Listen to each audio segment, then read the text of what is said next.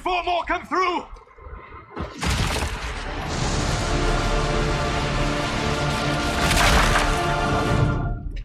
What did you do? I did nothing. The credit is yours. At least this is good for something. Whatever magic opened the breach in the sky also placed that mark upon your hand. I theorized the mark might be able to close the rifts that have opened in the breach's wake. And it seems I was correct. Meaning it could also close the breach itself. Possibly. It seems you hold the key to our salvation. Good to know. Here I thought we'd be ass-deep in demons forever.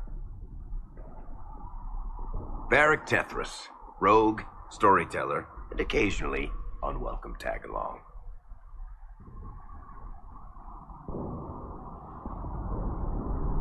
Are you with the Chantry, or...? Was that a serious question? Technically, I'm a prisoner, just like you. I brought you here to tell your story to the Divine. Clearly, that is no longer necessary. Yet, here I am. Lucky for you, considering current events. It's good to meet you, Varric. You may reconsider that stance in time. Oh, I'm sure we'll become great friends in the valley, Chuckles. Absolutely not. Your help is appreciated, Varric, but... Have you been in the valley lately, Seeker? Your soldiers aren't in control anymore. You need me. Ugh. My name is Solas, if there are to be introductions. I am pleased to see you still live. He means I kept that mark from killing you while you slept.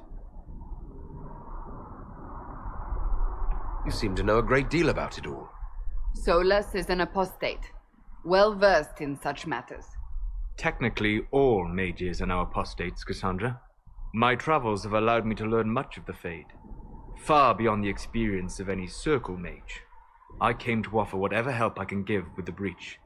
If it is not closed, we are all doomed regardless of origin. That's a commendable attitude. Merely a sensible one. Although sense appears to be in short supply right now.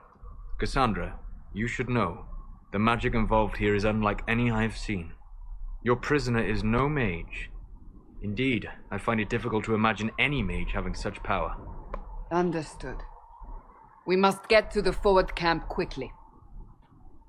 Well, Bianca's excited. Ah, here they come. You made it. Chancellor Roderick, this is... I know who he is. As Grand Chancellor of the Chantry, I hereby order you to take this criminal to Val Royeaux to face execution. Order me? You are a glorified clerk, a bureaucrat. And you are a thug, but a thug who supposedly serves the Chantry. We serve the most holy, Chancellor. As you well know. Justinia is dead! We must elect a replacement and obey her orders on the matter. Isn't closing the breach the more pressing issue? You brought this on us in the first place! Call a retreat, Seeker. Our position here is hopeless. We can stop this before it's too late. How? You won't survive long enough to reach the temple, even with all your soldiers. We must get to the temple. It's the quickest route. But not the safest. Our forces can charge as a distraction while we go through the mountains. We lost contact with an entire squad on that path. It's too risky. Listen to me. Abandon this now, before more lives are lost.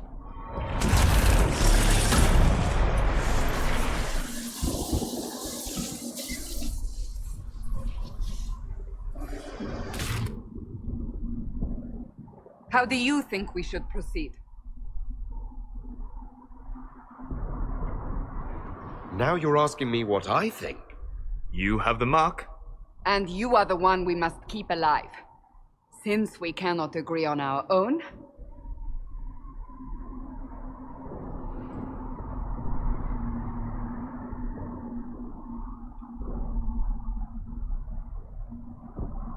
Use the mountain path. Work together. You all know what's at stake.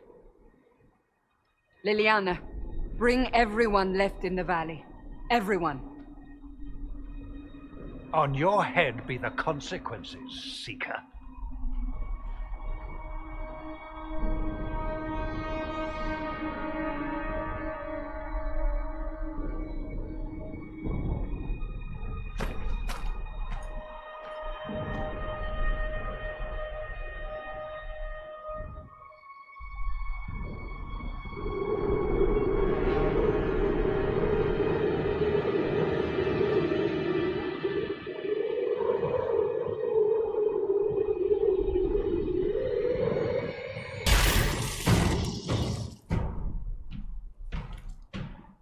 Sealed, as before.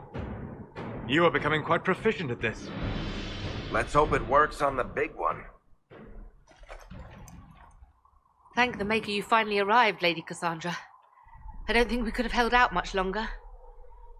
Thank our prisoner, Lieutenant. He insisted we come this way. The prisoner? Then you... It was worth saving you, if we could. Then you have my sincere gratitude.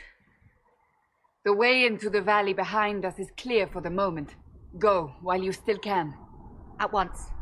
Quickly, let's move! The path ahead appears to be clear of demons as well. Let's hurry before that changes.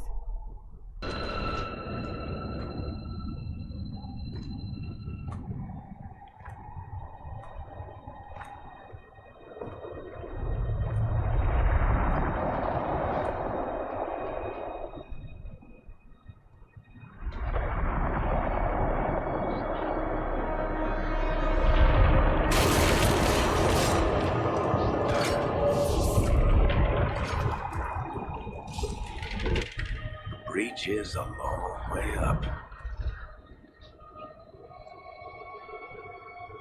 You're here. Thank the Maker. Liliana, have your men take up positions around the temple.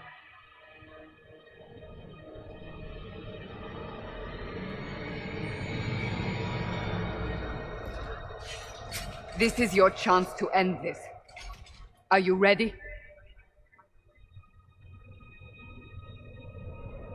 I'm not sure how to even start getting up to that thing. No. This rift was the first, and it is the key. Seal it, and perhaps we seal the breach. Then let's find a way down. And be careful.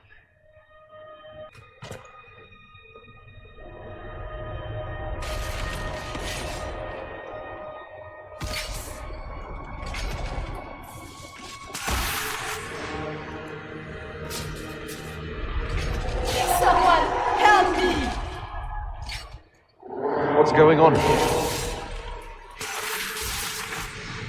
That was your voice. Most Holy called out to you, but...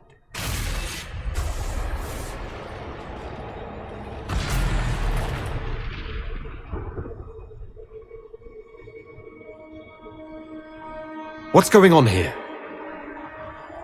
Run while you can! Hold them! We have an intruder. Slay the elf.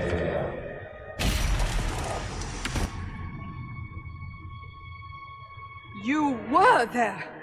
Who attacked? And the Divine, is she... Was this vision true? What are we seeing? I don't remember. Echoes of what happened here. The Fade bleeds into this place. This rift is not sealed, but it is closed, albeit temporarily. I believe that with the mark, the rift can be opened, and then sealed properly and safely. However, opening the rift will likely attract attention from the other side.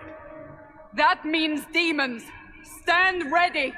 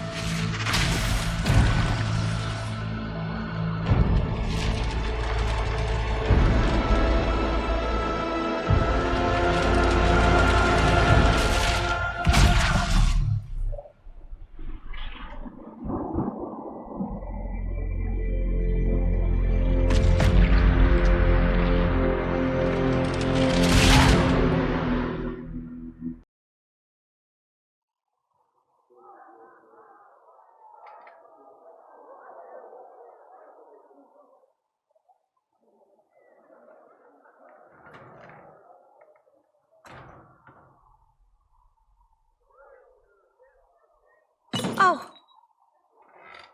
I didn't know you were awake, I swear. Don't worry about it. I beg your forgiveness and your blessing.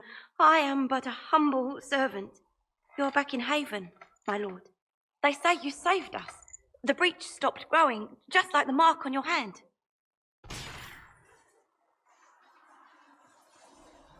It's all anyone has talked about for the last 3 days. And the danger is over. The breach is still in the sky, but that's what they say. I'm certain Lady Cassandra would want to know you've wakened. She said, at once. And where is she? In the Chantry, with the Lord Chancellor. At once, she said.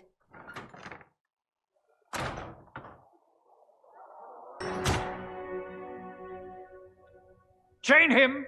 I want him prepared for travel to the capital for trial. Disregard that and leave us.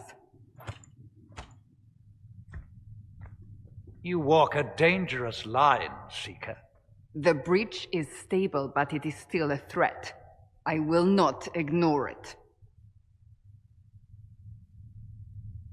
I did everything I could to close the breach. It almost killed me. Yet you live. A convenient result insofar as you're concerned. Have a care, Chancellor. The breach is not the only threat. Providence.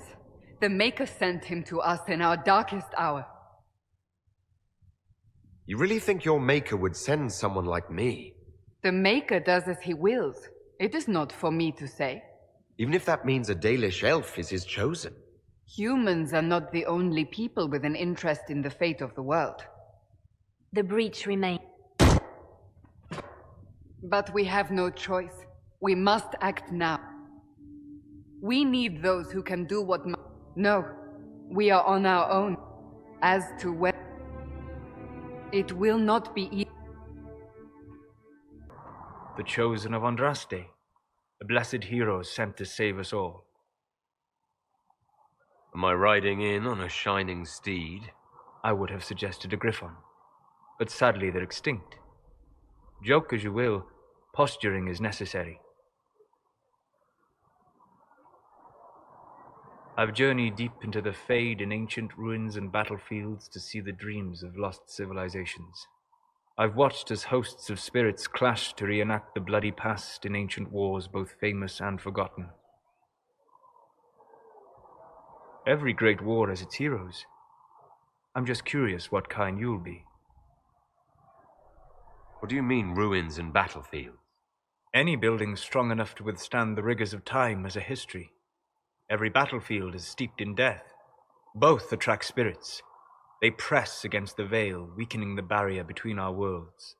When I dream in such places, I go deep into the Fade.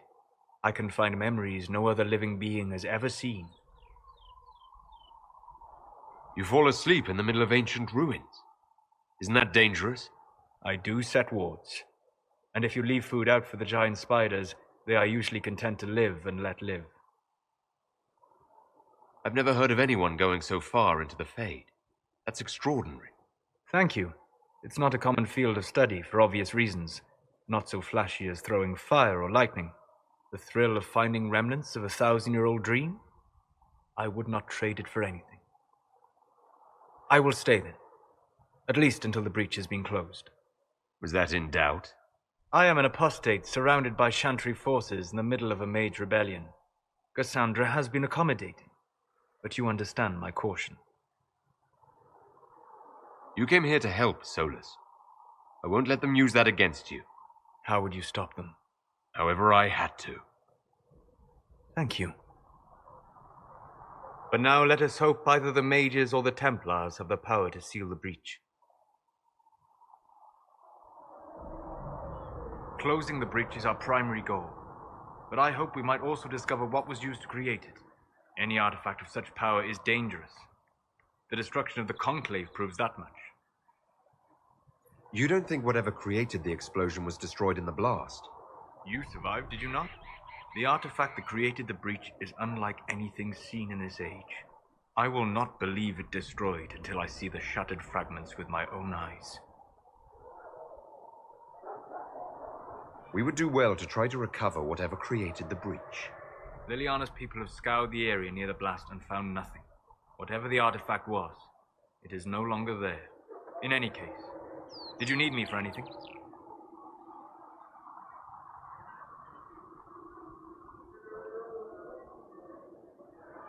What do you know about the Fade? A great deal from my wanderings. There are few hard facts, but I can share what I have learned. I'd like to know more about the breach. Simply put, it is a tear in the veil between this world and the Fade, allowing spirits to enter the world physically. Small tears occur naturally when magic weakens the veil, or when spirits cluster at an area that has seen many deaths. But your mark allows you to exert some control over the breach. That means it was created deliberately. I'd like to know more about the veil. Circle mages call it a barrier between this world and the Fade, but according to my studies in ancient elven lore, that is a vast oversimplification. Without it, imagine if spirits entered freely. The Fade was not a place one went, but a state of nature like the wind. Sounds like it would be wonderful. And dangerous. But yes, a world where imagination defines reality, where spirits are as common as trees or grass. Instead, spirits are strange and fearful, and the Fade is a terrifying world touched only by mages and dreamers. I am glad that I'm not alone in seeing the beauty of such a world, along with the obvious peril. I'd like to know more about demons. The Chantry says that demons hate the natural world and seek to bring their chaos and destruction to the living. But such simplistic labels misconstrue their motivations, and in so doing, do all a great disservice. Spirits wish to join the living, and a demon is that wish gone wrong. Is there a way to coexist? To live with them? If not in peace, at least without such active confrontation? Not in the world we know today. The veil creates a barrier that makes true understanding most unlikely. But the question is a good one, and it matters that you thought to ask. We'll talk later. Goodbye. Hello. I'd like to know more about you, Solas. Why?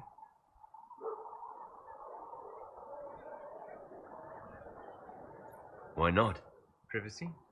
Caution? Concern about the direction of this inquisition once our work is done? And don't tell me. I wasn't asking as part of the Inquisition. I'm sorry. With so much fear in the air. What would you know of me? What made you start studying the Fade? I grew up in a village to the north. There was little to interest a young man, especially one gifted with magic. But as I slept, spirits of the Fade showed me glimpses of wonders I had never imagined. I treasured my dreams. Being awake, out of the Fade, became troublesome. Did spirits try to tempt you? No more than a brightly colored fruit is deliberately tempting you to eat it. I learned how to defend myself from more aggressive spirits, and how to interact safely with the rest. I learned how to control my dreams with full consciousness. There was so much I wanted to explore. I gather you didn't spend your entire life dreaming. No. Eventually, I was unable to find new areas in the Fade. Why? 2 reasons. First, the Fade reflects the world around it. Unless I traveled, I would never find anything new. Second, the Fade reflects and is limited by our imaginations. To find interesting areas, one must be interesting. Is this why you joined the Inquisition? I joined the Inquisition because we were all in terrible danger. If our enemies destroyed the world, I would have nowhere to lay my head while dreaming of the Fade.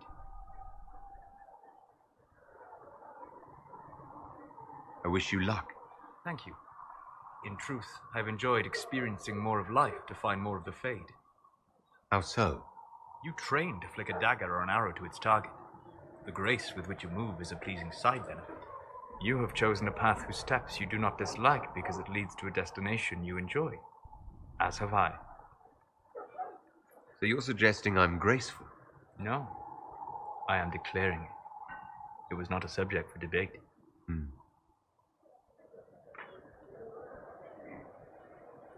You said you traveled to many different places. This world, or its memory, is reflected in the Fade.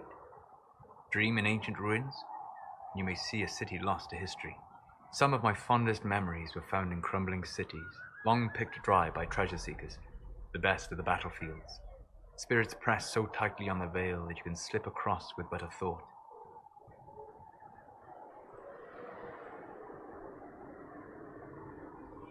Any place in particular? I dreamt at Ostagar. I witnessed the brutality of the Darkspawn and the valor of the Ferelden warriors. I saw Alistair and the hero Ferelden light the signal fire, and Logain's infamous betrayal of Caelan's forces. I've heard the stories.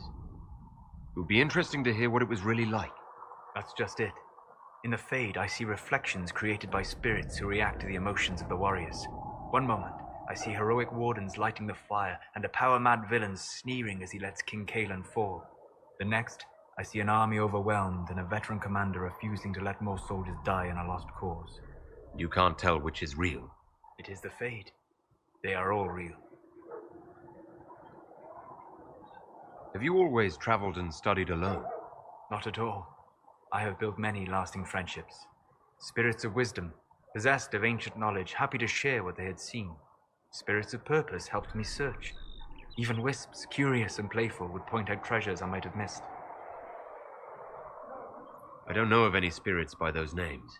They rarely seek this world. When they do, their natures do not often survive exposure to the people they encounter. Wisdom and purpose are too easily twisted to pride and desire. You're saying that you became friends with pride and desire demons? They were not demons for me. Meaning? The Fade reflects the minds of the living. If you expect a spirit of wisdom to be a pride demon, it will adapt. And if your mind is free of corrupting influences, if you understand the nature of the spirit, they can be fast friends. I'm impressed that you could become friends with spirits. Anyone who can dream has the potential. Few ever try. My friends comforted me in grief and shared my joy. Yet, because they exist without form, as we understand it, the Chantry declares that spirits are not truly people. Is Cassandra defined by her cheekbones and not her faith? Varric by his chest hair and not his wit? You have an interesting way of looking at the world, Solas. I try. And that isn't quite an answer. I look forward to helping you make new friends. That should be... well... That isn't quite an answer either. We'll talk later. Goodbye. Hello. I'd be interested in hearing your opinions on elven culture. I thought you would be more interested in sharing your opinions of elven culture. You are Dalish, are you not? What's your problem with Dalish? Allergic to Hulla? They are children acting out stories misheard and repeated wrongly 1,000 times. Oh, but you know the truth, right? While they pass on stories, mangling details, I walk the Fade. I have seen things they have not. Irabellas, Hare. If the Dalish have done you a disservice, I would make that right. What course would you set for them that is better than what they know now? You are right, of course. The fault is mine, for expecting what the Dalish could never truly accomplish. Irabellas, darling. If I can offer any understanding, you have but to ask. I'd like to know more about the elves from before our time. The Dalish strive to remember Hallam Sharal, but Hallam Sharal was merely a fumbling attempt to recreate a forgotten land. Arlathan. Elvenan was the empire, and Arlathan its greatest city, place of magic and beauty, lost to time. You've studied ancient elves. What else do you know of Arlathan? We hear stories of them living in trees, and imagine wooden ramps or Dalish Erebels. Imagine instead spires of crystal twining through the branches, palaces floating among the clouds. Imagine beings who lived forever, for whom magic was as natural as breathing. That is what was lost. Are all Dalish elves like my clan? No. Your clan was unique in having enough interest in human affairs to send you to spy upon the Divine's meeting. As your clans have been separate for so long, they have all changed, adapting to the lands in which they live. Some are no more than bandits, others trade freely with humans, and some have disappeared entirely into the forests.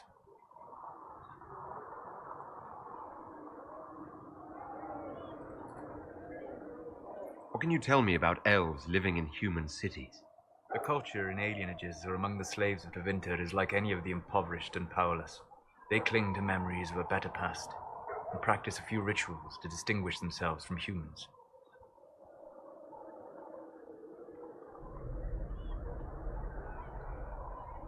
Is elven magic different from the magic used by humans? No and yes. Magic is magic, just as water is water, but it can be used in different ways. Dalish magic is more practical, not needing chantry approval, although they still frown on blood magic. Superstition. Much of it is more subtle. A legacy from when elves were immortal. Legends of elven immortality. Did they use magic to increase their lifespan? No. It was simply part of being elven. The subtle beauty of their magic was the effect, not the cause of their nature. Some spells took years to cast. Echoes would linger for centuries, harmonizing with new magic in an unending symphony. It must have been beautiful. You said that the censure against blood magic was a superstition. I did. It's fortunate Cassandra is not within earshot. Most modern cultures forbid blood magic. Publicly, even Tevinter disapproves of it. But as I said, magic is magic. It matters only in how it is used. To be honest, I don't see it as different from any other magic. It's a means to an end. Indeed. The problem is that under the chantry, blood magic is forbidden, so only criminals practice it. While in Tevinter, magisters compete with each other instead of keeping their volatile friends in check. They always succeed through power, so they have never had the chance to learn another way. We'll talk later. Goodbye.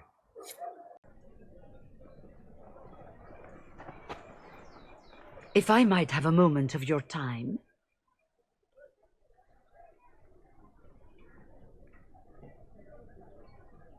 Grand Enchanter Fiona? Leader of the Mage Rebellion. Is it not dangerous for you to be here? I heard of this gathering, and I wanted to see the fabled Herald of Andraste with my own eyes.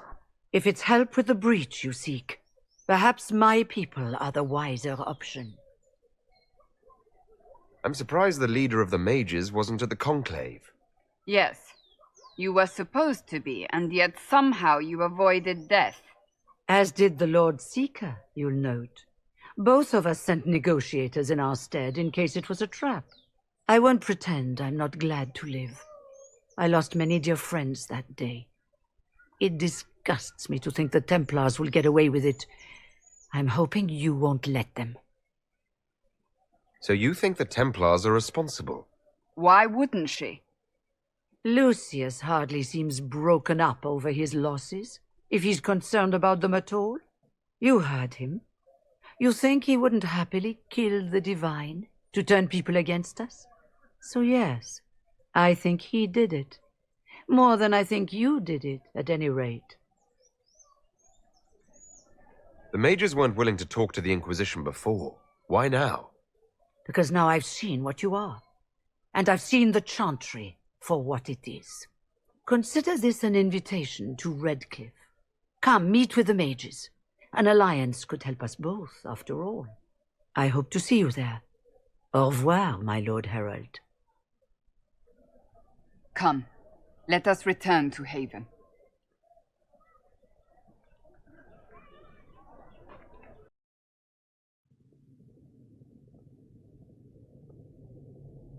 Welcome, agents of the Inquisition. What has brought you to Redcliffe? Skip the pleasantries. You know why we're here. You came all the way to Valrio to invite us. You must be mistaken. I haven't been to Val Royaux since before the Conclave. There is no mistake. While the Templars were leaving, you came to Valrio and asked me here. The Templars left Val Royaux? Where did they go? That sounds... Why does that sound so strange? Whoever or whatever brought you here, the situation has changed. The Free Mages have already pledged themselves to the service of the Tevinter Imperium. An alliance with Tevinter? Do you not fear all of Thedas turning against you? Andraste's ass. I'm trying to think of a single worse thing you could have done, and I've got nothing. I understand that you are afraid, but you deserve better than slavery to Tevinter. As one indentured to a magister, I no longer have the authority to negotiate with you. An alliance with Tevinter is a terrible mistake. All hope of peace died with Justinia. This bargain with Tevinter would not have been my first choice, but we had no choice. We are losing this war. I needed to save as many of my people as I could. Welcome, my friends. I apologize for not greeting you earlier. Agents of the Inquisition, allow me to introduce Magister Girion Alexius. The Southern Mages are under my command. And you are the survivor, yes? The one from the Fade? Interesting. I'd like to know more about this alliance between the rebel mages and the Imperium. Certainly. What specifically do you wish to know? The Grand Enchanter told me she was indentured to a magister. Our Southern brethren have no legal status in the Imperium. As they were not born citizens of Tevinter, they must work for a period of 10 years before gaining full rights. As their protector, I shall oversee their work for the Imperium. I'm not clear on when exactly you negotiated this arrangement with Fiona. When the Conclave was destroyed, these poor souls faced the brutality of the Templars, who rushed to attack them. It could only be through divine providence that I arrived when I did. It was certainly very timely.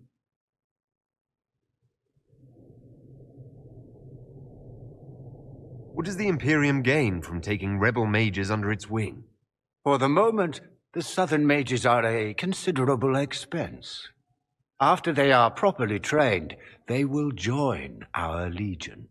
You said not all my people would be military. There are children, those not suited. And one day I'm sure they will all be productive citizens of the Imperium when their debts are paid.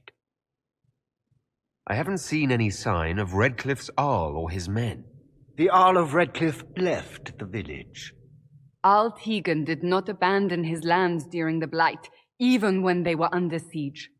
There were tensions growing. I did not want an incident.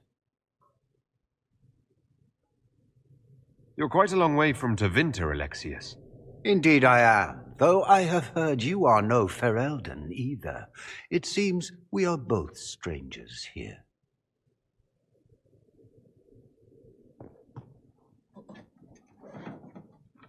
Felix, would you send for a scribe, please? Pardon my manners. My son Felix, friends. I am not surprised you're here. Containing the breach is not a feat that many could even attempt. There is no telling how many mages would be needed for such an endeavor. Ambitious, indeed. Well, when you're fighting a massive tear in the sky, you can hardly afford to think small. There will have to be.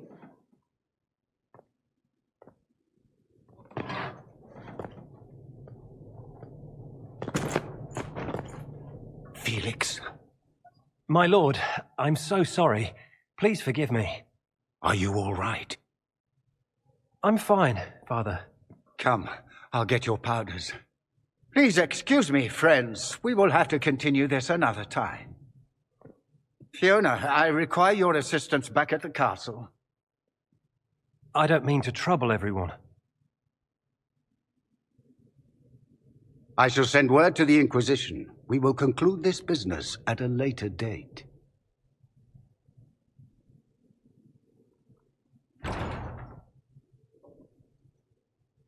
Come to the Chantry. You are in danger.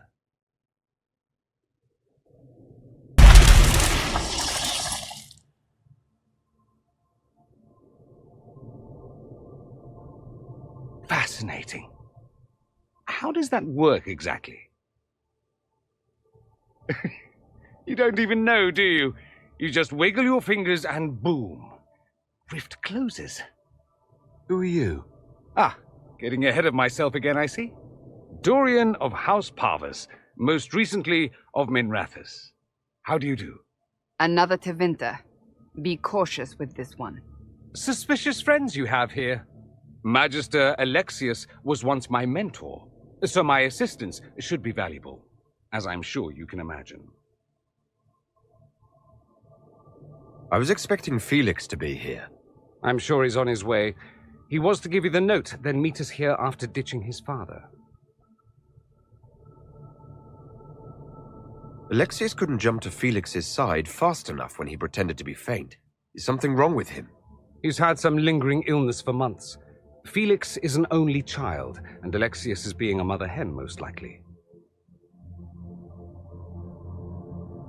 Stop talking like you're waiting for applause.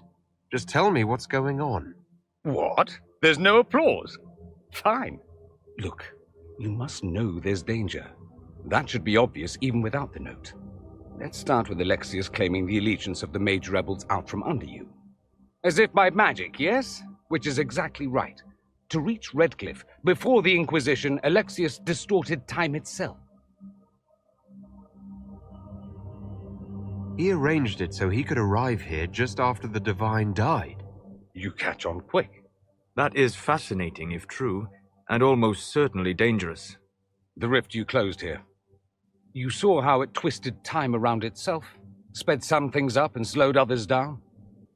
Soon, there will be more like it, and they'll appear further and further away from Redcliffe. The magic Alexius is using is wildly unstable, and it's unraveling the world. You're asking me to take a lot on faith. I know what I'm talking about. I helped develop this magic. When I was still his apprentice, it was pure theory. Alexius could never get it to work. What I don't understand is why he's doing it, ripping time to shreds just to gain a few hundred lackeys. He didn't do it for them. Took you long enough. Is he getting suspicious? No, but I shouldn't have played the illness card. I thought he'd be fussing over me all day. My father's joined a cult, Tevinter Supremacists. They call themselves Venatori. And I can tell you one thing. Whatever he's done for them, he's done it to get to you. Alexius is your father. Why are you working against him? For the same reason Dorian works against him. I love my father, and I love my country. But this? Cults? Time magic? What he's doing now is madness. For his own sake, you have to stop him. It would also be nice if he didn't rip a hole in time. There's already a hole in the sky. Why would he rearrange time and indenture the Mage Rebellion just to get to me? They're obsessed with you, but I don't know why. Perhaps because you survived the Temple of Sacred Ashes. You can close the rifts. Maybe there's a connection. Or they see you as a threat. If the Venatori are behind those rifts or the breach in the sky, they're even worse than I thought. All this for me? And I didn't get Alexius anything. Send him a fruit basket. Everyone loves those. You know you're his target. Expecting the trap is the first step in turning it to your advantage. I can't stay in Redcliffe. Alexius doesn't know I'm here, and I want to keep it that way for now. But whenever you're ready to deal with him, I want to be there. I'll be in touch. Oh, and Felix, try not to get yourself killed. There are worse things than dying, Dorian.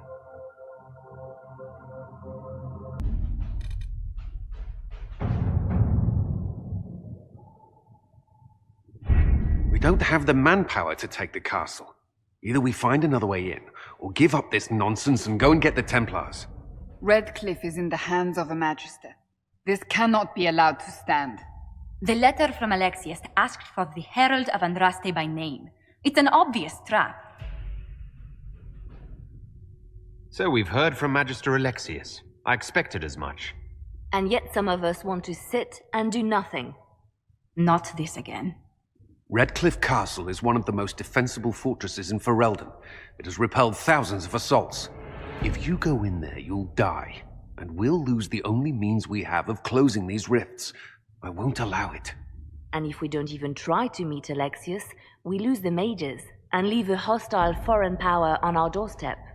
Even if we could assault the keep, it would be for naught. An Orlesian Inquisition's army marching into Ferelden would provoke a war. Our hands are tied. The Magister has outplayed us. The Magister's son, Felix, told me Alexius is in a cult that's obsessed with me. I doubt they'll graciously receive our apologies and go about their business. They will remain a threat, and a powerful one, unless we act. We cannot accept defeat now. There must be a solution. Other than the main gate, there's got to be another way into the castle. A sewer, a watercourse, something. There's nothing I know of that would work. Wait. There is a secret passage into the castle, an escape route for the family. It's too narrow for our troops, but we could send agents through. Too risky. Those agents will be discovered well before they reach the Magister. That's why we need a distraction. Perhaps the envoy Alexius wants so badly. While they're focused on Llewellyn, we break the Magister's defenses. It could work, but it's a huge risk. Fortunately, you'll have help. This man says he has information about the Magister and his methods, Commander. Your spies will never get past Alexius's magic without my help. So if you're going after him, I'm coming along. The plan puts you in the most danger. We can't in good conscience order you to do this. We can still go after the Templars if you'd rather not play the bait. It's up to you.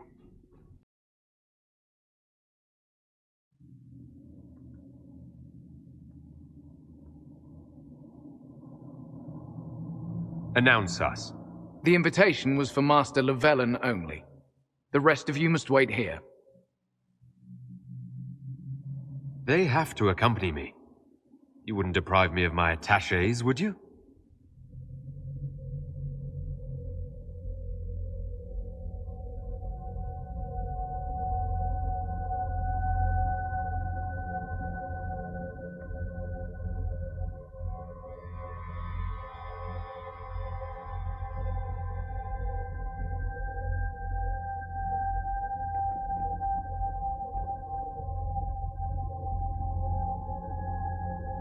My Lord Magister, the agents of the Inquisition have arrived. My friend, it's so good to see you again. And your associates, of course. I'm sure we can work out some arrangement that is equitable to all parties.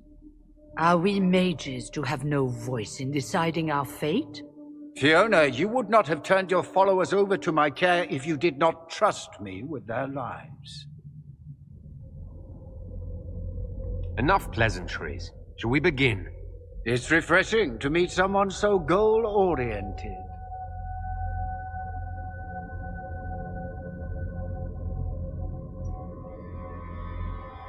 The Inquisition needs mages to close the breach, and I have them. So, what shall you offer in exchange?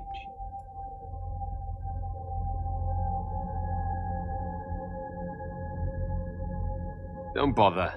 I know that you invited me here to kill me. If you believe that, I marvel that you chose to come anyway. He knows everything, Father. Felix, what have you done? We made sure to disarm your trap before we came in. I hope you don't mind. I've yet to see your cleverness, I'm afraid. You walk into my stronghold with your stolen mark, a gift you don't even understand, and think you're in control. You're nothing but a mistake. If I'm a mistake, what exactly was the breach supposed to accomplish? It was to be a triumphant moment for the Elder One, for this world. Father, listen to yourself. Do you know what you sound like? He sounds exactly like the sort of villainous cliché everyone expects us to be. Dorian, I gave you a chance to be a part of this. You turned me down. The Elder One has power you would not believe. He will raise the Imperium from its own ashes. What's better than turning back time? He will make the world bow to mages once more. We will rule from the Boric Ocean to the frozen seas. You can't involve my people in this. Alexius, this is exactly what you and I talked about never wanting to happen. Why would you support this? Stop it, Father. Give up the Venatori. Let the Southern Mages fight the breach, and let's go home. No, it's the only way, Felix. He can save you. Save me? There is a way. The Elder One promised, if I undo the mistake at the temple. I'm going to die. You need to accept that. Seize them, Venatori. The Elder One demands this man's life.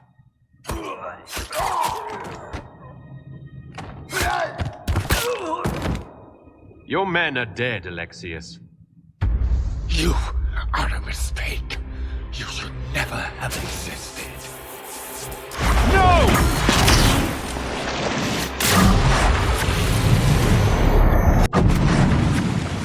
Blood of the Elder One. Where'd they come from? Displacement. Interesting. It's probably not what Alexius intended. The rift must have moved us to what? The closest confluence of arcane energy? The last thing I remember, we were in the castle hall. Let's see. If we're still in the castle, it isn't. Oh, of course, it's not simply where, it's when. Alexius used the amulet as a focus. It moved us through time.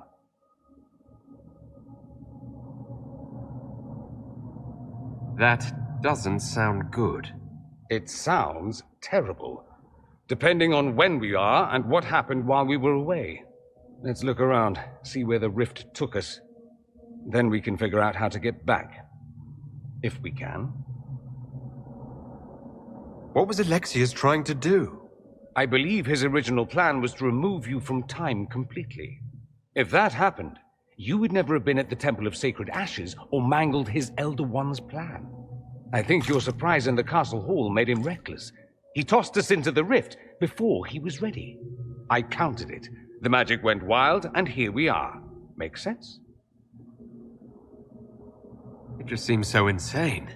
I don't even want to think about what this will do to the fabric of the world. We didn't travel through time so much as punch a hole through it and toss it into the privy. But don't worry.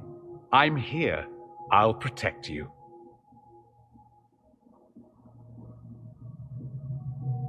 Alexius mentioned an Elder One in the hall. Do you know who he was talking about? Leader of the Venatori, I suspect. Some magister aspiring to godhood. It's the same old tune. Let's play with magic we don't understand. It will make us incredibly powerful. Evidently, it doesn't matter if you rip apart the fabric of time in the process. There were others in the hall. Could they have been drawn through the rift? I doubt it was large enough to bring the whole room through.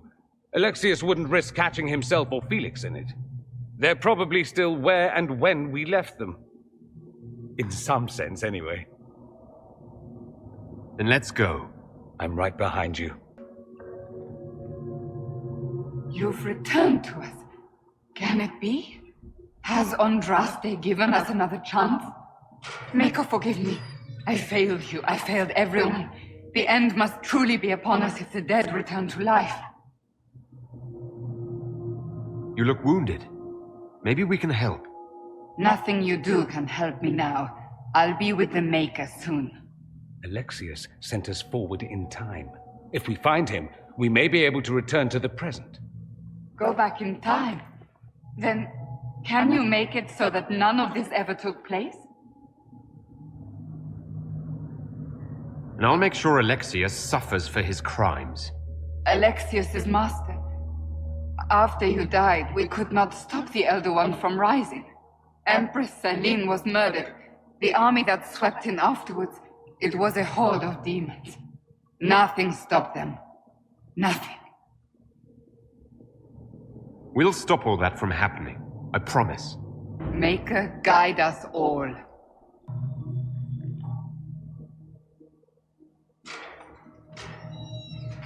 You're alive. We saw you die. The spell Alexius cast displaced us in time. We just got here, so to speak. Can you reverse the process? You could return and obviate the events of the last year. It may not be too late. You look bad. Is there anything I can do to help? I am dying, but no matter. If you can undo this, they can all be saved. This world is an abomination. It must never come to pass. You're alive. I saw you disappear into the rift. Is that red lyrium growing from your body? How? The longer you're near it, eventually you become this. Then they mine your corpse for more. Can you tell us the date? It's very important. Harvest Mir. 942 Dragon. 942? Then we've missed an entire year. I'm here now. No matter what, I'll drive them all back to Tevinter. Not Tevinter. Alexius serves the Elder One, more powerful than the Maker. No one challenges him and lives. That Magister's going to regret he didn't just kill me. Our only hope is to find the amulet that Alexius used to send us here. If it still exists, I can use it to reopen the rift at the exact spot we left. Maybe. Good. I said, maybe. It might also turn us into paste. You must try. Your spy master, Leliana. She is here. Find her. Quickly, before the Elder One learns you're here.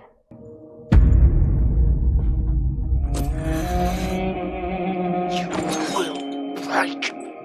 I will die first.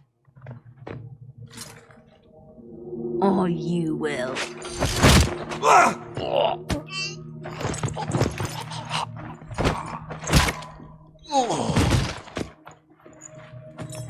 You're alive.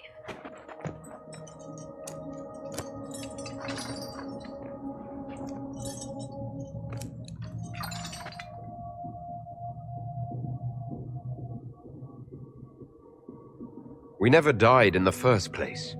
Alexius miscalculated. Then it will be his last mistake. Do you have weapons? Good. The Magister's probably in his chambers. You aren't curious how we got here? No. Alexius sent us into the future. This, his victory, his Elder One, it was never meant to be. I'm so sorry for everything you suffered. We have to reverse his spell. If we can get back to our present time, we can prevent this future from ever happening. And mages always wonder why people fear them. No one should have this power. It's dangerous and unpredictable. Before the breach, nothing we did. Enough. This is all pretend to you. Some future you hope will never exist. I suffered. The whole world suffered. It was real.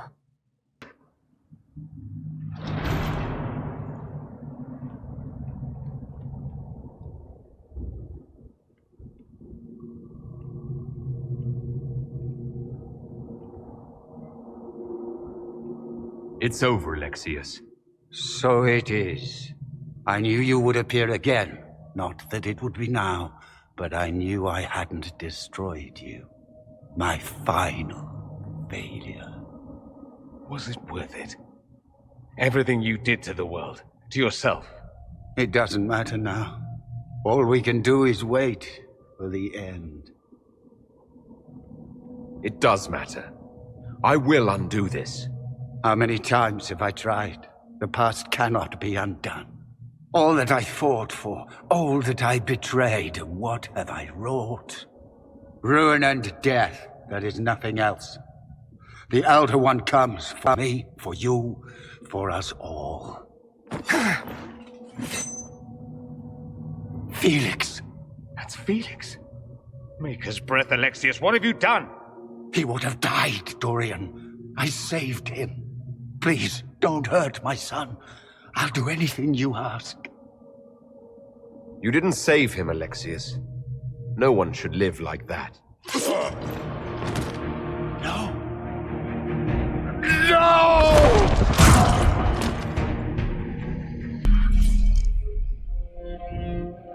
He wanted to die, didn't he? All those lies he told himself, the justifications. He lost Felix long ago. Didn't even notice. Oh, Alexius.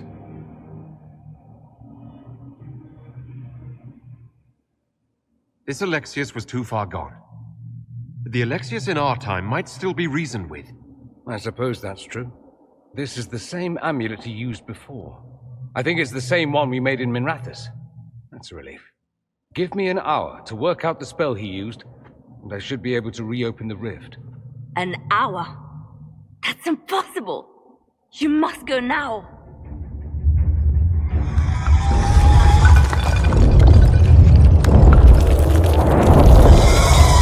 The Elder. You cannot stay here.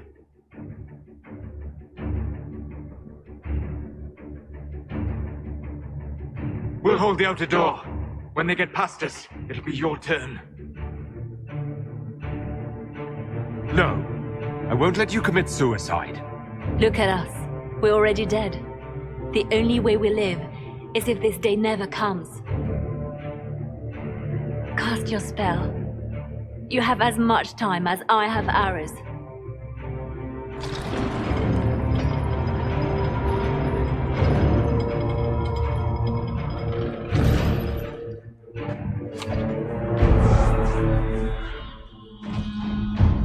Though darkness closes, I am shielded by flame. Andraste, guide me. Maker, take me to your side.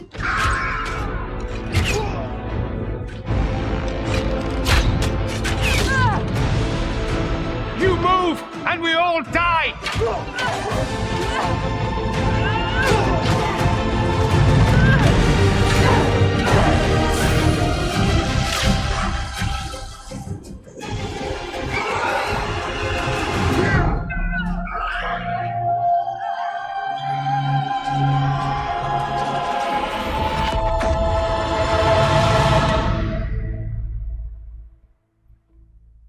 You'll have to do better than that.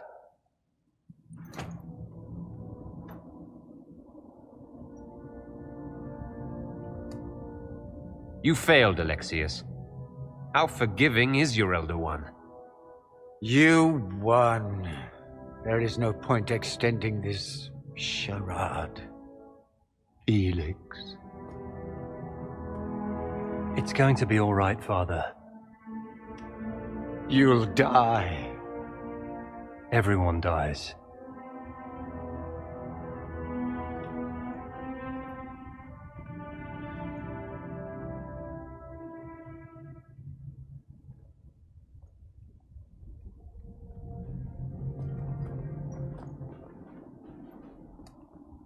Well, I'm glad that's over with.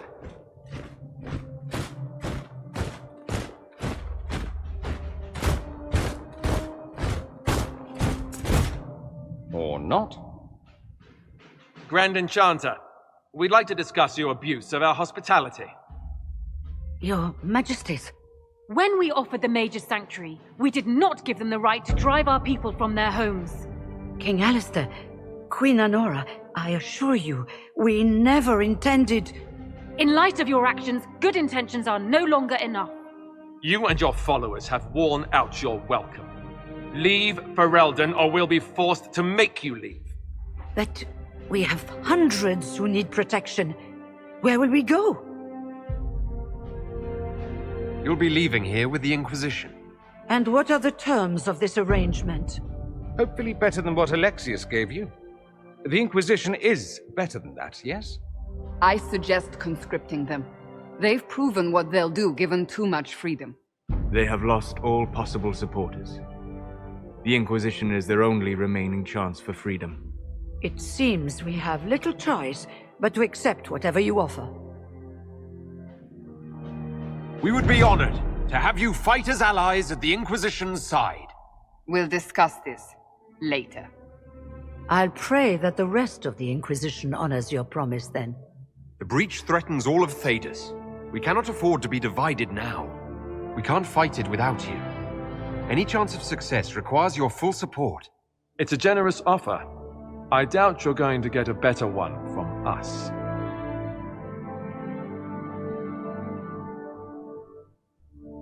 We accept. It would be madness not to. I will gather my people and ready them for the journey to Haven. The breach will be closed. You will not regret giving us this chance.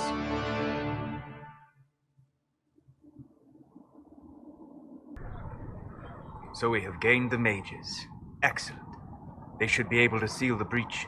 You are certain you experienced time travel. Could it have been an illusion? A trick of the Fade? You think Alexius made an illusion of his own life going down in flames? Point taken. What an amazing gift. It is vital the Inquisition succeed to avoid the future you witness. Most people have trouble wrapping their heads around the idea. I'm not most people. I appreciate you talking with me about it. And not being most people. If you wish me to speak of Elysian fashion, I may be at a loss. Magical surprises I can handle. Speaking of which, you should ready yourself. For? This Elder One. You have now interfered with his plans twice. Once at the Temple of Sacred Ashes, and now again at Redcliffe. A being who aspires to godhood is unlikely to ignore such an affront.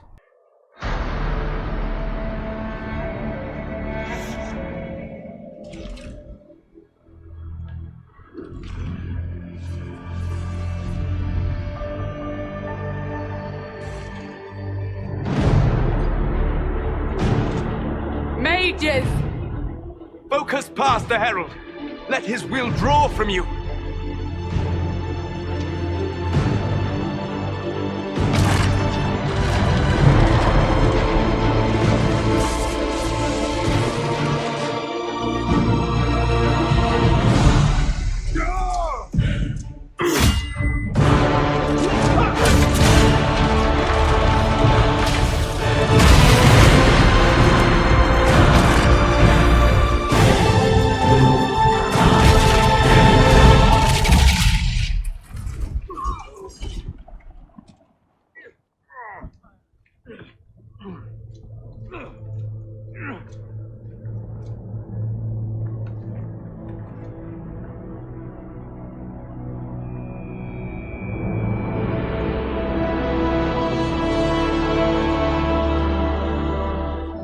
You did it.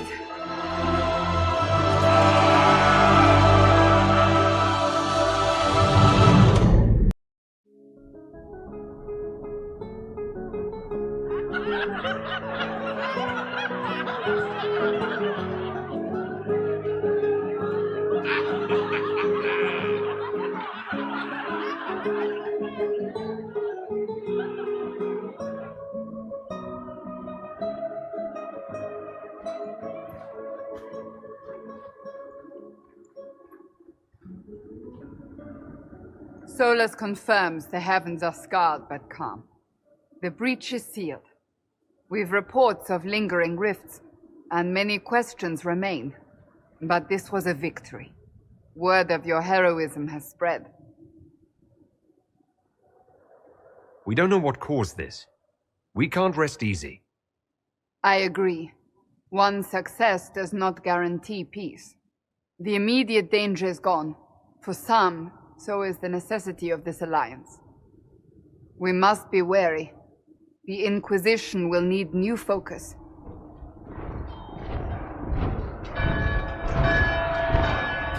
Forces approaching! To arms!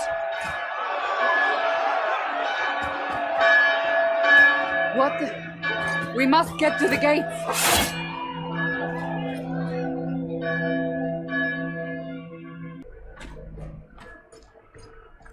Cullen? One watchguard reporting. It's a massive force, the bulk over the mountain. Under what banner? None. None?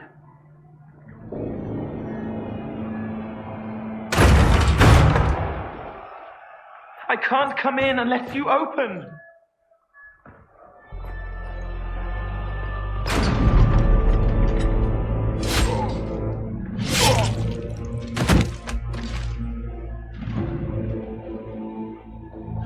I'm Cole. I came to warn you, to help. People are coming to hurt you. You probably already know. What is this? What's going on? The Templars come to kill you. Templars? Is this the Order's response to our talks with the mages, attacking blindly? The Red Templars went to the Elder One. You know him, he knows you. You took his mages. There. No, but this Elder One...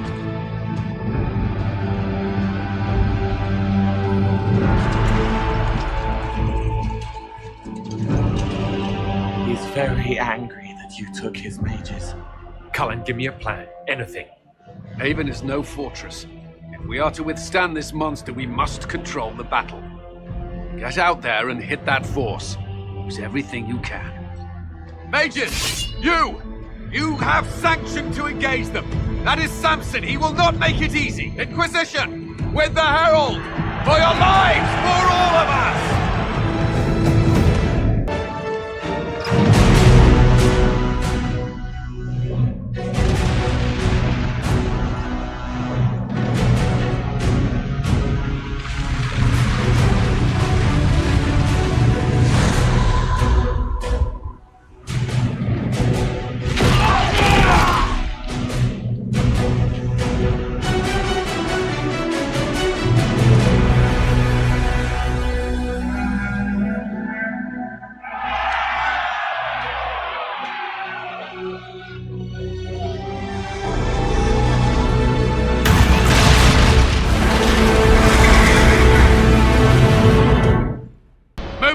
Move it!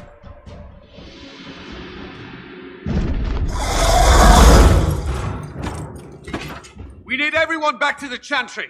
It's the only building that might hold against that beast. At this point, just make them work for it. The people of Haven will not survive on their own.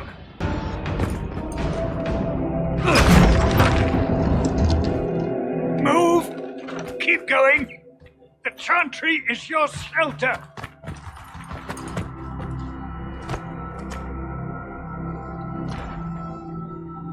He tried to stop a Templar. The blade went deep. He's going to die. What a charming boy. Harold, our position is not good. That dragon stole back any time you might have earned us. I've seen an archdemon. I was in the Fade, but it looked like that. I don't care what it looks like. It's got a path for that army. They'll kill everyone in Haven. The Elder One doesn't care about the village. He only wants the Herald. I don't care what he wants. How do I stop him? It won't be easy. He has a dragon. We know what he... Herald, there are no tactics to make this survivable. The only thing that slowed them was the avalanche. We could turn the remaining trebuchets, cause one last slide. We're overrun. To hit the enemy, we'd bury Haven. We're dying, but we can decide how. Many don't get that choice.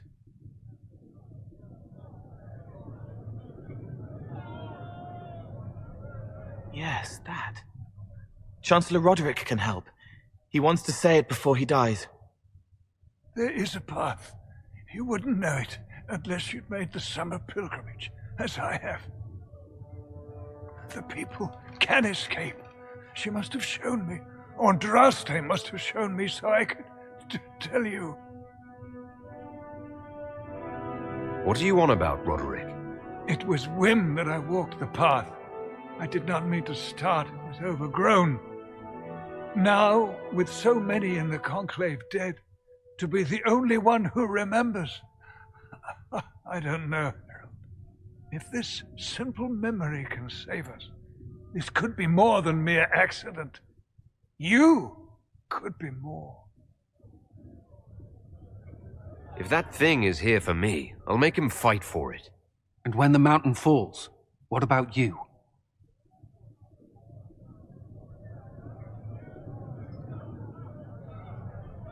Perhaps you will surprise it. Find a way. Inquisition, follow Chancellor Roderick through the Chantry. Move! Harold, if you are meant for this, If the Inquisition is meant for this, I pray for you.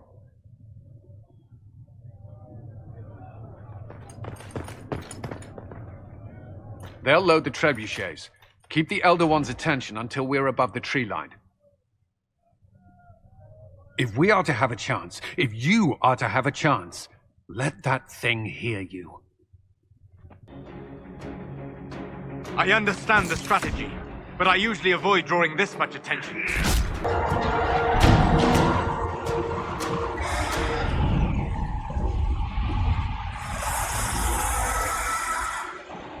Move.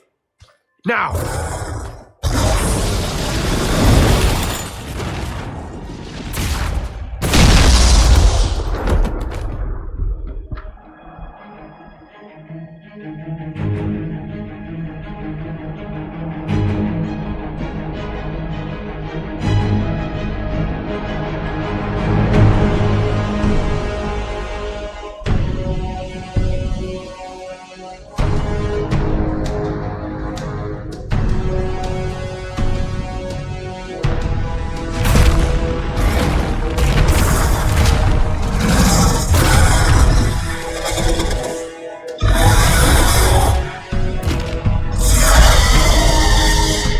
Enough!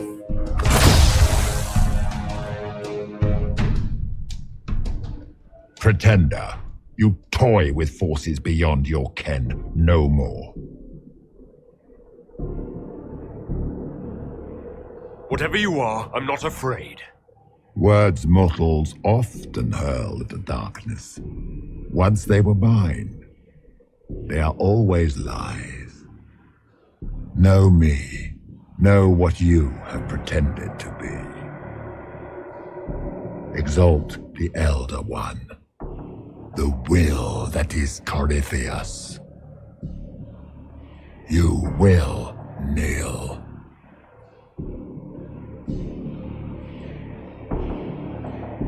You'll get nothing out of me. You will resist. You will always resist. It matters not. I am here to anchor. The process of removing it begins now.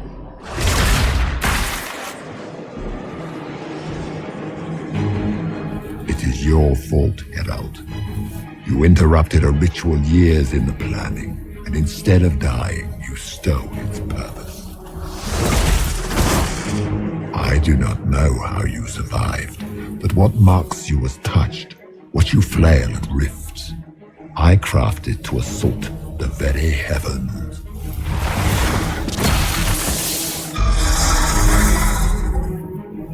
And you used the anchor to undo my work. The gore.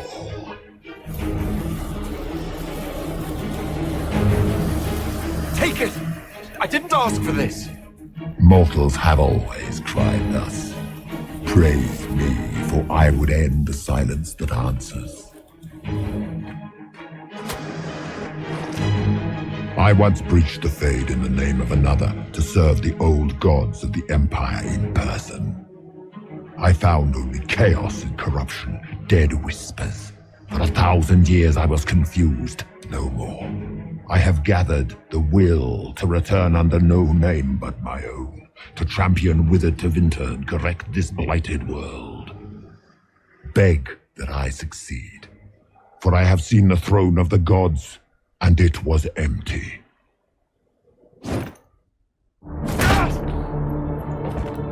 The anchor is permanent. You have spoilt it with your stumbling.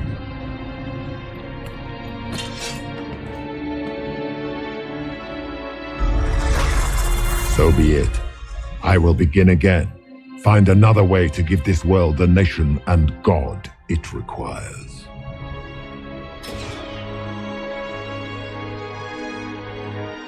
And you, I will not suffer even an unknowing rival. You must die.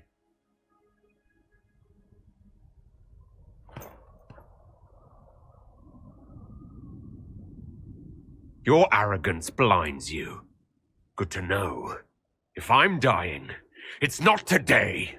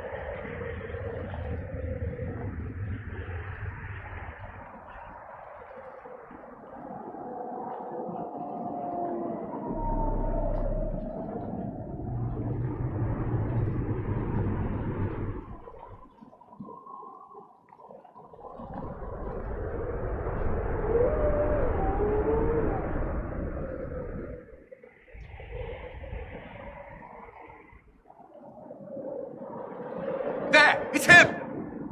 Thank the Maker!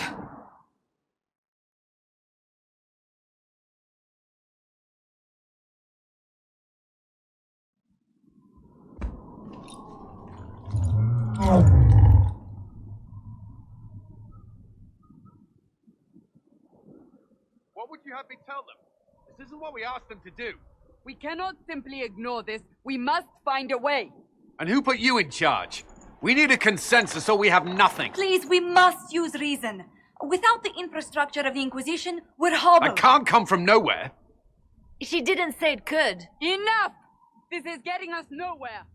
Well, we're agreed on that much. Shh. You need rest. They've been at it for hours. They have that luxury thanks to you. The enemy could not follow, and with time to doubt, we turn to blame. Infighting may threaten as much as this Corypheus. Do we know where Corypheus and his forces are? We are not sure where we are, which may be why, despite the numbers he still commands, there is no sign of him. That, or you are believed dead. Or without Haven, we are thought helpless. Or he girds for another attack. I cannot claim to know the mind of that creature, only his effect on us. The only thing yelling gets us is a headache. Another headache. They know. But our situation, your situation, is complicated. Our leaders struggle because of what we survivors witnessed. We saw our defender stand and fall. And now we have seen him return. The more the enemy is beyond us, the more miraculous your actions appear, and the more our trials seem ordained. That is hard to accept, no? What we have been called to endure, what we perhaps must come to believe.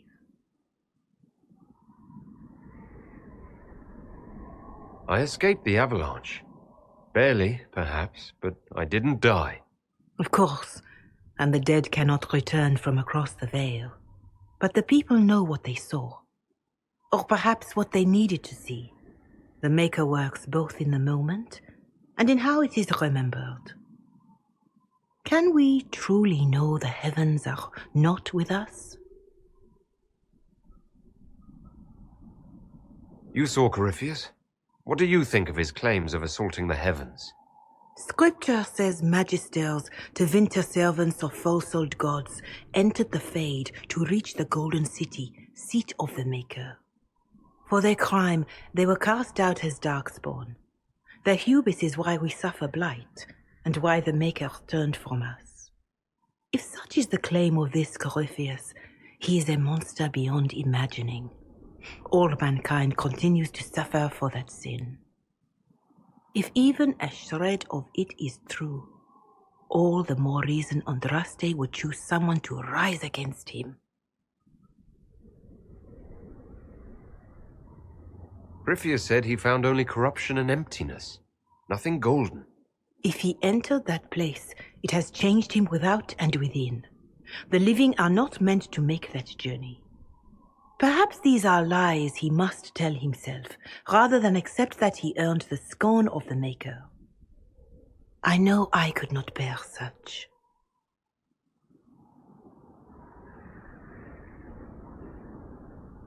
All of this happened because of fanatics and arguments about the next world. It's time we start believing in this one.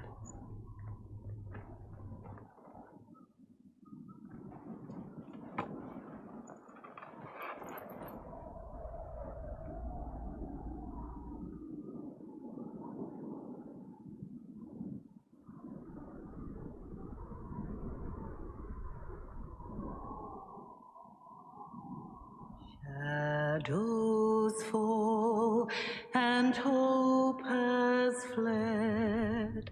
Still your heart, the dawn will come. The night is long and the path is dark.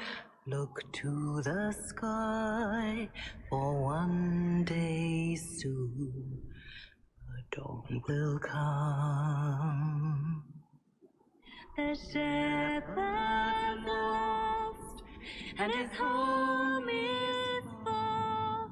Keep to the stars, the dawn will come. The night is long, and the path is dark.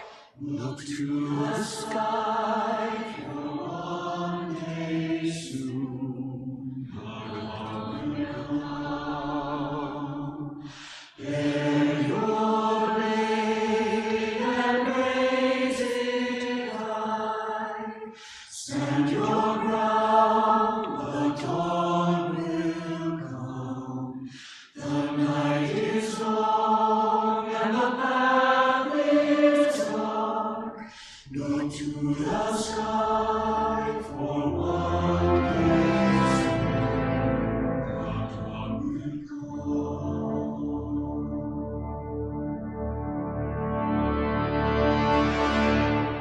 It's all one world, Harold. All that changes is our place in it.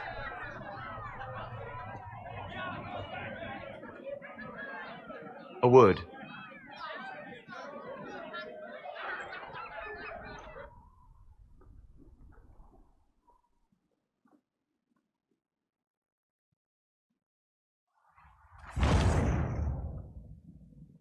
The humans have not raised one of our people so high for ages beyond counting.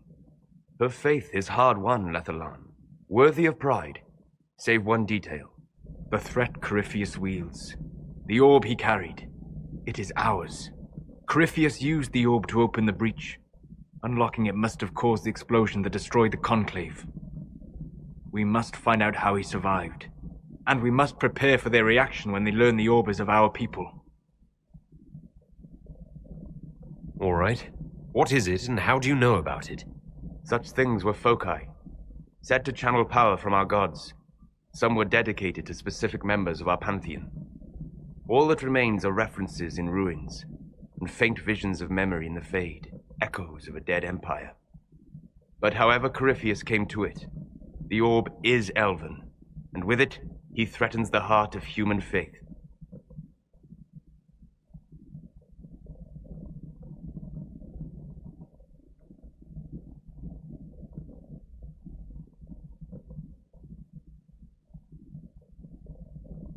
Even if we defeat Corypheus, eventually they'll find a way to blame elves. I suspect you are correct. It is unfortunate, but we must be above suspicion to be seen as valued allies. Faith in you is shaping this moment, but needs room to grow.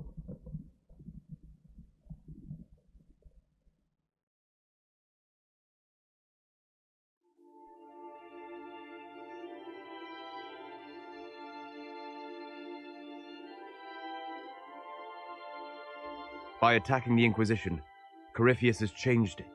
Changed you. Scout to the north. Be their guide.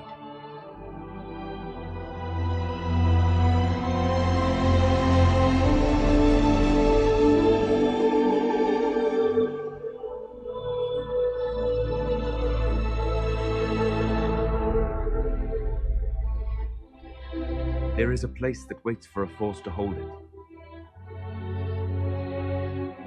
There is a place where the Inquisition can build, grow.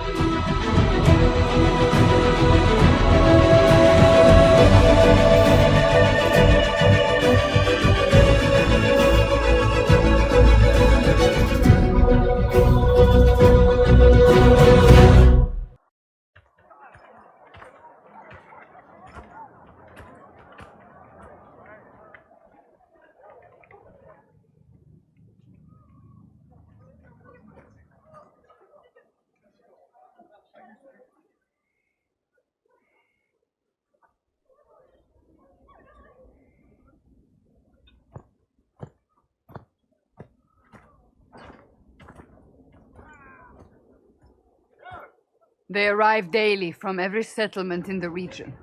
Skyhold is becoming a pilgrimage.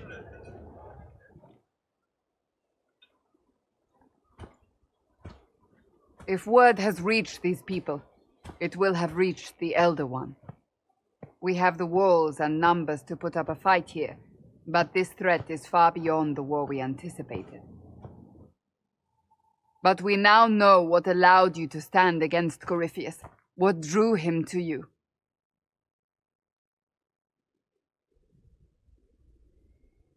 He came for this, and now it's useless to him, so he wants me dead. That's it. The anchor has power, but it's not why you're still standing here. Your decisions let us heal the sky. Your determination brought us out of Haven. You are the creature's rival because of what you did, and we know it. All of us. The Inquisition requires a leader, the one who has already been leading it.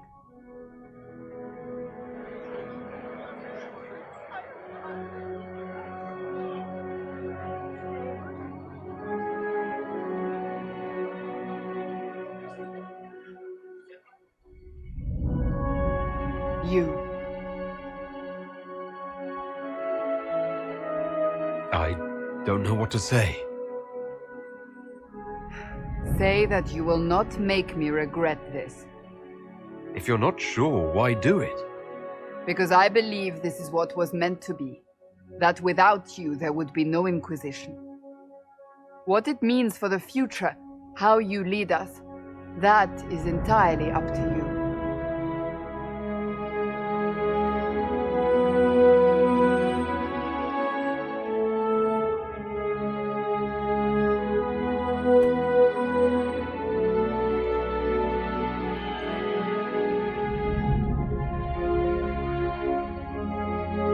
This isn't about a greater message. We have an enemy, and we have to stand together. We'll do what is right. The Inquisition will fight for all of us. Wherever you lead us. Have our people been told? They have. And soon, the world. Commander, will they follow? Inquisition, will you follow? Will you fight and fight? Will we triumph? Your leader, your herald, your inquisitor!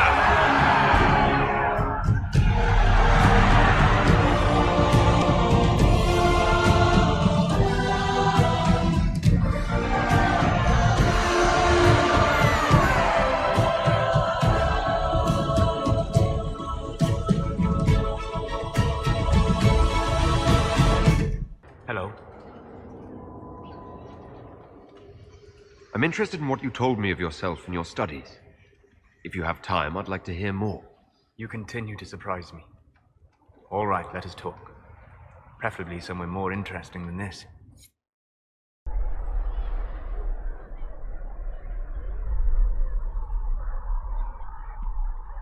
Why here? Haven is familiar. It will always be important to you. We talked about that already.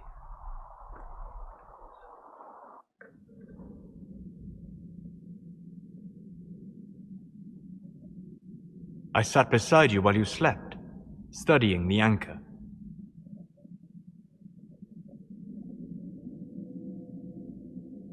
I'm glad someone was watching over me.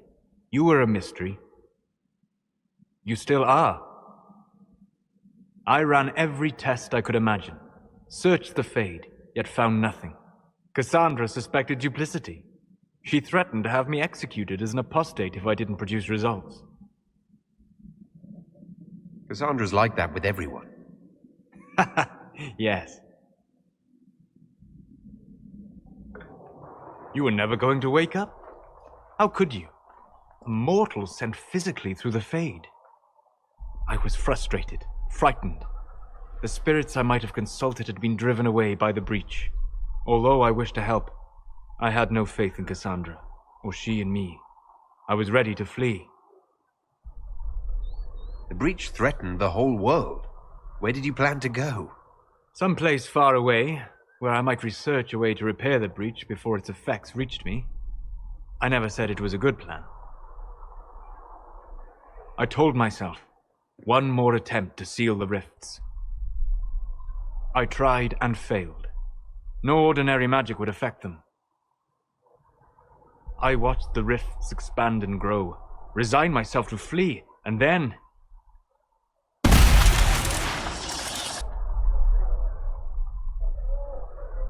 It seems you hold the key to our salvation. You had sealed it with a gesture.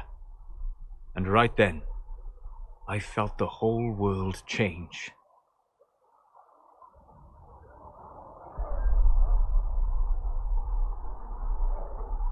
A figure of speech.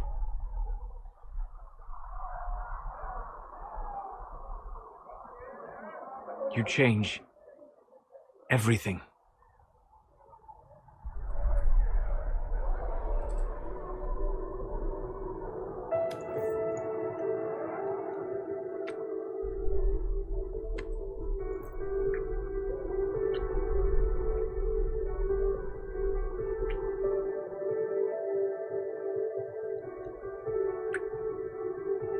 We shouldn't.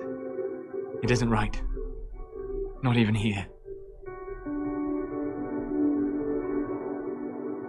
Where do you think we were?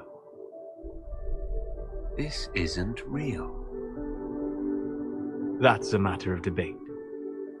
Probably best discussed after you wake up.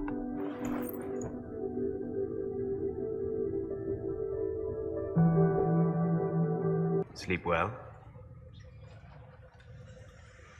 I've never done anything like that before, on a number of levels. I apologize. The kiss was impulsive and ill-considered, and I should not have encouraged it. Say that, but you're the one who started with tongue. I did no such thing. Oh. Does it not count if it's only fade tongue? It has been a long time, and things have always been easier for me in the Fade. I am not certain this is the best idea. It could lead to trouble. I'm willing to take that chance, if you are. Maybe, yes. If I could take a little time to think. There are considerations. Take all the time you need. Thank you. I am not often thrown by things that happen in dreams, but I am reasonably certain we are awake now. And if you wish to discuss anything, I would enjoy talking. I'd like to hear more about what you saw in your exploration of the Fade. I would be happy to share it with you. Tell me about the old ruins you explored. I found the ruin of Barandur, a lost Tevinter city buried deep beneath a dead and barren wasteland. Volcanic ash had sealed it tight. In one dark moment, every living creature in the city seared and smothered. They were statues in the ashes, like a mold made to recall the lost. Tell me about a spirit you encountered. I met a friendly spirit who observed the dreams of village girls as love first blossomed in their adolescence.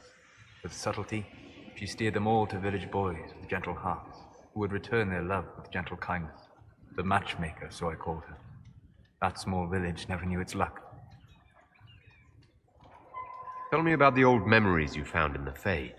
I saw a savage human horde go marching toward the battlefront. They sang a soldier's hymn to keep formation. Primal music shook the ground. These savage, unwashed warriors carried harmonies no chantry choirs mastered.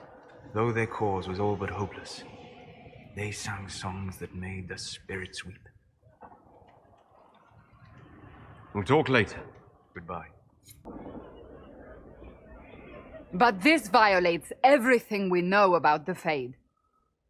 So it does. Inquisitor, I wondered if Cole was perhaps a mage, given his unusual abilities. He can cause people to forget him, or even fail entirely to notice him. These are not the abilities of a mage. It seems that Cole is a spirit. A demon, more likely. If you prefer, although the truth is somewhat more complex. I'm not sure how much more complexity I need, Solas. You must understand what makes this particular spirit unique. Speak plainly, Solas. What are we dealing with? Demons normally enter this world by possessing something.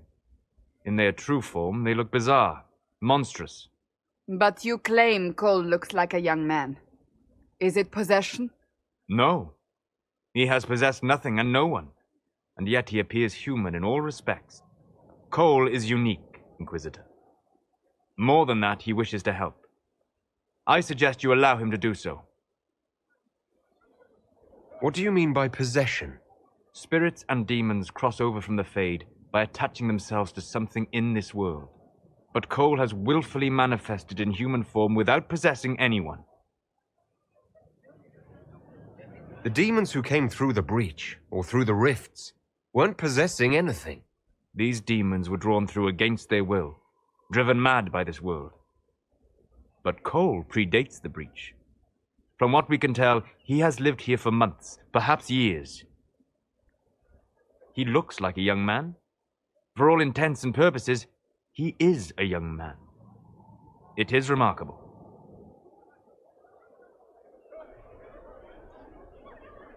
I should hear what Cole has to say for himself. Where is he now? If none of us remember him, he could be anywhere.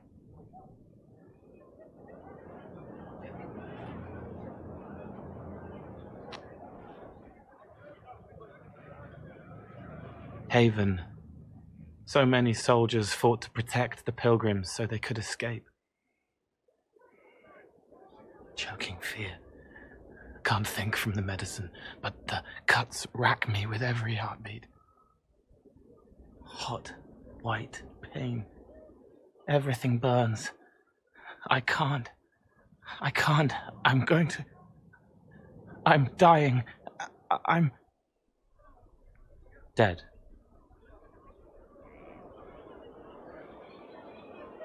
You're feeling their pain. It's louder this close, with so many of them. Would you like to go somewhere more comfortable? Yes, but here is where I can help. Every breath slower, like lying in a warm bath, sliding away. Smell of my daughter's hair when I kiss her goodnight. Gone.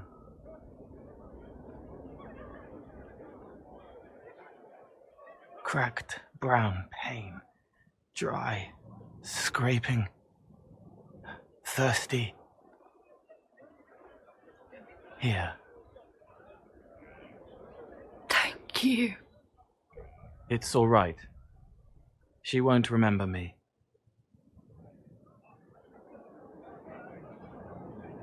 Solas tried to explain what you are, but honestly, I stopped listening after a while.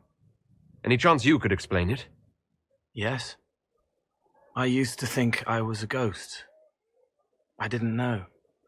I made mistakes, but I made friends too. Then a Templar proved I wasn't real. I lost my friends. I lost everything. I learned how to be more like what I am. It made me different, but stronger. I can feel more. I can help.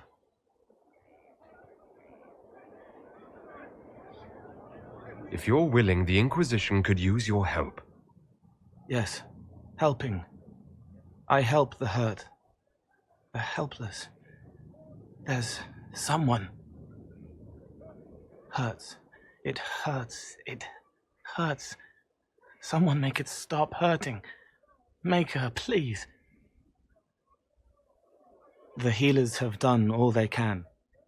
It will take him hours to die. Every moment will be agony. He wants mercy.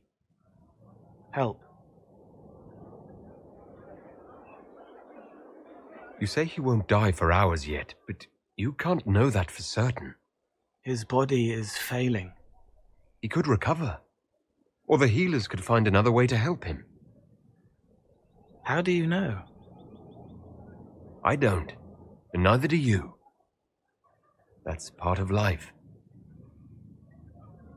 Try. I want to stay.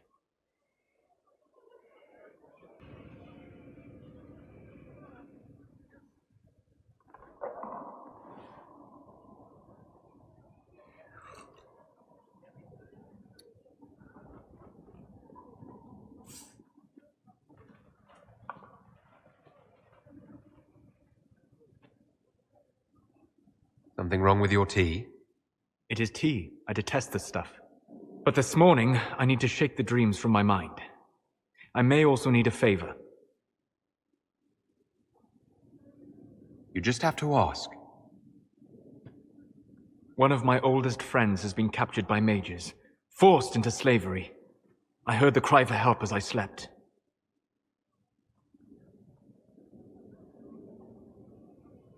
When your friend was captured, how did she... It. My friend is a spirit of wisdom. Unlike the spirits clamoring to enter our world through the rifts, it was dwelling quite happily in the Fade. It was summoned against its will, and wants my help to gain its freedom and return to the Fade. I thought spirits wanted to find their way into this world. Some do, certainly. Just as many Orlesian peasants wish they could journey to exotic Rivain. But not everyone wants to go to Rivain. My friend is an explorer, seeking lost wisdom and reflecting it. It would happily discuss philosophy with you, but it had no wish to come here physically. Do you have any idea what the mages want with your friend? No. It knows a great deal of lore and history, but a mage could learn that simply by speaking to it in the Fade. It is possible that they seek information it does not wish to give, and intend to torture it. All right. Let's go get your friend. Thank you. I got a sense of my friend's location before I awoke. I'll mark it on our map. Thank you for this, Inquisitor. We are not far from where my friend was summoned. One of the mages. Killed by arrows, it would seem. Look at how the arrow's positioned. He was shot while running. I'd guess bandits. My friend. Ah! The mages turned your friend into a demon. Yes. You said it was a spirit of wisdom, not a fighter. A spirit becomes a demon when denied its original purpose. So they summoned it for something so opposed to its own nature that it was corrupted. Fighting. Let us ask them. A mage! You're not with the bandits? Do you have any lyrium potions? Most of us are exhausted. We've been fighting that demon. You summoned that demon! Except it was a spirit of wisdom at the time. You made it kill! You twisted it against its purpose! I understand how it might be confusing to someone who has not studied demons, but after you help us, I can... We are not here to help you. Word of advice? I'd hold off on explaining how demons work to my friend here. Listen to me. I was one of the foremost experts in the Kirkwall Circle. Shut up. You summoned it to protect you from the bandits. Yes. You bound it to obedience, then commanded it to kill. That is when it turned. The summoning circle. We break it, we break the binding. No orders to kill, no conflict with its nature, no demon. What? The binding is the only thing keeping the demon from killing us. Whatever it was before, it is a monster now.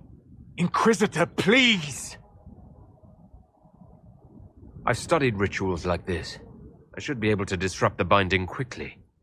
Thank you. We must hurry!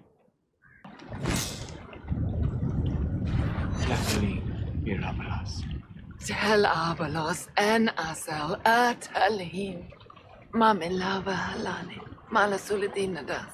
Magilani Midinan. Manuvinin.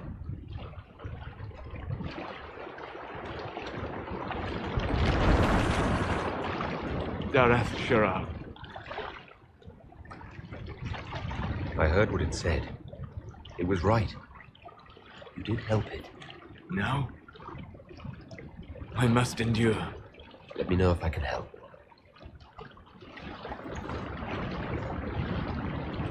You already have. All that remains now is them. Thank you. We would not have risked the summoning, but the roads are too dangerous to travel unprotected. You tortured and killed my friend. We didn't know it was just a spirit. The book said it could help us.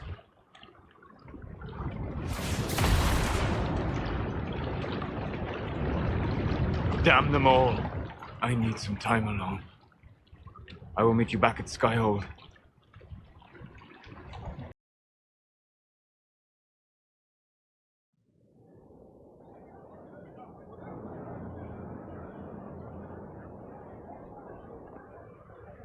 Inquisitor.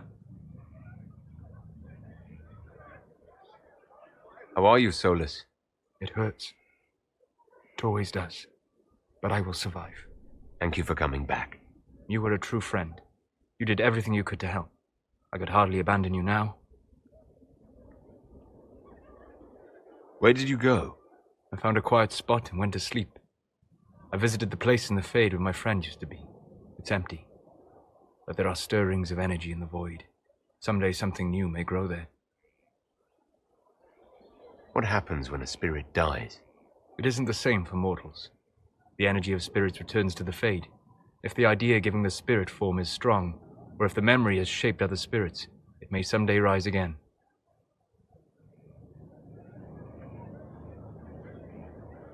Next time you have to mourn, you don't need to be alone. It's been so long since I could trust someone. I know. I'll work on it. And thank you. Inquisitor, Do you have a moment?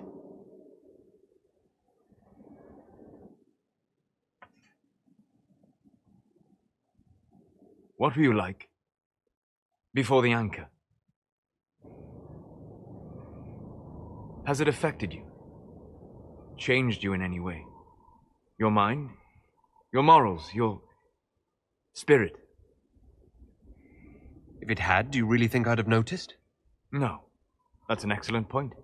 Why do you ask? You show a wisdom I have not seen since my deepest journeys into the ancient memories of the Fade. You are not what I expected. What have I done that's so surprising? You have shown subtlety in your actions. A wisdom that goes against everything I expected. If the Dalish could raise someone with a spirit like yours, have I misjudged them? The Dalish didn't make me like this. The decisions were mine. Yes, you are wise to give yourself that due. Although the Dalish, in their fashion, may still have guided you. Perhaps that is it. I suppose it must be.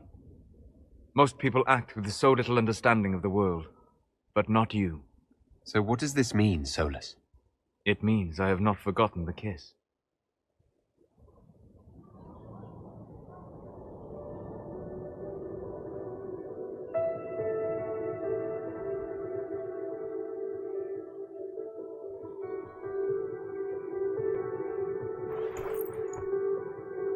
It would be kinder in the long run, but losing you would...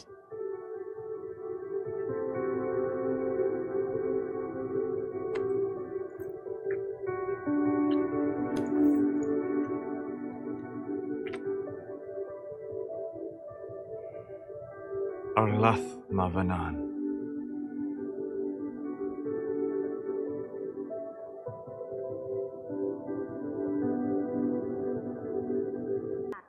Hello. I'd like to hear more about what you saw in your exploration of the Fade. I would be happy to share it with you. Tell me about the old ruins you explored. I found an ancient dwarven thaig no longer sheltered by the stone. An earthquake had exposed it all to daylight. 1,000 dwarven corpses lay, the victims of a dark-spawn horde, their last stand marked by one great ring of armor. In the middle, one small body, clutching tightly to a small stuffed toy. Tell me about a spirit you encountered. The Alamari crossed the Frostback Mountains to escape a beast they called the Shadow Goddess in their story. I met the spirit that they fled. She walks the Fade along the southern tundra, weeping lonely and forgotten. Great Ferelden formed because a lonely spirit drove her prey away. Tell me about the old memories you found in the Fade. I saw a dwarf emerge into the light of day and shield his eyes against the sun.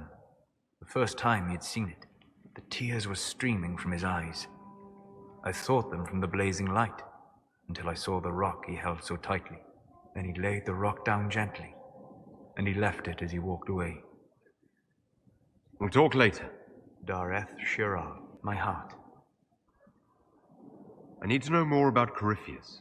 We spoke of this on our travels to Skyhall. What more can I tell you?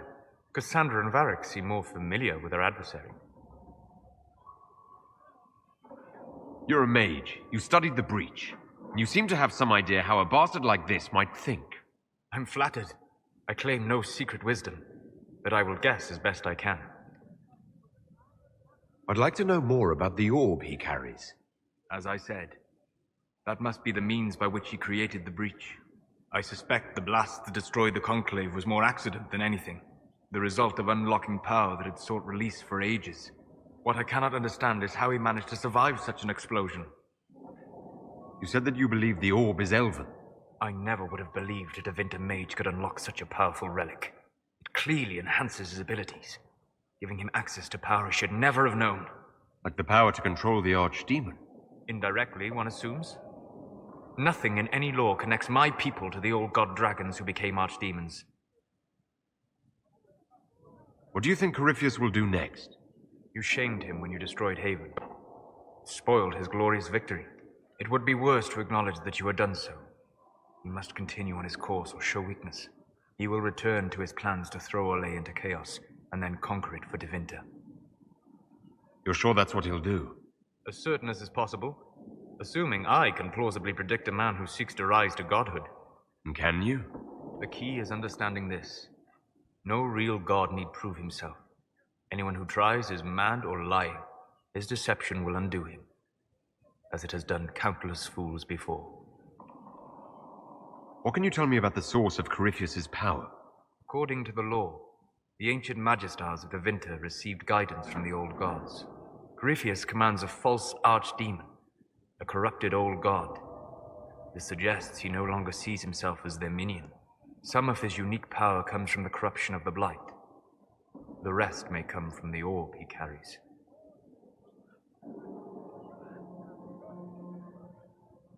We'll talk later. Dareth Shira. Adamant Fortress has stood against the Darkspawn since the time of the Second Blight. Fortunately for us, that means it was built before the age of modern siege equipment. A good trebuchet will do major damage to those ancient walls. And thanks to our Lady Ambassador... Lady Cyril of Jadar was pleased to lend the Inquisition her sabers. They've already delivered the trebuchets. That is the good news. None of that accounts for the Wardens summoning a giant demon army. That is the bad news. The Inquisition forces can breach the gate, but if the Wardens already have their demons...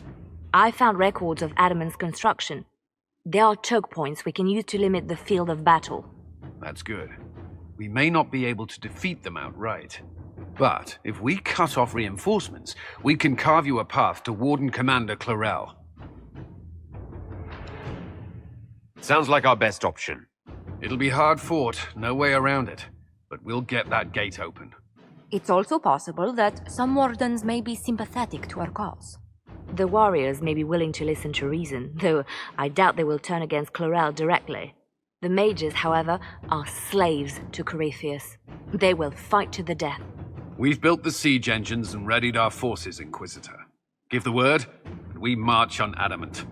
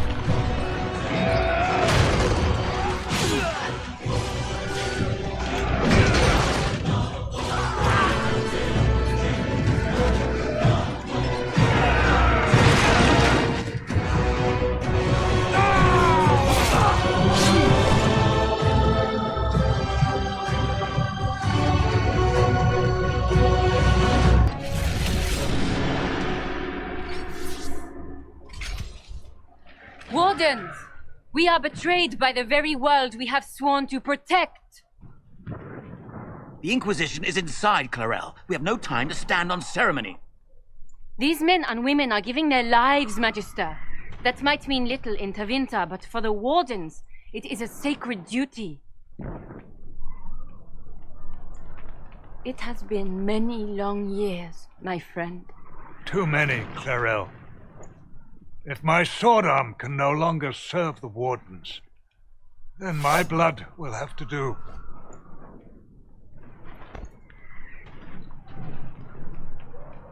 It will.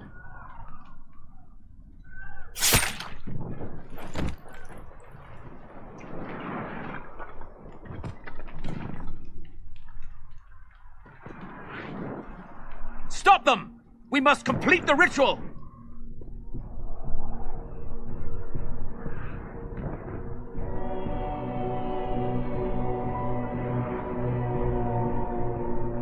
It's done, Clarel! There'll be no ritual and no demon army! Then the blight rises with no wardens left to stop it! And the whole world dies! Is that what you want? And yes, the ritual requires blood sacrifice. Hate me for that if you must, but do not hate the wardens for doing their duty! We make the sacrifices no one else will. Our warriors die proudly for a world that will never thank them. And then your Tavinta ally binds the mages to Corypheus! Corypheus? But he's dead. These people will say anything to shake your confidence, Clarel.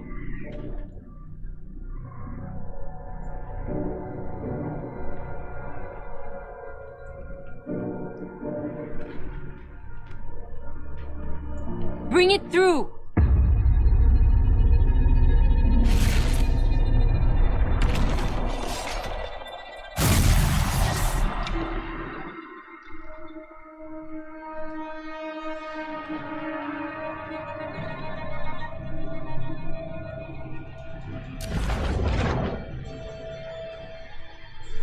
Please! I have seen more than my share of blood magic. It is never worth the cost. I trained half of you myself. Do not make me kill you to stop this madness.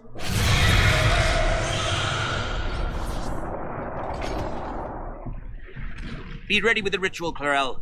This demon is truly worthy of your strength.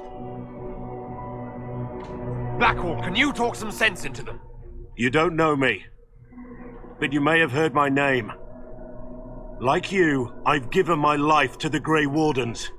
The first time I put on this armor, I felt like I belonged. Like I was part of something honorable. Something with a purpose.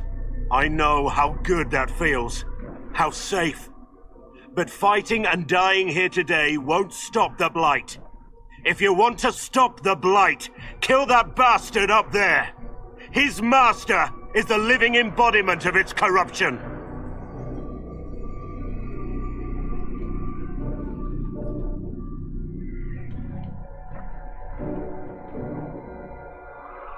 Clarel, we have come so far. You're the only one who can do this. Perhaps we could test the truth of these charges to avoid more bloodshed. Or perhaps I should bring in a more reliable ally. My master thought you might come here, Inquisitor. He sent me this to welcome you.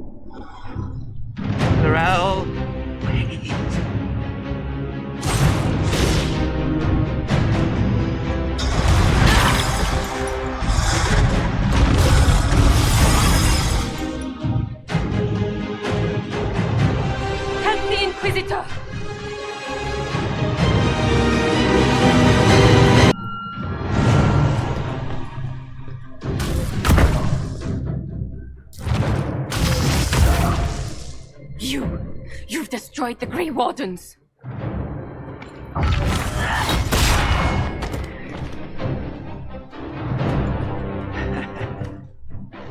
You did that to yourself, you stupid bitch.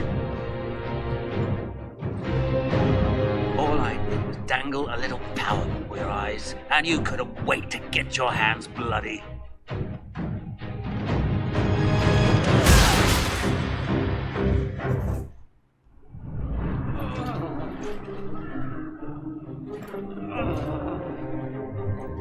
You could have served a new god. I will never serve the Blight!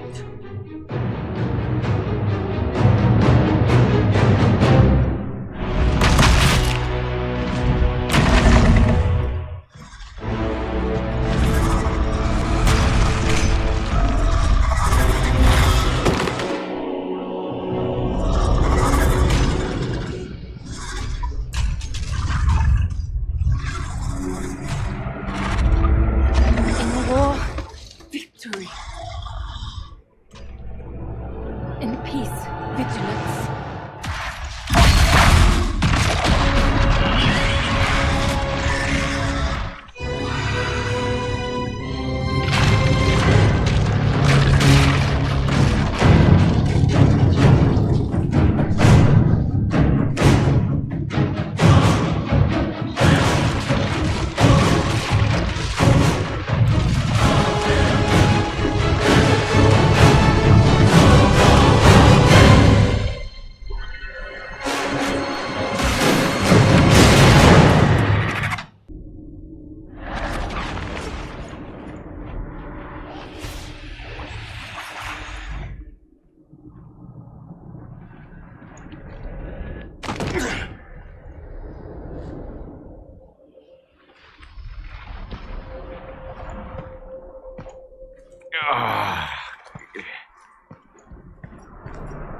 Where are we?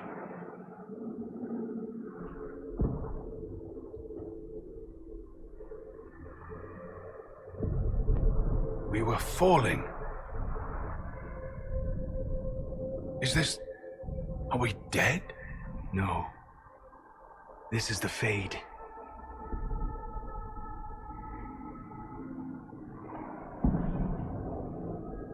The Inquisitor opened a rift. We came through. And survived. I never thought I would ever find myself here physically. Look. The Black City. Almost close enough to touch.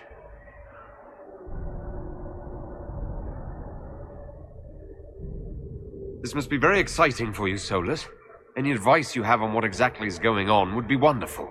What spirit commands this place? I have never seen anywhere like it. It's not how I remember the Fade, either. Perhaps it's because we're here, physically, instead of just dreaming. The stories say you walked out of the Fade at Haven. Was it like this? I don't remember what it was like the last time I was here. Right now, I'm more concerned with getting out safely. That huge demon was right on the other side of that rift Eramond was using. And there could be others. This is shitty. I'll fight whatever you give me, boss. But nobody said nothing about getting dragged through the ass end of Demon Town. In our world, the rift the demons came through was nearby, in the main hall. Can we escape the same way?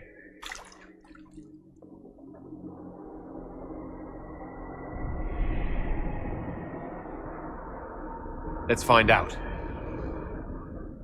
There, let's go.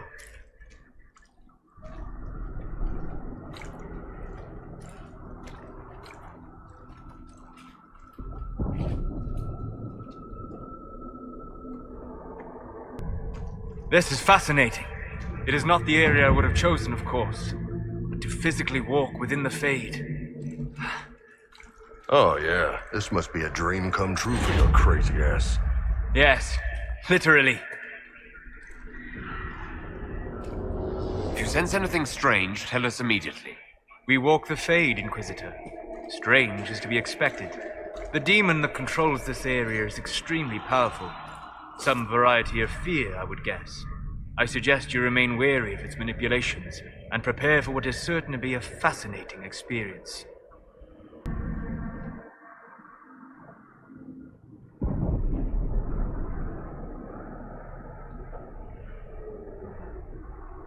by the Maker. Could that be? I greet you, Warden. And you, Champion. Divine Justinia.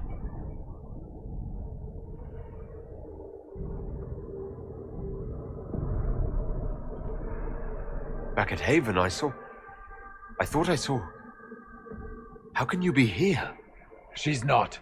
I fear we face a spirit. Or a demon. You think my survival impossible. Yet here you stand alive in the Fade yourselves. In truth, proving my existence either way would require time we do not have. Surely you can understand our concerns and explain what you are. I am here to help you. You do not remember what happened at the Temple of Sacred Ashes, Inquisitor.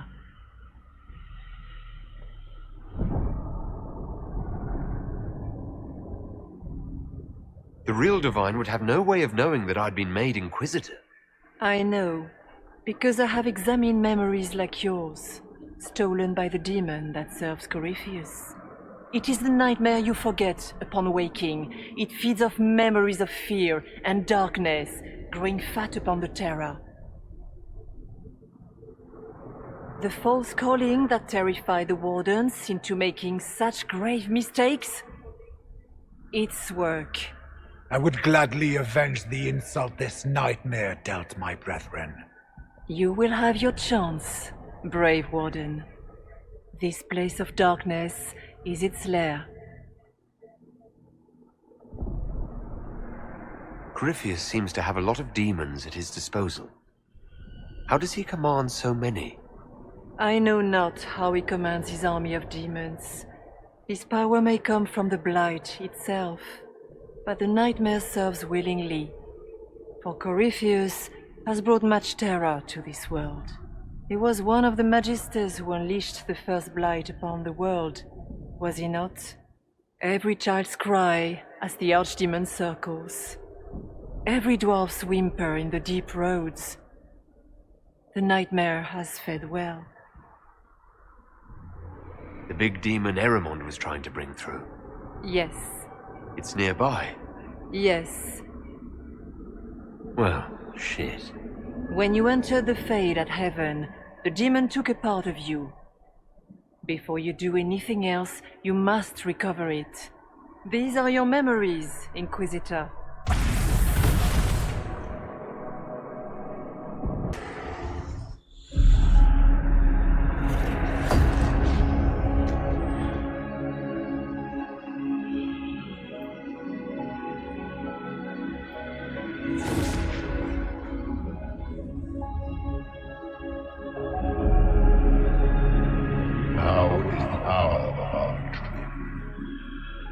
Why are you doing this?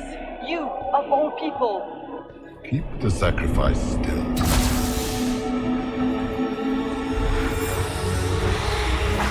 Someone, help me!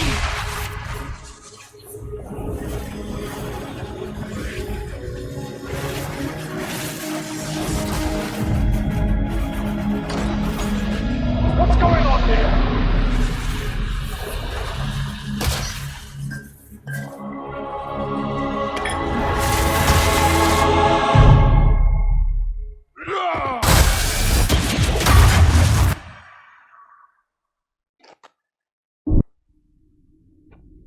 So, your mark did not come from Andraste. It came from the orb Corypheus used in his ritual. Corypheus intended to rip open the veil, use the anchor to enter the Fade, and throw open the doors of the Black City. Not for the old gods, but for himself. When you disrupted his plan, the orb bestowed the anchor upon you instead.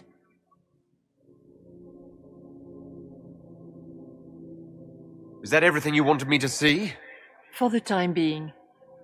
You cannot escape the lair of the nightmare until you regain all that it took from you.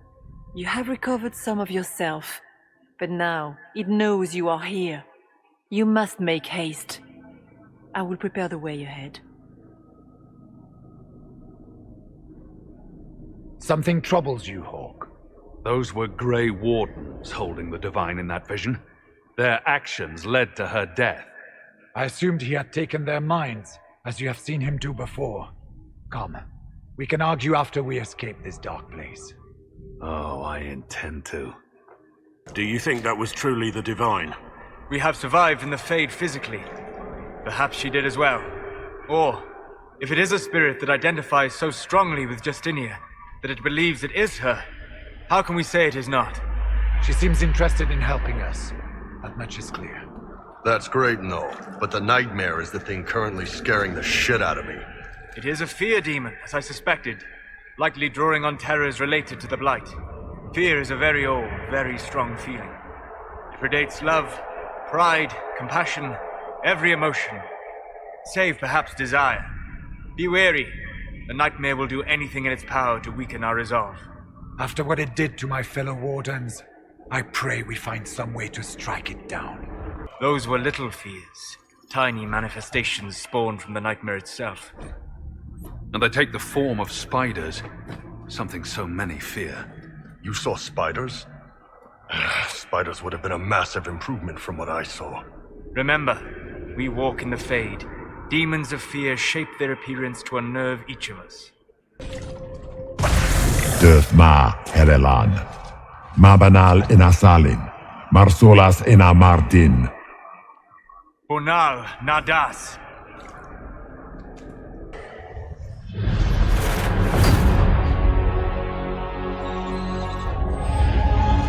This is the breach back in Haven.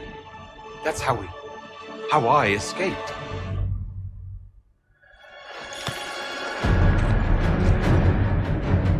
The demon! Keep running! Ah!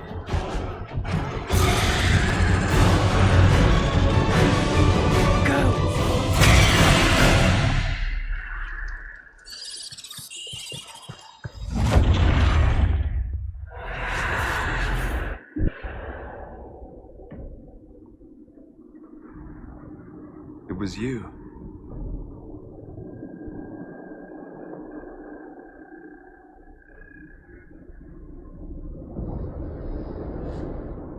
I thought it was Andraste sending me from the Fade, but it was the Divine behind me. And then she died.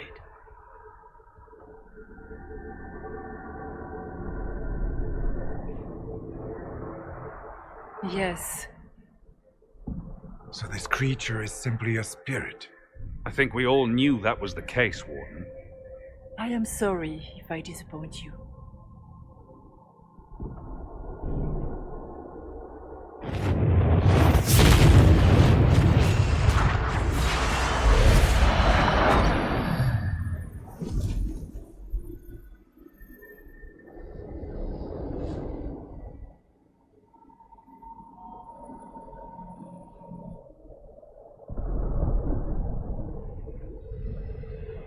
The nightmare watched Corypheus and grew powerful off the fear.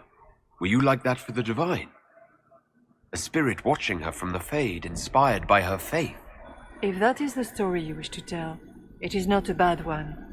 What we do know is that the mortal Divine perished at the temple, thanks to the Grey Wardens.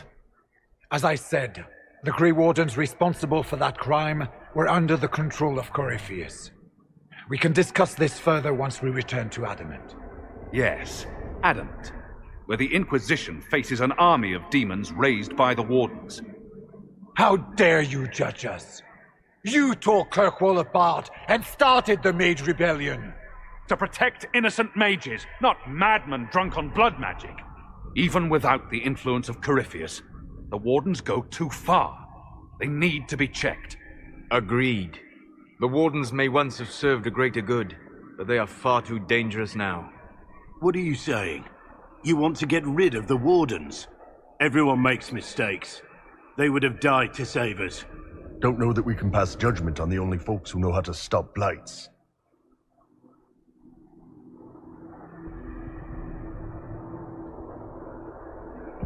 This debate can wait until we're out of danger. Inquisitor.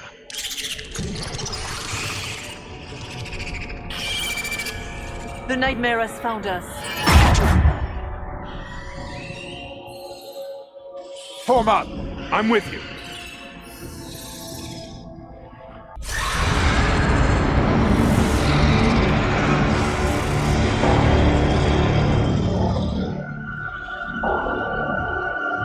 good. Please tell Liliana. I am sorry. I failed you too.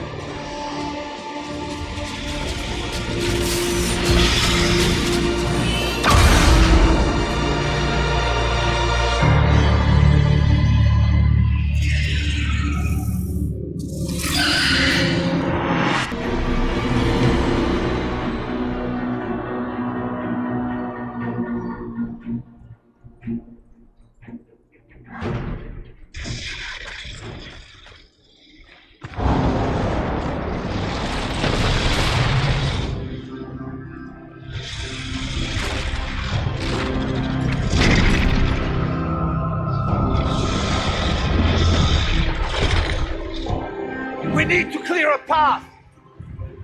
Go! I'll cover you. No, you were right. The Grey Wardens caused this. A warden must...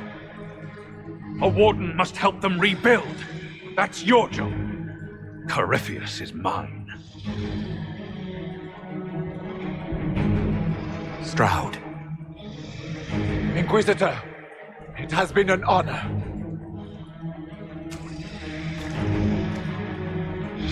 For the Warden!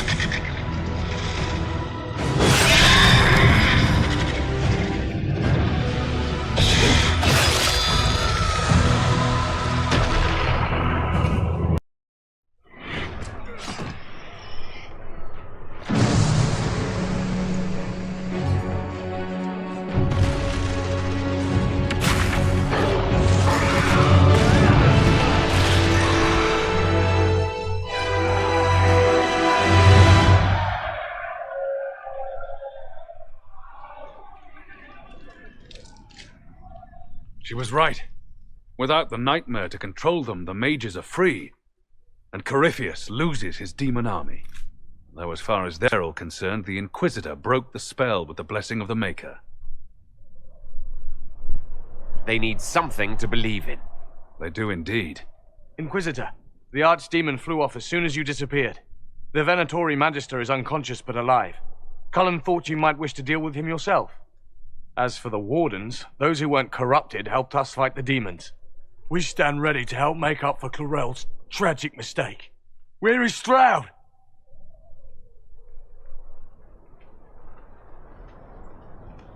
Warden Stroud is dead, thanks to all of you. He alone stood against Clarel's madness. If not for him, you'd be dead, or slaves to a servant of the Blight. And you repaid that by branding him a traitor. Inquisitor, we have no one left of any significant rank. What do we do now?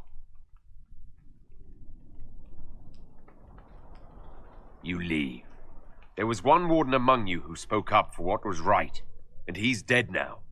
By the authority of the Inquisition, you are banished from southern Thedas. No. Hope we don't need him later. Hawk will oversee your return to the Warden Fortress at Weishaupt. Yes, Your Worship. Your Worship, I would stay, if you allow it, and continue our fight. Of course. I have never doubted your loyalty, Blackwall.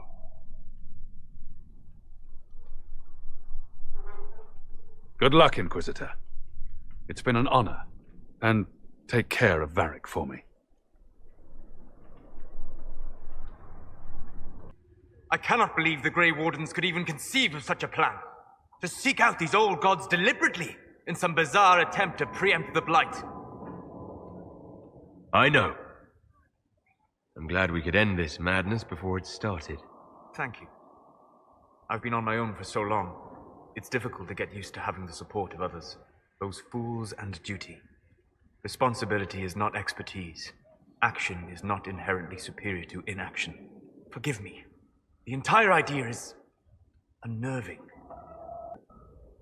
No. But you like demons! I enjoy the company of spirits, yes, which is part of why I do not abuse them with bindings. It isn't abuse if I ask. Not always true. Also, I do not practice blood magic, which renders this entire conversation academic. He won't bind me. He's a mage and he likes demons, but he won't help. Why would you want Solas to bind you? So I'm safe. If Solas won't do the ritual to bind me, someone else could. Will. Like the Warden mages. And then I'm not me anymore. Walls around what I want. Blocking, bleeding, making me a monster.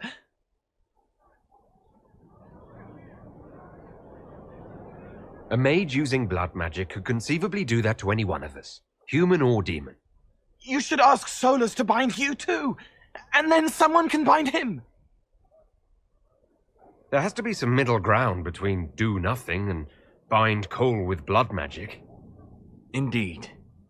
I recall stories of amulets used by Raveni seers to protect spirits they summoned from rival mages.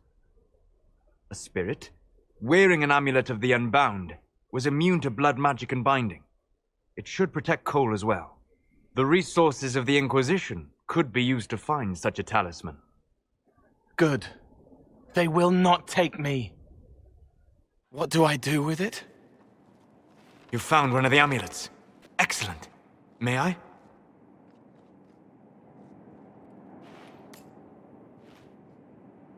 It is simple enough. You put it on, I charge it with magic, and you should be protected.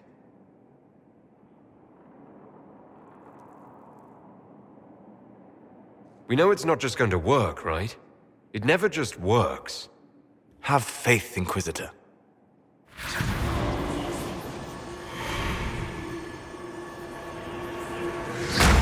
Ah! What was that? Oh, what are you doing to the kid? Stopping blood mages from binding me like the demons at Adamant. But it didn't work. Something is interfering with the enchantment. Something like Cole not being a demon?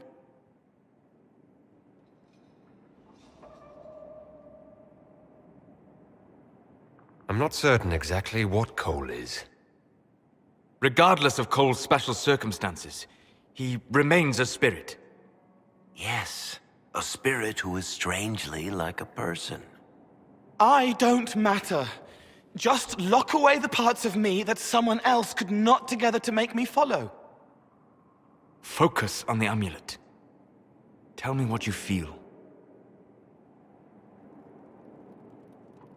Warm, soft blanket covering, but it catches tears. I'm the wrong shape. There's something.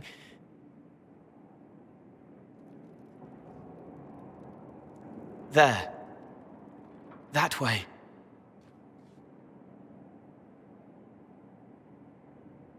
It appears we have something to find. I told you it never just works. All right, kid. Get Cullen and work with him on the map to figure out where you're sensing something wrong. Will you come with me? All of you? Sure.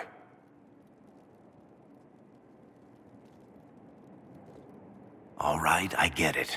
You like spirits. But he came into this world to be a person. Let him be one.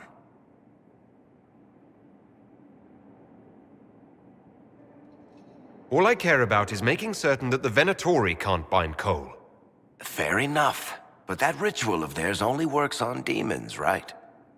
This is not some fanciful story, child of the stone. We cannot change our nature by wishing. You don't think? However we deal with the problem, our next step is to track down whatever is interfering with the enchantment.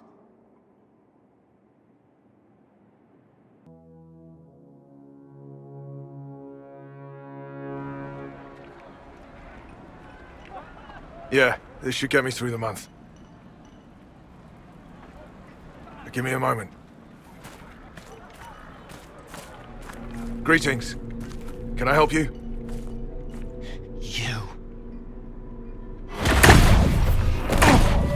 You killed me.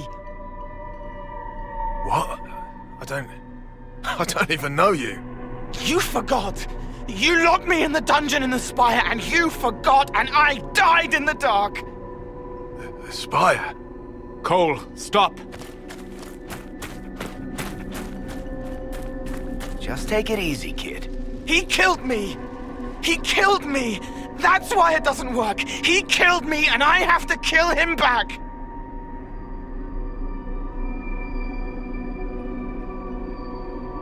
Before anyone gets killed, I need to know what's going on. Cole, this man cannot have killed you. You are a spirit. You have not even possessed a body. A broken body, bloody, banged on the stone cell, guts gripping in the dark, dank. A captured apostate. They threw him into the dungeon in the spire at Valroyo. They forgot about him. He starved to death. I came through to help. And I couldn't. So I became him. Cole. If Cole was an apostate, that'd make the guy we just saw a Templar. Must have been buying lyrium. Let me kill him. I need to.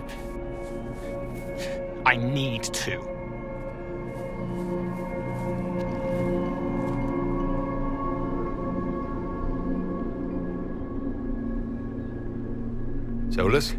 We cannot let Cole kill the man. I don't think anyone was going to suggest that, Chuckles. Cole is a spirit. The death of the real Cole wounded him, perverted him from his purpose. To regain that part of himself, he must forgive. Come on.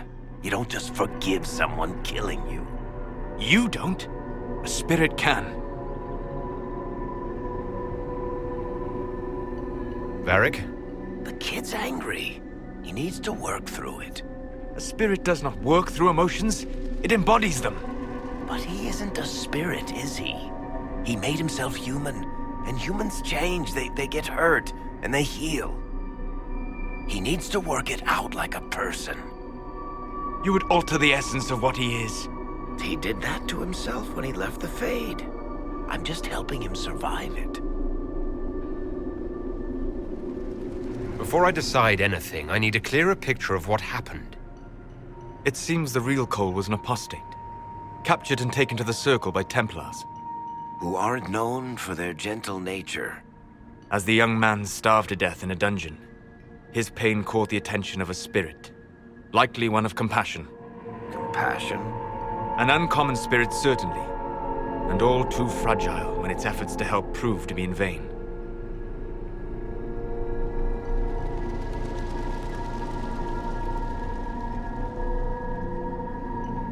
Cole needs to let this go. I believe I can help. Cole, come with me.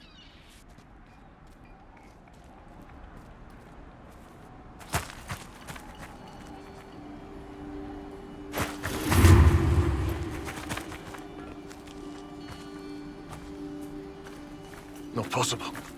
Not possible.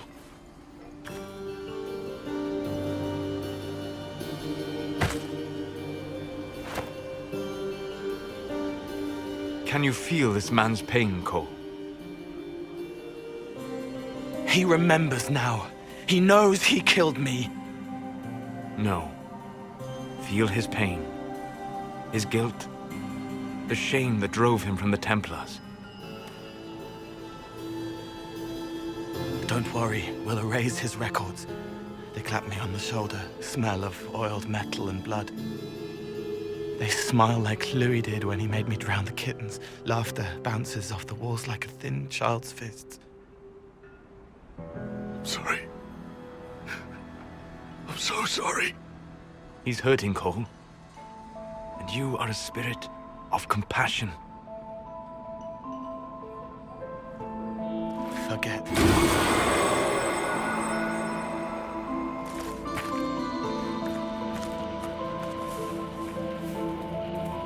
I believe we are finished here.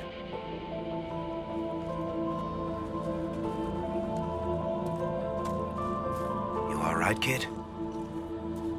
Yes. He's free. We're both free. It appears to be working. Cole should be adequately protected. Have you talked to him since? Have you heard what he sounds like? He sounds like a spirit. Nonsense words like Bertrand at the end. Just need to hear the song again just for a minute. I'm all right, Varric.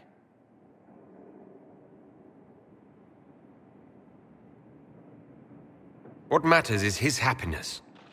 Cole, how are you feeling? I am well. There is work. Wounded to help, hurts to heal, but the weight is off. The old chains have fallen. You're not still angry with the man who hurt you? No, I helped him forget. His pain no longer pulls at me. A woman with 2 names slips a knife in darkness to her left hand. Honey stirred into Leliana's wine. Faith, not revenge. Could have been a person. Possibly. Would that have made him happier, Child of the Stone?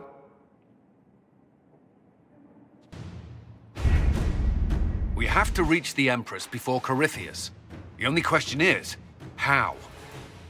We know how. I have our way in. The real question is, where is our enemy hiding? At the urging of Grand Duchess Florian, the Empress is holding a ball. Absolutely everyone will be there. During the festivities, Celine will be meeting for peace talks with usurper Duke Gaspard and Ambassador Briala. The assassin must be hiding within one of these factions. What do we know about Duke Gaspard? The man who would have been Emperor.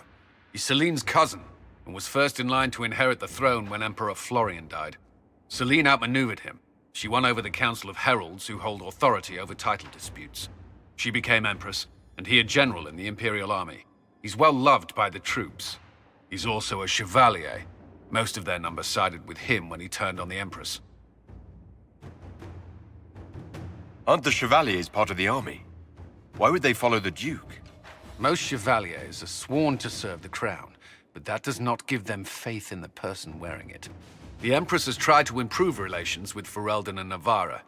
The Chevaliers see her as anti-military. They believe Gaspard could lead the Empire back to the glory of Draken's expansion years. Who is this Ambassador Briala? An ambassador in name only. She has organized the elves of Halam Sharal into an underground army. The Empress invited her to the peace talks in a bid to gain the elves' alliance in the war. That would be scandal enough, without the rumor that Briala is a jilted lover of Celine's. A personal grudge and a network of saboteurs at her command. Promising lead. Wait, the elven leader is a jilted lover of the Empress. It's not widely known. Just a rumor whispered among the palace servants a few years ago. If it's true and were to get out, the Empress and an elf. The scandal could destroy Celine's court. Even if a lie, Briala could use it to blackmail the Empress. She has some connection to the throne. Tell me everything we know about the Empress. Empress Celine is a renowned diplomat and reformer. She works tirelessly to secure peace for the Empire. Unfortunately, many Orlesians view peace as complacency. She has yet to name an heir, leaving the future of the Empire in doubt if anything happens to her. Especially when the next in line is her cousin Gaspard, who's made few friends on the Council of Heralds. Celine is surrounded at all times by countless guards, courtiers, servants, and vassals. What better place for an assassin to hide than the Empress's own household? How can Gaspard still be next in line while he wages war against his Empress? The title Grand Duke indicates that he was a prince before the Empress took the throne. Do we need to go to the peace talks? The Empress must have personal guards. We could just warn her she's in danger. We've made the attempt, but... It seems that our messages never reached her. Someone intercepted them. It's better that we don't leave this to chance. If Orlais falls to Corypheus, no land is safe. We shouldn't waste any time. Let's go to the Winter Palace. The political situation in Halam Shiral hangs by a thread. The Empress fears our presence could sever it. The Grand Duke is only too happy to have us at the ball as his guests, so our invitation comes from him. Whether we act as his allies or upset the balance of power, he gains an opportunity, if not a clear advantage.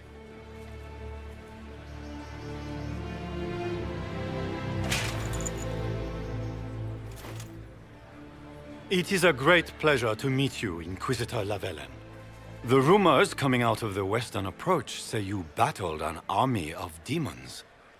Imagine what the Inquisition could accomplish with the full support of the rightful Emperor of Orlais. Which one was the rightful one again? I keep getting them confused. If we keep watch, he may appear, probably by the brandy. I am not a man who forgets his friends, Inquisitor. You help me, I'll help you. Prepared to shock the Assembly by appearing as the guest of a hateful usurper, my lord? They will be telling stories of this into the next age. I can't imagine that crowd has seen anything better than us in their entire lives. I knew we would get along famously, Inquisitor. As a friend, perhaps there is a matter you could undertake this evening. This elven woman, Briala, I suspect that she intends to disrupt the negotiations. My people have found these ambassadors all over the fortifications. Sabotage seems the least of their crimes. Tell me there's more to your suspicion than the elves were acting dodgy. That Ambassador Briala used to be a servant of Celine's. That is, until my cousin had her arrested for crimes against the Empire to cover up a political mistake. If anyone in this room wishes Celine harm, Inquisitor, it's that elf. She certainly has reason. Be as discreet as possible. I detest the game. But if we do not play it well, our enemies will make us look like villains. We're keeping the court waiting, Inquisitor. Shall we? Is that the Inquisitor? An elf savage? Oh, Maker forbid! This is Gaspard's idea of a joke. Inquisitor, a moment, if you please. I must warn you before you go inside. How you speak to the court is a matter of life and death. It is no simple matter of etiquette and protocol. Every word, every gesture is measured and evaluated for weakness. Don't they sound delightful? I'm shocked we haven't invited the court to dinner at Skyhold. The game is like Wicked Grace played to the death. You must never reveal your cards. When you meet the Empress, the eyes of the entire court will be upon you. You are safer in the Fade with the Fear Demon. You're just full of joy and light this evening. Everything will be fine. Andraste, watch over us all.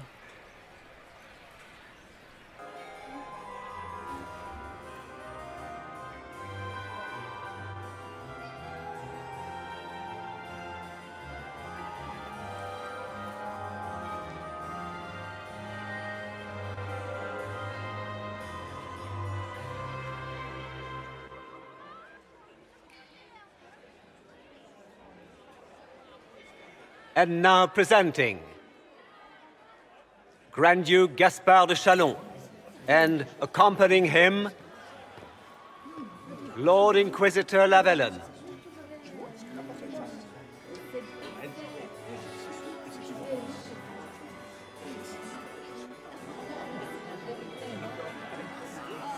Cousin, my dear sister.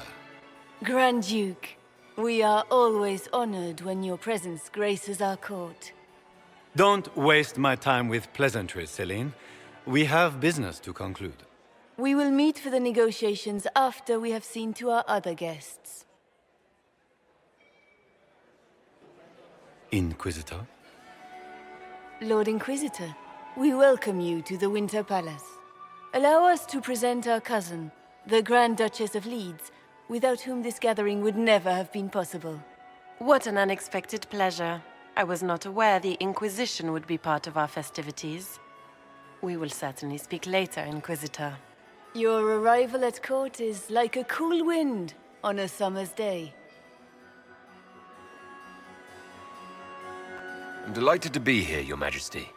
We have heard much of your exploits, Inquisitor. They have made grand tales for long evenings. How do you find Halam Shiral? I have no words to suffice. Halam Shiral has many beauties, and I couldn't do them justice. Your modesty does you credit, and speaks well for the Inquisition. Feel free to enjoy the pleasures of the ballroom, Inquisitor. We look forward to watching you dance.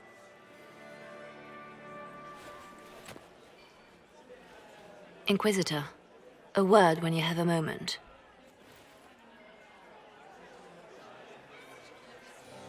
Good. I was hoping I would catch you. What did the Duke say? He points the finger at Ambassador Briala. The ambassador is up to something, but she can't be our focus. The best place to strike at Celine is from her side. Empress Celine is fascinated by mysticism, foreseeing the future, speaking with the dead, that sort of rubbish. She has an occult advisor, an apostate who charmed the Empress and key members of the court as if by magic. I've had dealings with her in the past. She is ruthless and capable of anything. How can Celine openly keep an apostate in the Imperial Court? The Imperial Court has always had an official position for a mage. Before now, it was little better than court jester.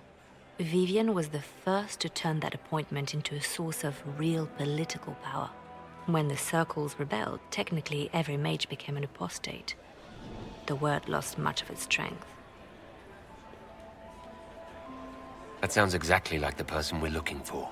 She's worth investigating. Can't be sure of anything here. Both leads point toward the guest wing.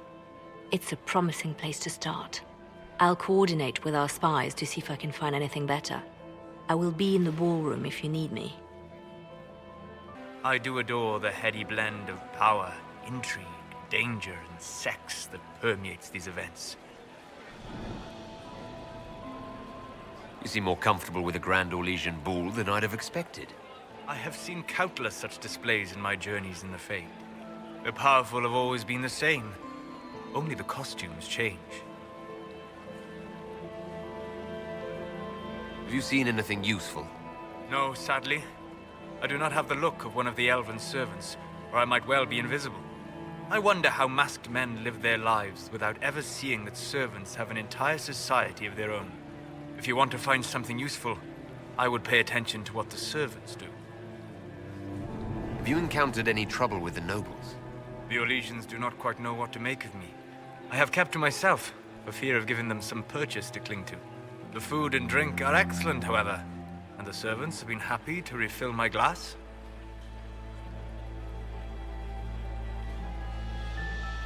A great deal. Although dancing with an elven apostate would win you few favors with the court. Perhaps once our business here is done. I'll be back. And well. Well, well. What have we here? The leader of the new Inquisition, fabled herald of the faith. Delivered from the grasp of the Fade by the hand of blessed Andraste herself. What could bring such an exalted creature here to the Imperial Court, I wonder? Do even you know? We may never know. Courtly intrigues and all that. Such intrigues obscure much, but not all. I am Morrigan. Some call me advisor to Empress Celine on matters of the arcane. You have been very busy this evening, hunting in every dark corner of the palace. Perhaps you and I hunt the same prey.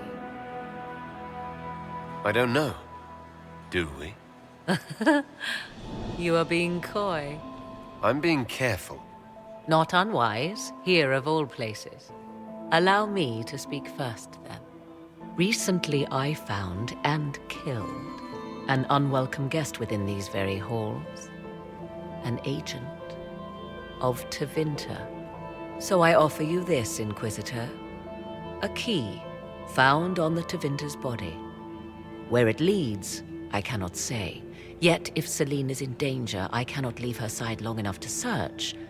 You can.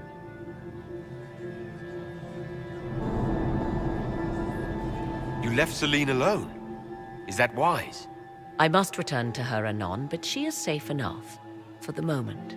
'Twould be a great fool who strikes at her in public in front of all her court and the Imperial Guard. Why did you kill the agent? He might have had useful information. I would not have slain the man on sight had he not attacked me first. Why? Undoubtedly, I caught him in an illicit act. I did not know from whence he came until after the battle, and regret only that I could not capture him alive. What intentions the Imperium has here, I suspect you know far better than I.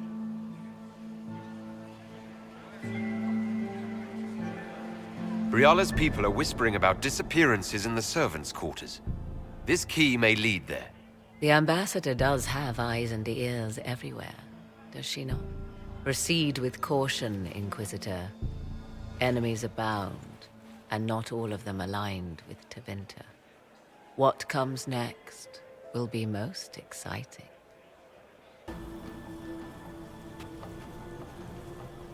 This was no servant. What was he doing here? Does this guy seem out of place to anyone else? The crest of the Chalon family. Duke Gaspard will answer for this. Time to have a word with the Duke. No! No!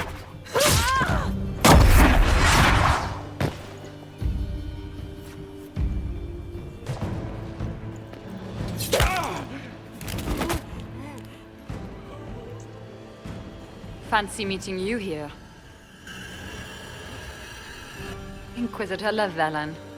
Slumming in the servants' quarters with the rest of your people, for once. We haven't been properly introduced, have we? I'm Ambassador Briala. Ambassador, is it? Whose ambassador are you exactly? If the nobility is going to treat elves as if we are not citizens, we may as well have the trappings of a foreign power. You clean this place out. Will take a month to get all the Tevinter blood off the marble. I came down to save or avenge my missing people. But you've beaten me to it. So, the Council of Herald's emissary in the courtyard. That's not your work, is it? He was dead when I arrived. I expected as much. You may have arrived with the Grand Duke, but you don't seem to be doing his dirty work.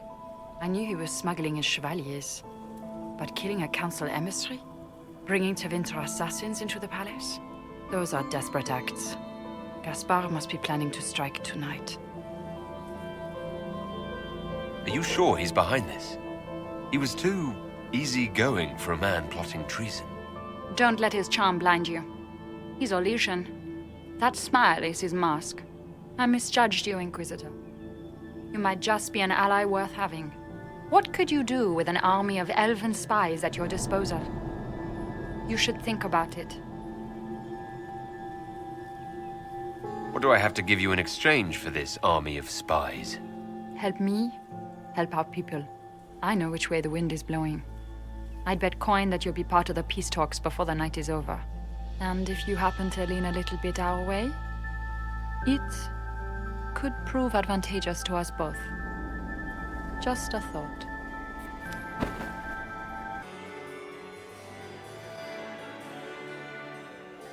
Inquisitor Lavellan. We met briefly. I am Grand Duchess Floriane de Chalon. Welcome to my party. Why am I not at all surprised that you want to see me now? This is Orlais, Inquisitor. Nothing happens by accident. I believe tonight you and I are both concerned by the actions of a certain person. Come, dance with me. Spies will not hear us on the dance floor. Very well.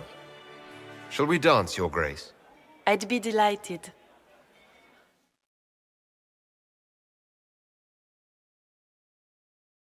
Have the Dalish gained a sudden passion for politics? What do you know about our civil war? What do you think I ought to know? My brother and my dear cousin have been at each other's throats for too long. It took great effort to arrange tonight's negotiations. Yet one party would use this occasion for blackest treason. The security of the Empire is at stake. Neither one of us wishes to see it fall. Do we both want that, Lady Florian? I hope we are of one mind on this. In times like these, it's hard to tell friend from foe. Is it not, Your Grace? I know you arrived here as a guest of my brother Gaspard, and have been everywhere in the palace. You are a curiosity to many, Inquisitor, and a matter of concern to some.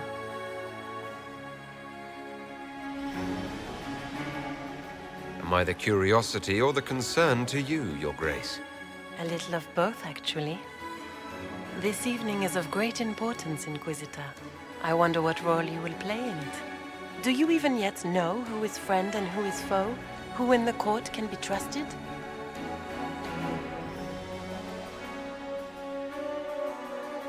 An excellent question.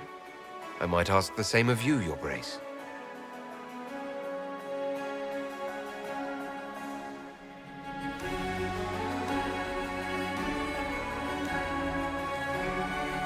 In the Winter Palace, everyone is alone. It cannot have escaped your notice that certain parties are engaged in dangerous machinations tonight. I thought dangerous machinations were the national sport in Orlais. You have little time. The attack will come soon. You must stop Gaspard before he strikes. In the Royal Wing Garden, you will find the captain of my brother's mercenaries. He knows all Gaspard's secrets. I'm sure you can persuade him to be forthcoming. We'll see what the night has in store, won't we?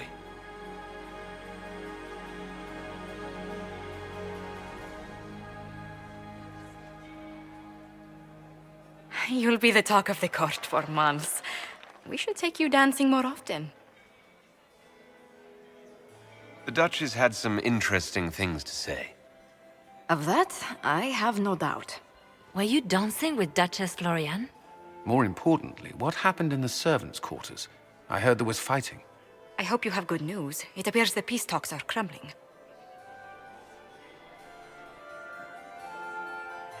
Morrigan helped me get into the servants' quarters where I found a group of Venatori and Gaspard's dagger. The man would truly do anything to become Emperor. Then, the attack on the Empress will happen tonight. Warning Celine is pointless. She needs these talks to succeed, and to flee would admit defeat. Then perhaps we should let her die.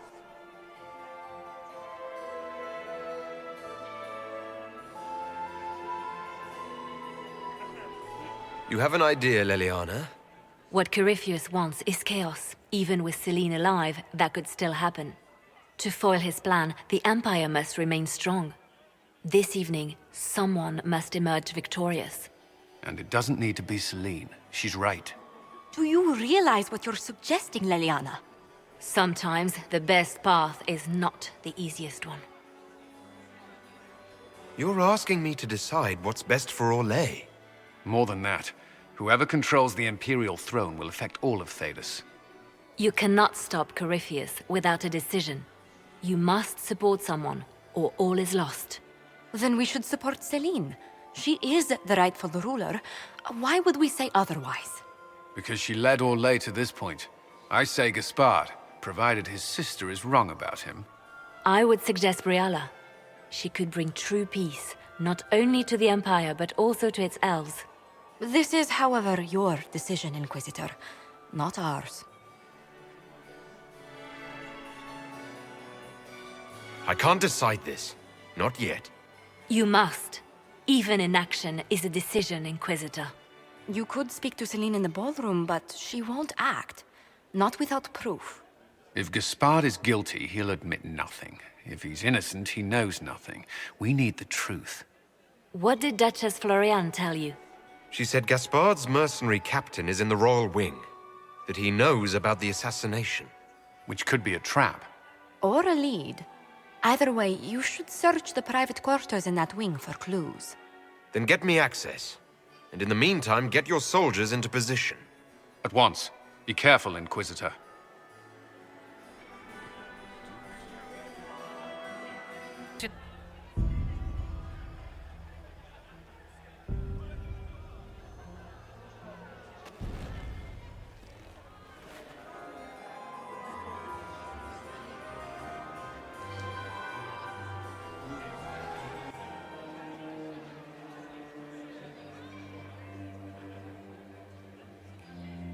Thank the Maker you're back. The Empress will begin her speech soon. What should we do?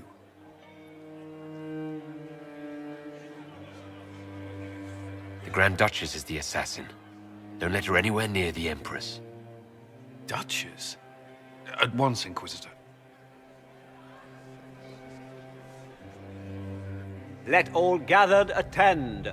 Her Imperial Majesty will now address the court. Lords and ladies, as a nation, we mourn our sons and daughters, brothers and sisters, friends and lovers claimed by war. The sky is torn open, our divine is dead, and many fear the end of all things comes upon us. Orlais must stand as a bastion, a bulwark behind which all Thedas may take shelter. So has it stood for 1,000 years. So shall it ever stand. This would not have been possible without the efforts of many. Dear cousin, please step forward. Grand Duchess, stand down!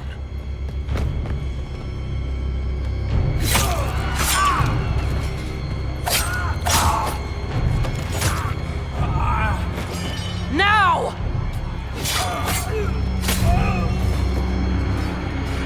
For Corypheus, kill them all!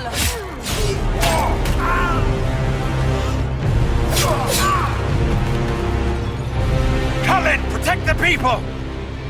Yes, Inquisitor.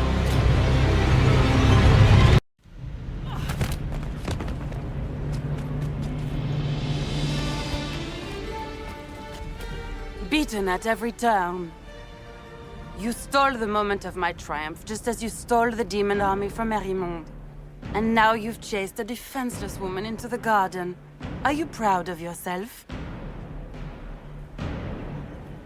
I don't have time for your self-pity. You brought this on yourself. How perceptive. I did arrange every event of the evening, including this one.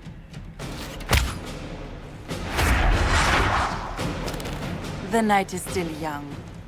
All I need to recover is to kill you, Inquisitor.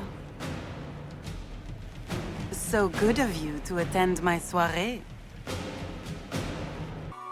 Your sister attempted regicide in front of the entire court, Gaspard. You're the spy master. If anyone knew this atrocity was coming, it was you. You don't deny your involvement. I do deny it. I knew nothing of Florian's plans. But you knew it all and did nothing.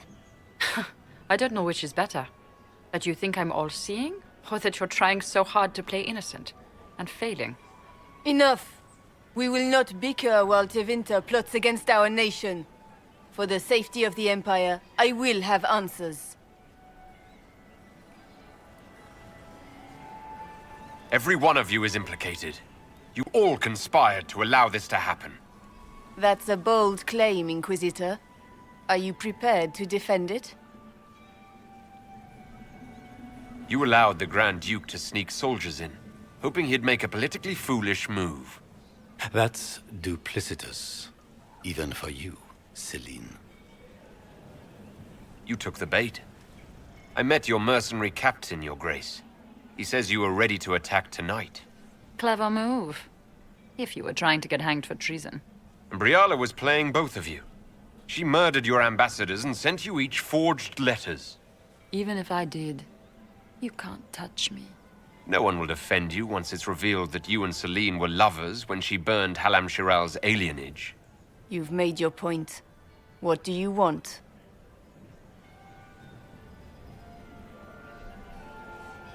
If you don't want your dirty secrets revealed, you'll all do as I say and work together. You realize this can only end in disaster. I cannot believe you want to make a speech.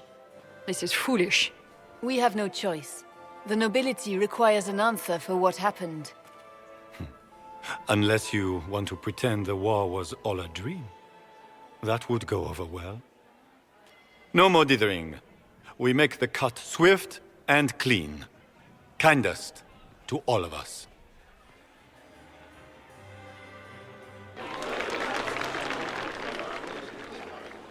Lords and ladies of the court, we are pleased to announce that an accord has been reached. Our cousin Gaspard will now hold a place of honor in our cabinet. Friends, we assembled are the leaders of the Empire. We must set the example for all Thedas. We cannot be at war with each other, while the Fade itself challenges our borders. We must stand united or surely we will fall alone. There will be no second chance for us. We cannot afford to be divided. We will bury our dead, tend our wounded, and ready ourselves for the next charge, as all true Orlesians must. But tonight, we celebrate the arrival of peace. Let the festivities commence!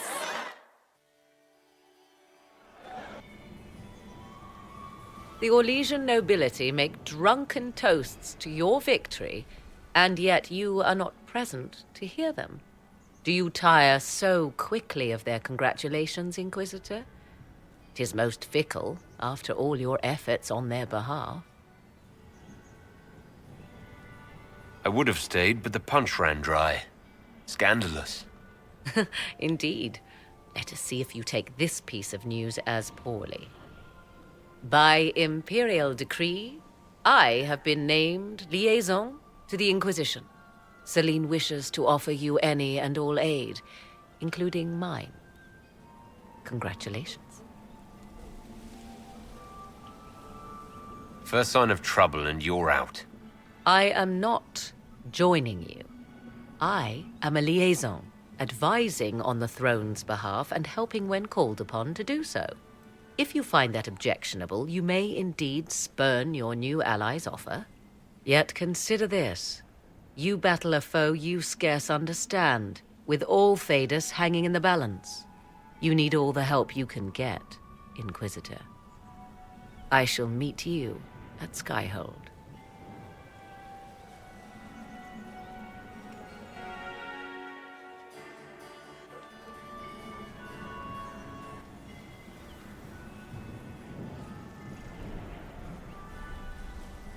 I'm not surprised to find you out here. Thoughts?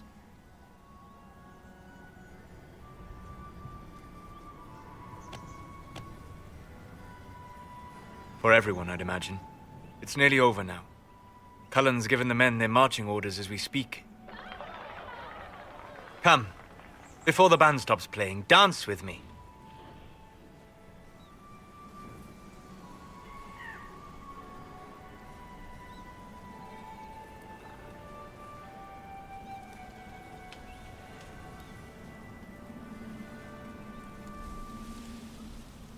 There are spirits hovering by the veil to observe the thrones of powerful nations, the machinations, betrayals.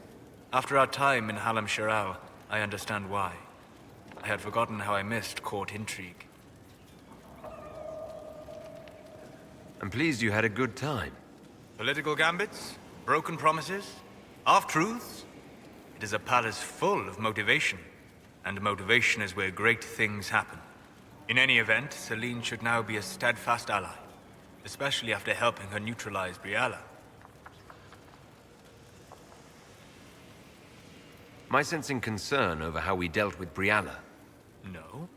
Why would I disapprove of... Oh, because we're both elves. I'm sorry, I was confused. I do not consider myself to have much in common with the elves. Who do you have much in common with? Who are your people? A good question. I joined the Inquisition to save the world. Regardless of who my people are, this was the best way to help them. As for the elves of Orlais, I believe Briala is doing quite well on their behalf. She is an admirable woman. You're an admirable man. Not many people know who they are the way you do. Thank you. Both for saying that and for seeing that. Few in this world can see me, instead of just seeing a pair of pointed ears. With an Illuvion, Corypheus could cross into the Fade in the flesh. Indeed. The Inquisitor can attest that these artifacts still work if one knows how to use them. What happens when Corypheus enters the Fade? Why, he will gain his heart's desire and take the power of a god. Or, and this is more likely, the lunatic will unleash forces that tear the world apart. We don't have to worry about this Illuvian if Corypheus isn't alive to use it. Stopping him thusly would be ideal, if you could manage it. Pardon me, but does this mean everything's lost unless we get to the Illuvian before him? Corypheus has a head start, no matter how quickly our army moves. We should gather our allies before we march. Can we wait for them? We should send our spies ahead to the Arbor Wilds. Without support from the soldiers, you'd lose half of them. Then what should we do? For starters, we don't let Corypheus worry us to death. Imagine how embarrassing that would be. Josephine, have our allies send scouts to meet us in the wilds. Liliana, your fastest agents will join them. Together, we'll have enough spies to slow down Corypheus's army until Cullen's soldiers arrive. Such confidence. But the Arbor Wilds are not so kind to visitors. Old elven magic lingers in those woods. We'd be remiss to not take advantage of your knowledge, Lady Morgan.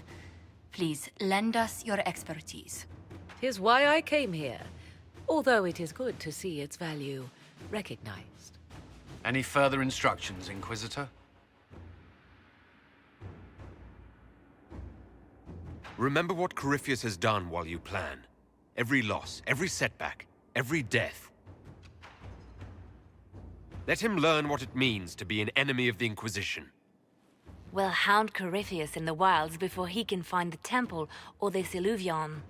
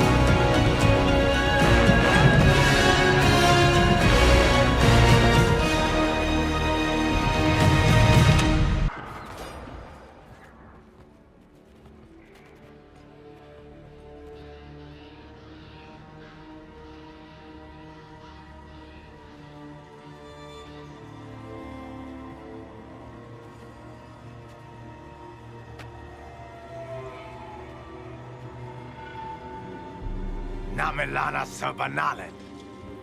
They still think to fight us, Master.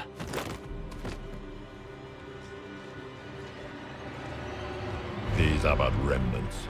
They will not keep us from the Well of Sorrows. Well of Sorrows?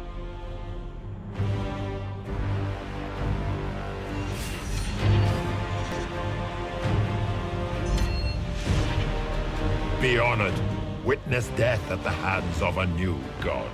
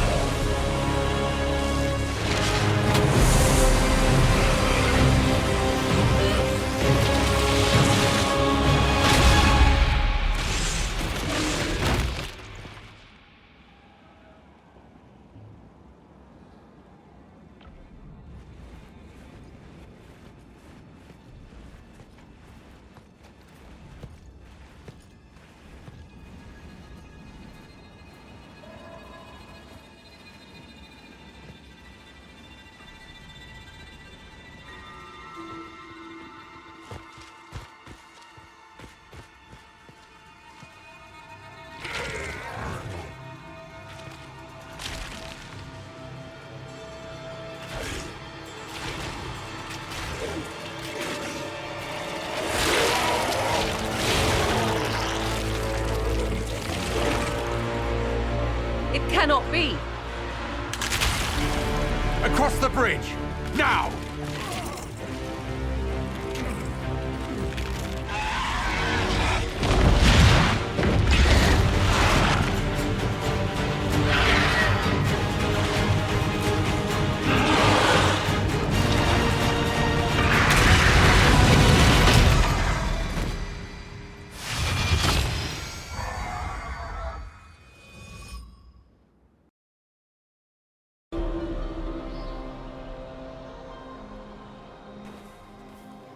At last, Mathal's sanctum.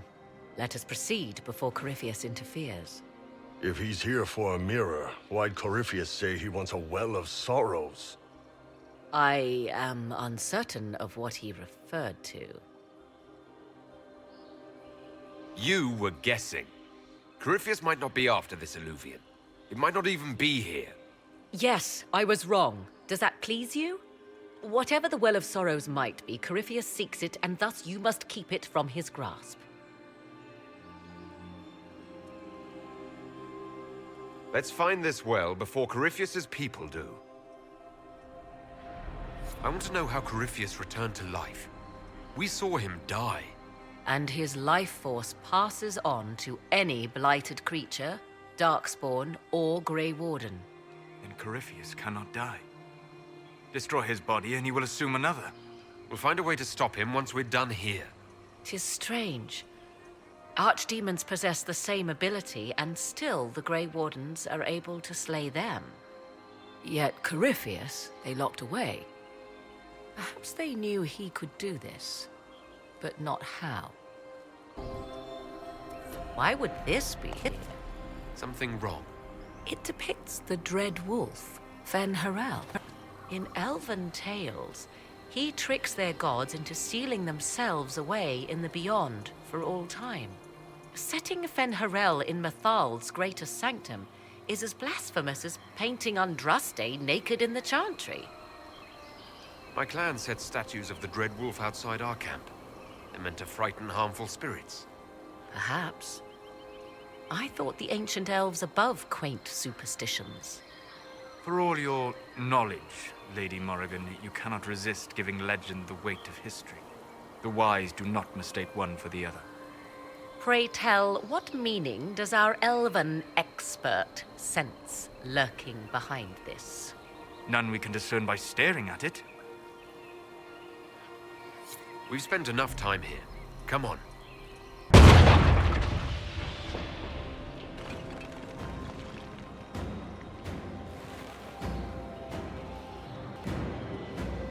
Hold them off!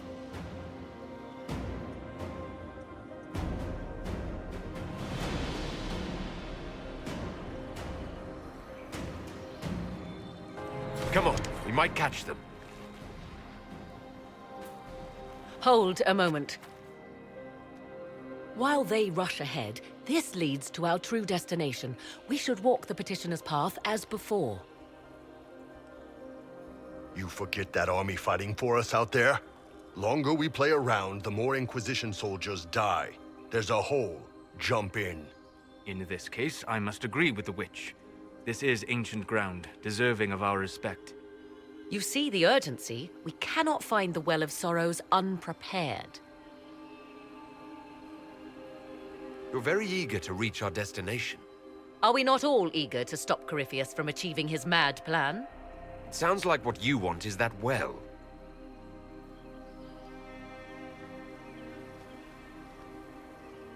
There is a danger to the natural order. Legends walked Thedas once, things of might and wonder. Their passing has left us all the lesser. Corypheus would squander the ancient power of the well. I would have it restored.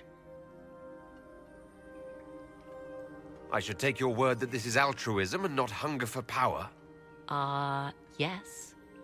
Far easier to believe the Witch of the Wild's full of greed.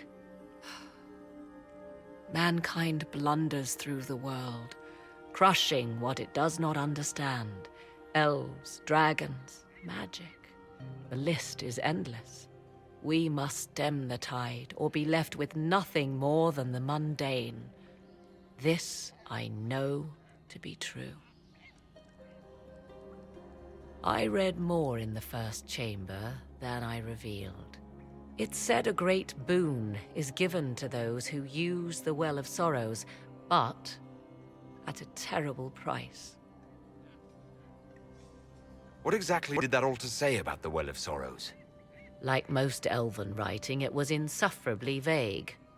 The term I deciphered was Halam Shivanas, the sweet sacrifice of duty. It implies the loss of something personal for duty's sake, yet for those who served at this temple, a worthwhile trade. What sort of curse should we brace ourselves for if we use the well? It would be easier by far to advise you of a curse. This price is not so well defined. My priority is your cause, but if the opportunity arises to save this well, I am willing to pay the cost. And gain what? That is what we must discover. The rituals may point the way. 'Tis not what I expected. What was this chamber used for?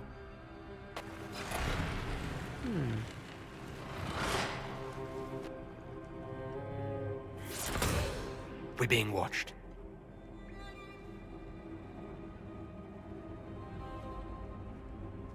Venavis, you are unlike the other invaders. You have the features of those who call themselves elven. You bear the mark of magic, which is familiar. How has this come to pass? What is your connection to those who first disturbed our slumber? I won't be interrogated at sword point. Declare yourself. I am called Abelas. We are sentinels, tasked with standing against those who trespass on sacred ground. We wake only to fight, to preserve this place. Our numbers diminish with each invasion. I know what you seek. Like all who have come before you, you wish to drink from the Vira Belasan. The place of the Way of Sorrows. He speaks of the well. It is not for you. It is not for any of you. So you're elves from ancient times? Before the Tevinter Imperium destroyed Arlathan? The Shemlin did not destroy Arlathan. We Elven warred upon ourselves. By the time the doors to this sanctuary closed, our time was over. We awaken only when called, and each time find the world more foreign than before. It is meaningless. We endure. The Vira Belasan must be preserved. What is this Vira Belasan exactly? It is a path, one walked only by those who toiled in Mithal's favor. He speaks of priests, perhaps. More than that, you need not know.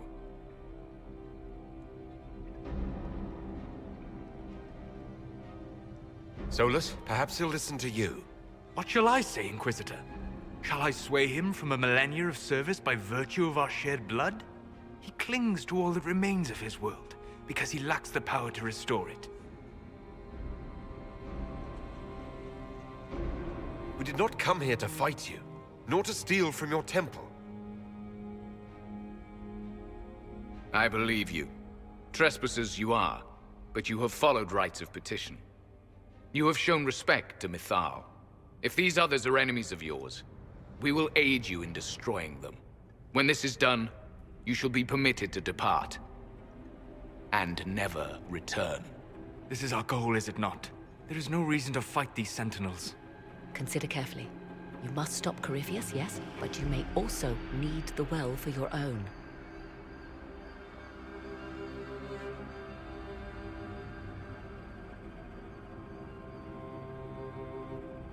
I accept your offer. You will be guided to those you seek. As for the Vira Belasan, it shall not be despoiled, even if I must destroy it myself. No! Morrigan!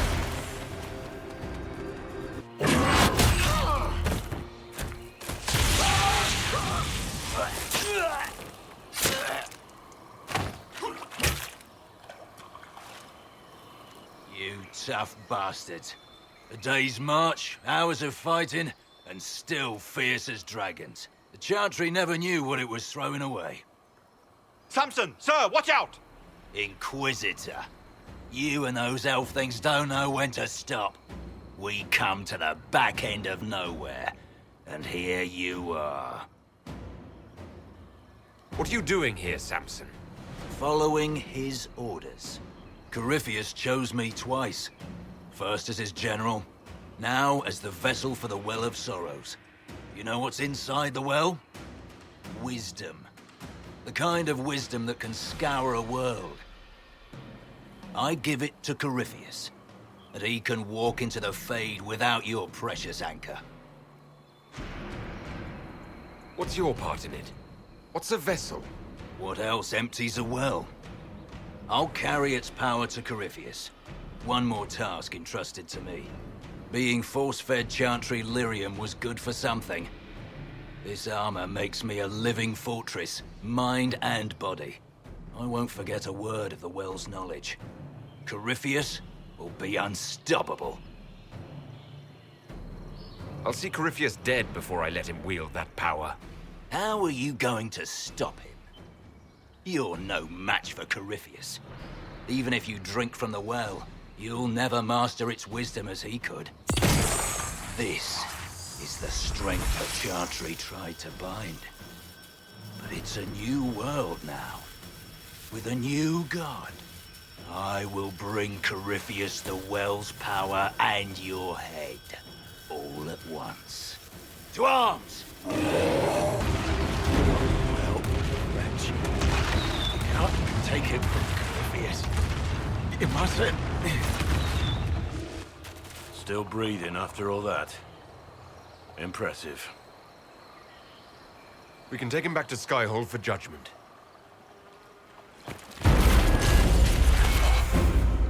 Abelas!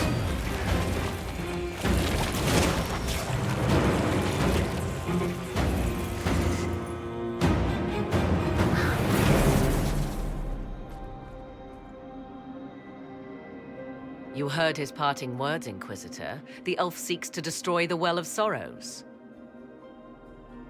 So the sanctum is despoiled at last. You would have destroyed the well yourself, given the chance. To keep it from your grasping fingers. Better it be lost than bestowed upon the undeserving. Fool. You'd let your people's legacy rot in the shadows. Enough. You cannot honestly... I said enough!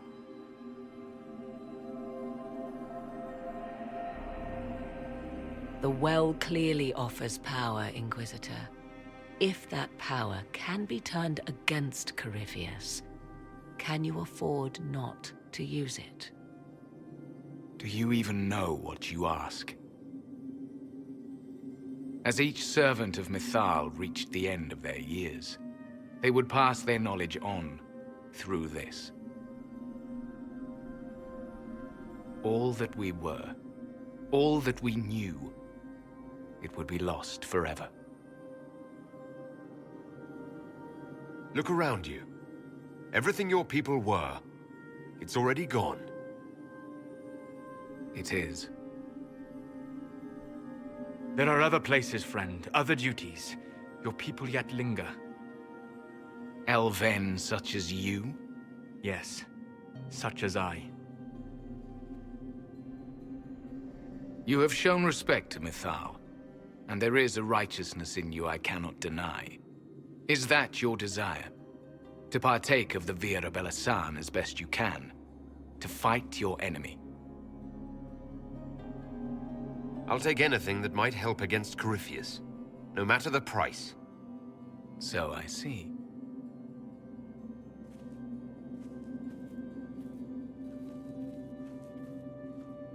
The Vira Belasan may be too much for a mortal to comprehend. Brave it if you must.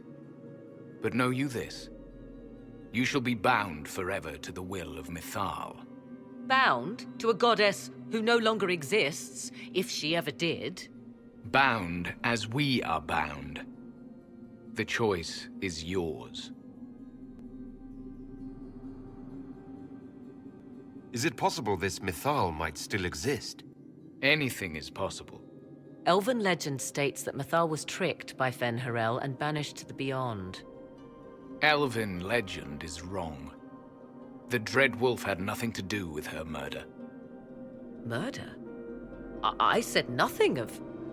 She was slain, if a god truly can be. Betrayed by those who destroyed this temple. Yet the Virabella-san remains. As do we. That is something. Are you leaving the temple? Our duty ends. Why remain? There is a place for you, Lethaline, if you seek it. Perhaps there are places the Shemlin have not touched. It may be that only Uthenera awaits us. The blissful sleep of eternity never to awaken, if fate is kind.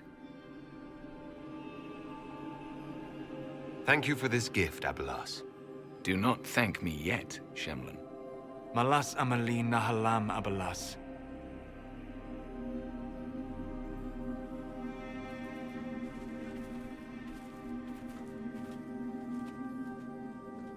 His name, Abelas, means sorrow.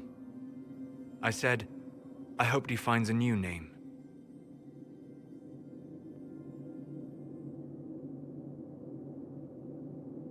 You'll note the intact Illuvian.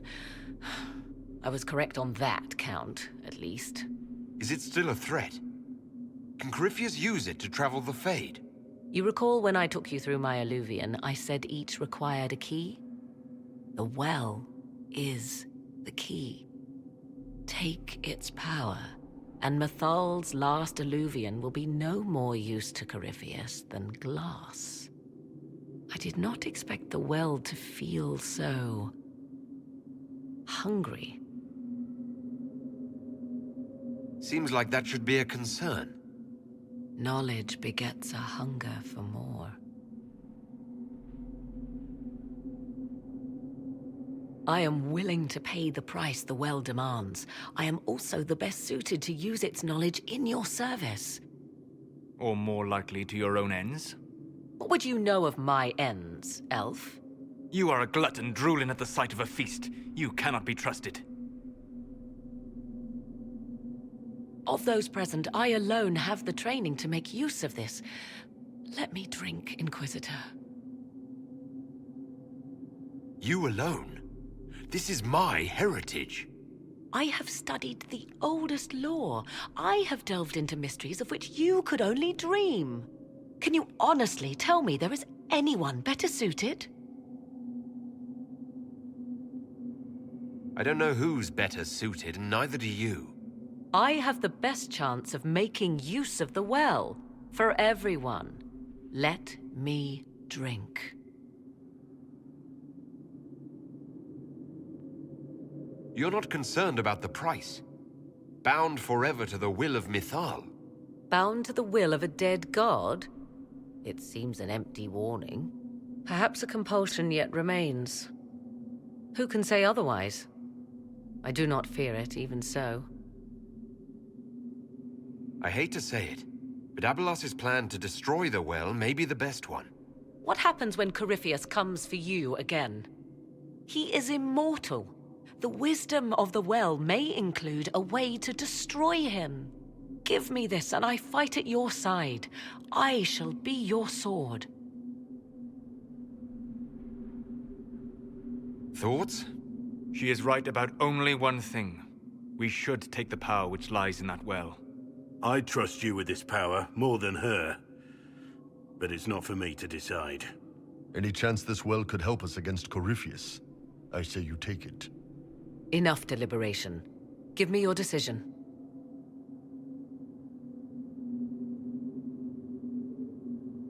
Looking at it, listening to it. That's not just knowledge from the ancient elven priests. It's their will. How would you know such a thing? That's what Abelas was telling us. The collective will of the priests puts anyone who drinks under a compulsion, a gas. Can't you feel it? That would match the legends, but it does not tell us what the gas entails. I would still use the well, but you are right. We must be cautious. If anyone is to use the well, it will be me. So you will take what little knowledge you can understand and let the rest go to waste? This knowledge stays with the Inquisition.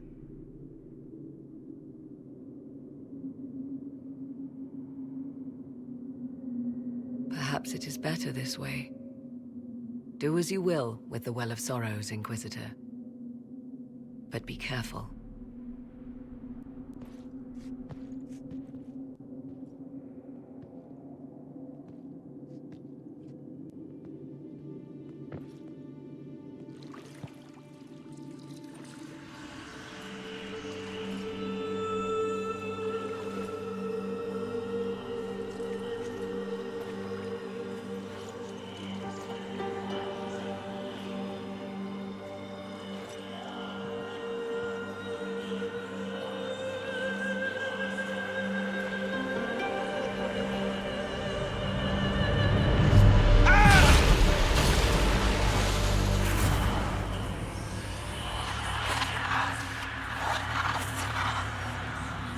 Why am I here? Corypheus! A Magister wishes to rip the veil open. I must learn how to stop him.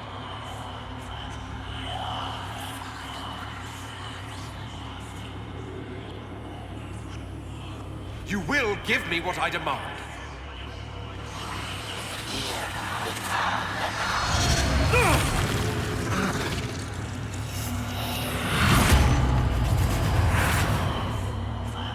Inquisitor! Inquisitor!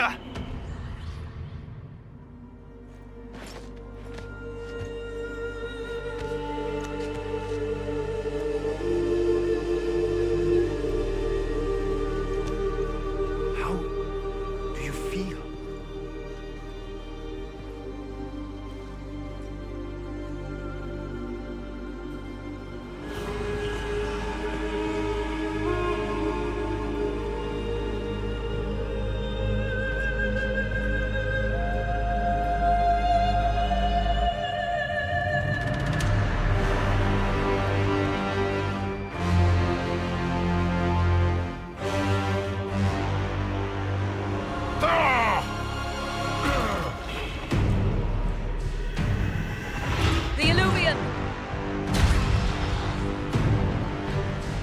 The mirror.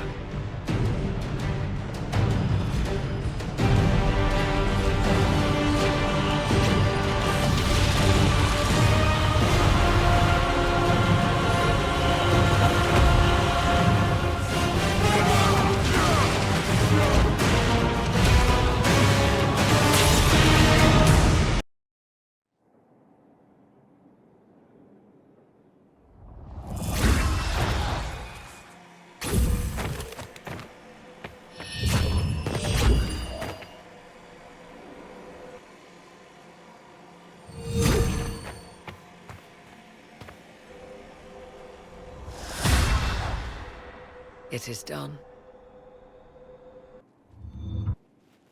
I'm pleased to report we won the battle, Inquisitor. When you went through that mirror, Corypheus and his archdemon fled the field. I'm not sure why. What he wanted was no longer within the temple. Perhaps. He spent so long trying to get into the temple, he probably couldn't have helped his forces by that point. Then Corypheus is finished. If he is wise, he will hide and rebuild his strength before he attacks again. He will not hide. He won't hide. You hear it. The well speaks to you. I hear something. If only one who understood such voices had used the well's power instead. Then we'd have to rely on her interpretation of them, and whatever she chose to tell us. Have I not been forthcoming enough for you, Spy Master? I told you what the well could have done, Inquisitor. You should be hearing shouts from the heavens, not whispers. I have the well's power, Morrigan, not you. Earlier you said you knew what needed to be done next. What did you mean? The dragon is not an archdemon. It's a dragon in which Corypheus has invested part of his power. Kill it, and his ability to jump to other bodies is disrupted for a time. He can be killed. That's no simple task. Corypheus alone is powerful, but with his dragon...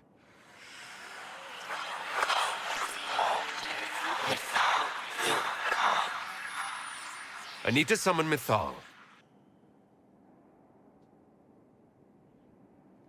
Whatever Mythal was, goddess or myth? There. An altar in the wilderness.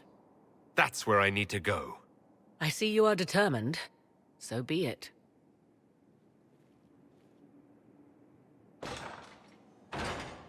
Are you certain of this? No. We must be ready for anything. A trap, or worse. I'll see to Skyhold's defenses in the meantime. I begged you not to drink from the well. Why could you not have listened? Solas. You gave yourself into the service of an ancient elven god! What does that mean exactly? You are Mythal's creature now. Everything you do, whether you know it or not, will be for her. You have given up a part of yourself. I have not become Mythal's slave. Not yet. But if you remove the layer of nostalgia from stories of the elven gods, you might see the danger. They were arrogant and fickle. They warred amongst themselves. They had feuds, vendettas. And you are bound to one of them now. I suppose it is better you have the power than Corypheus. Which leads to the next logical question. What will you do with the power of the well once Corypheus is dead? This war proved that we can't go back to the way things were. I'll try to help this world move forward. You would risk everything you have in the hope that the future is better. What if it isn't? What if you wake up to find the future you shaped is worse than what was? I'll take a breath, see where things went wrong, and then try again. Just like that. If we don't keep trying, we'll never get it right. You're right. Thank you. For what? You have not been what I expected, Inquisitor. You have impressed me. You have offered hope. That if one keeps trying, even if the consequences are grave, that someday things will be better. Forgive my melancholy. Corypheus has cost us much. The Temple of Mythal did not deserve such a fate. The orb he carries, and its stolen power, that at least we may still recover.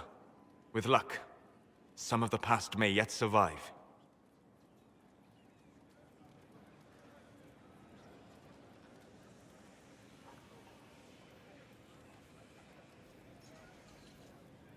I am grim and fatalistic. Getting you into bed is just an enjoyable side benefit. Come with me, Vanan.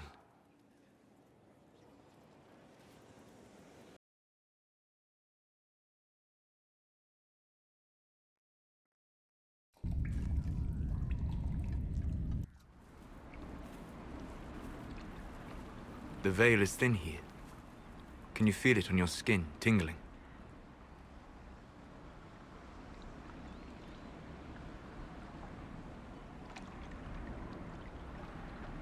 I was trying to determine some way to show you what you mean to me.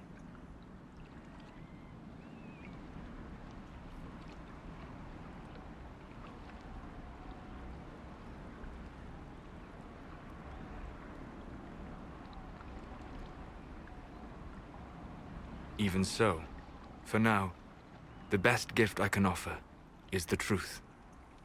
You are unique. In all Thedas, I never expected to find someone who could draw my attention from the Fade. You have become important to me. More important than I could have imagined.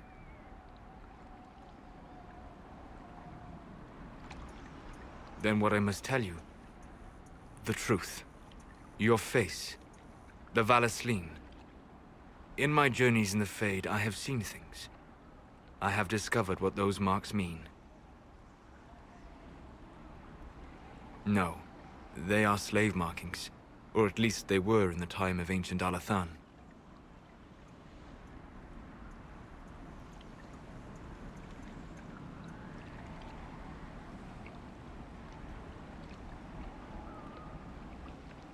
Yes, that's right. A noble would mark his slaves to honor the god he worshipped. After Alathan fell, the Dalish forgot.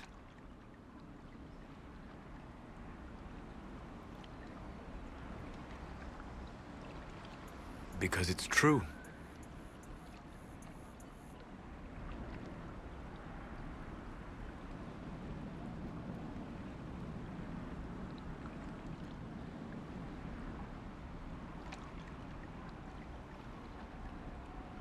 Because you deserve better.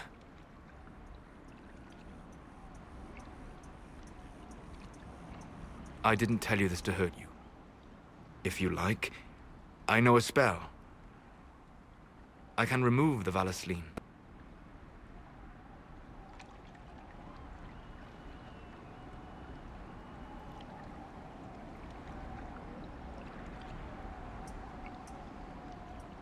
It is.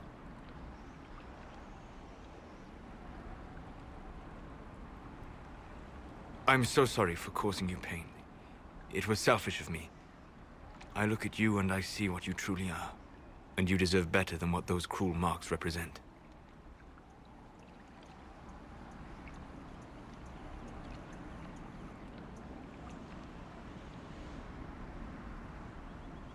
Sit.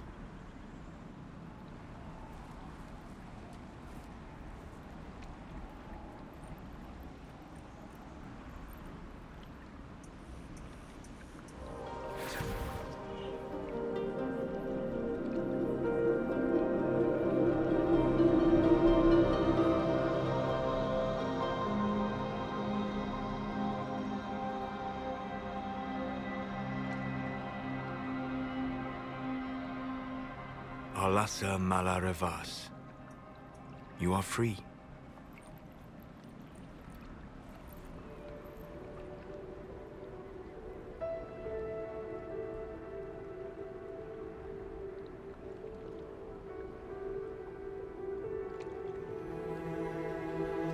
You are so beautiful.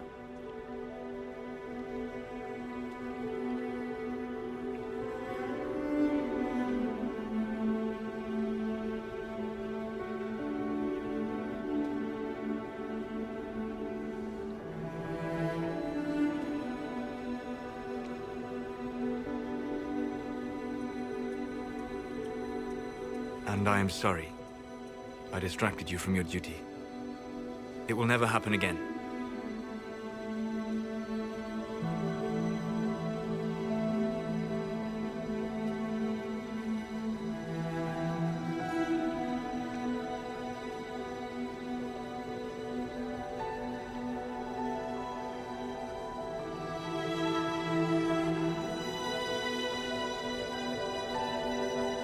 I'm sorry. I never wanted to hurt you.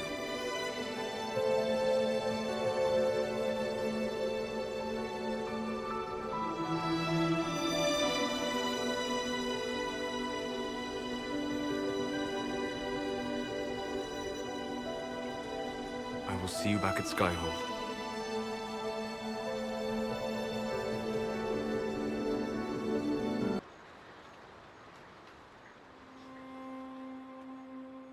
This is all that's left of the altar. We few who travel far, call to me and I will come. Without mercy, without fear. Cry havoc in the moonlight. Let the fire of vengeance burn. The cause is clear. A very old invocation. Perfectly translated. Strange that there wasn't an altar like this at Mithal's temple. The temple was a place of justice. But this is different. This was where the elves called to her, spoke to her. And one day she disappeared and they had no one to speak to. You want us to piss off so you can get to it? Don't go too far. I may need your help if there's trouble. You will perform this mysterious summoning alone, Inquisitor? Very bold. Just couldn't stay away, could you? I am eager to see what manner of creature responds to your call. Who would not be? The voices say it will be Mithal. And what is Mithal? beyond something thousands of years dead and gone.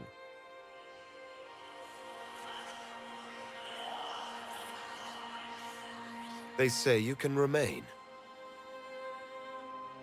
How very hospitable of them. You know who I am. The last to drink from your well of sorrows. Come to me, Mythal. Whatever you are, whoever remains, I invoke your name and your power.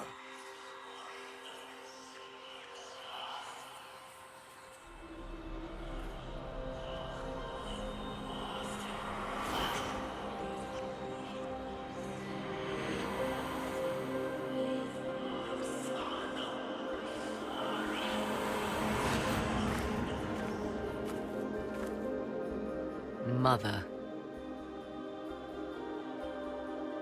Mother? Now, isn't this a surprise? What's wrong? We have been deceived! Be a good lad and restrain her. What are you doing? What are you doing? I don't know. Of course you know. You drank from the well, did you not? Then you are Mythal?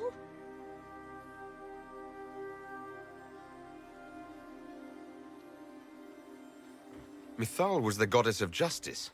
I've seen the statues. She... Was one of the people. Yes, indeed. I do not understand. How can you be Mythal? Once I was but a woman, crying out in the lonely darkness for justice. And she came to me, a wisp of an ancient being, and she granted me all I wanted and more. I have carried Mythal through the ages ever since, seeking the justice denied to her. Then you carry Mythal inside you. She is a part of me, no more separate than your heart from your chest. What do the voices tell you?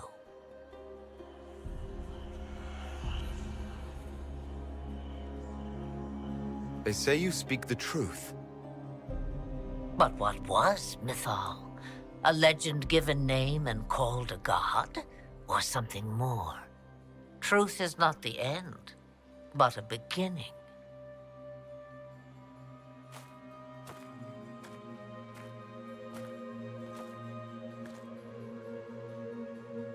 So young and vibrant, you do the people proud and have come far. As for me, I have had many names, but you may call me Flemeth.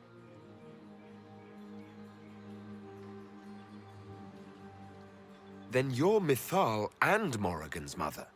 As well as a witch who prolongs her unnatural life by possessing the bodies of her daughters.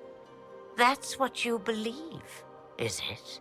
I found your grimoire, and I am no fool, old woman. Oh, if only that were so. My daughter ran from me long ago. I've let her be, until now, it seems. If Mythal is a part of you, why haven't you helped us? We've called to you, prayed to you. What was could not be changed. What about now? You know so much. You know not what you ask, child. Why did Mythal come to you? For a reckoning that will shake the very heavens. And you follow her whims. Do you even know what she truly is? You seek to preserve the powers that were, but to what end? It is because I taught you, girl. Because things happened that were never meant to happen. She was betrayed as I was betrayed, as the world was betrayed. Mythal clawed and crawled her way through the ages to me, and I will see her avenged! Alas, so long as the music plays, we dance. This meeting was no accident, was it? The voices from the well directed me here. And you direct them. Clever lad. The voices did not lie, Inquisitor. I can help you.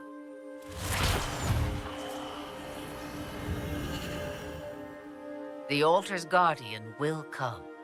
Master the dragon, and it will be yours to command against Corypheus.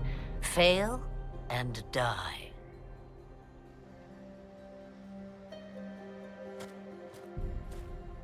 Wait! I wish to see who drank from the Well of Sorrows. It has been a very long time. Now I have, and he is free to go. But what of us?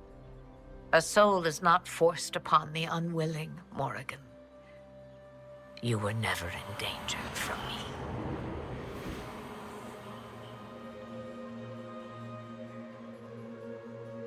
All things considered, Inquisitor, I now am rather pleased you drank from the well.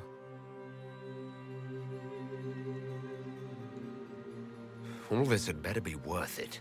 You will discover that shortly, I suspect.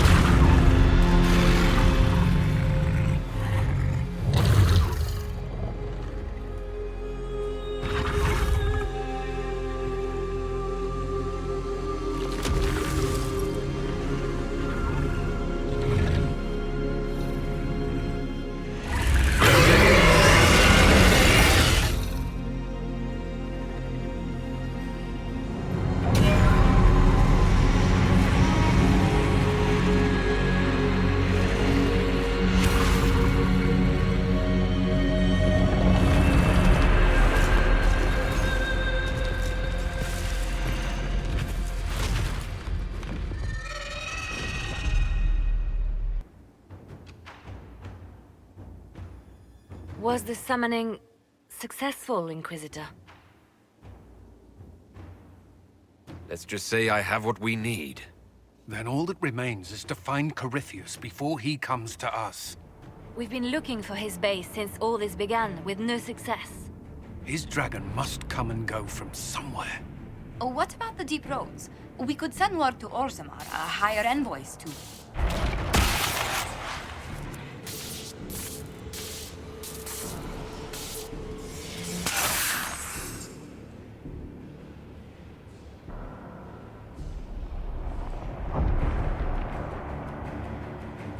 Corypheus. He did that? But why? Either I close the breach again, or it swallows the world. But that's Magnus. Wouldn't it kill him as well?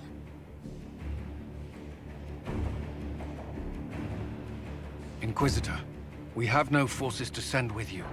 We must wait for them to return from the Arbor Wilds.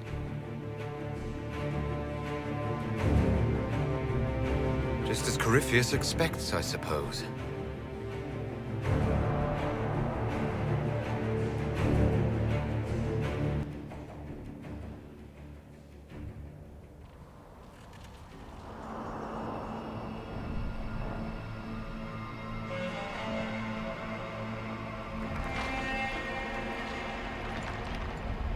Tell me, where is your maker now? Call him.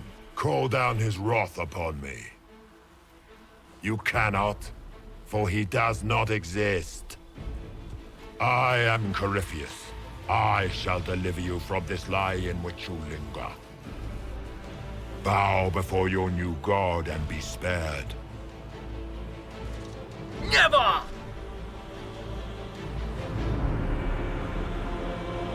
As you wish.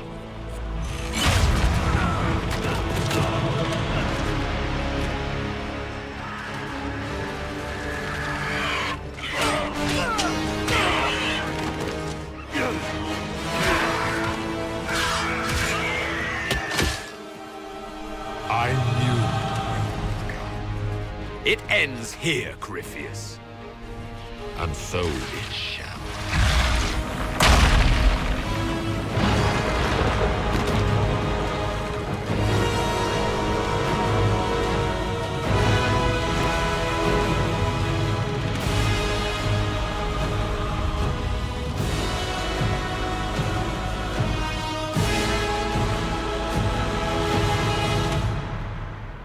You have been most successful in foiling my plans, but let us not forget what you are. A thief in the wrong place at the wrong time, an interloper, a gnat. We shall prove here, once and for all, which of us is worthy of godhood. You're not proving anything by talking.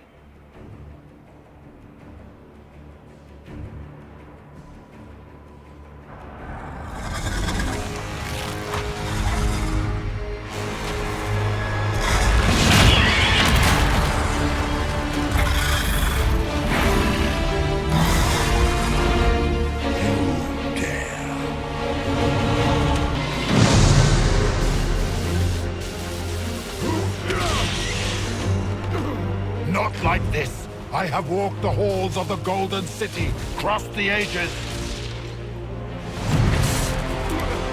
Do not, ancient ones, I beseech you! If you exist, if you ever truly existed, aid me now!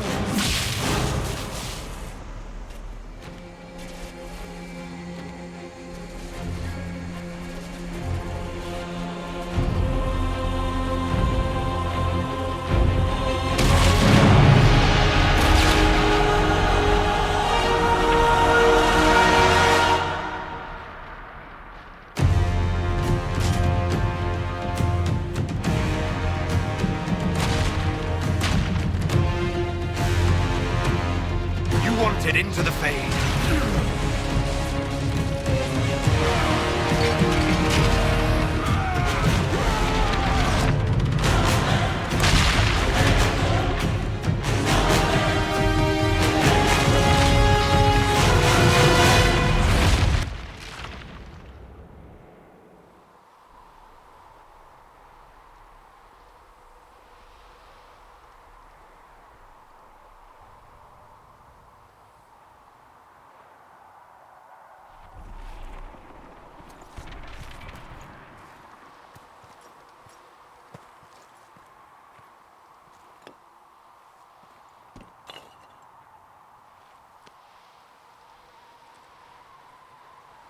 Solas?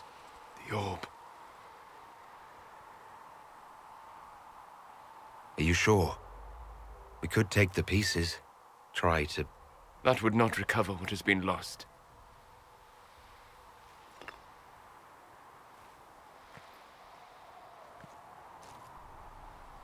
There's more, isn't there? It was not supposed to happen this way. No matter what comes, I want you to know that what we had was real. Inquisitor, are you alive?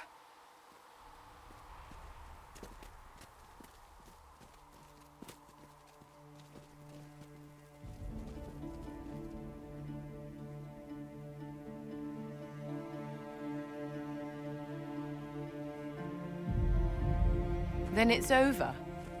How lovely. And the sky is healed, healthy, whole. There's just that left to remember. Looks that way. What do we do now?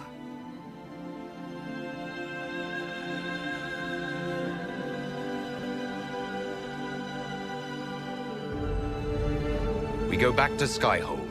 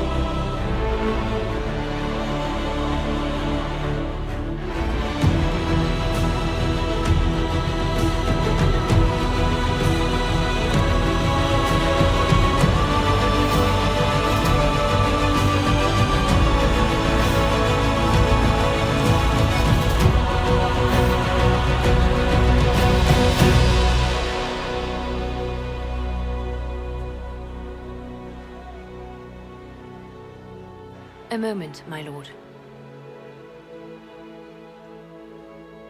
My agents have found no trace of Solas. He has simply vanished. If he does not wish to be found, there's likely nothing we can do. But I will keep looking.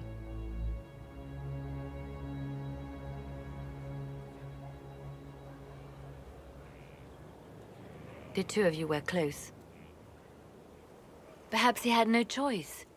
He might return at any moment. Maybe.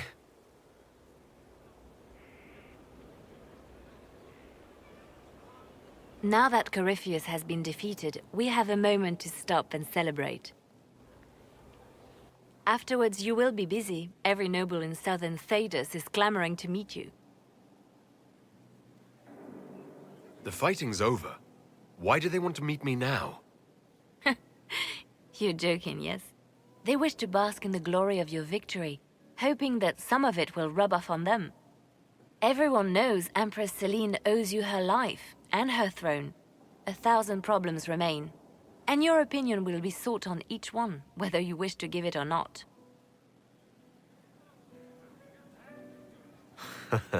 Oh, now they're lining up to meet me. Such is the way of things. Previously, you were an upstart, a Dalish elf leading a band of rebels and heretics. Until Corypheus revealed himself, they could not see the single hand behind the chaos. Once he did, they knew. A magister and a darkspawn in one creature, the ultimate evil. Now you are the only power left standing. Enjoy the evening while you can, Inquisitor.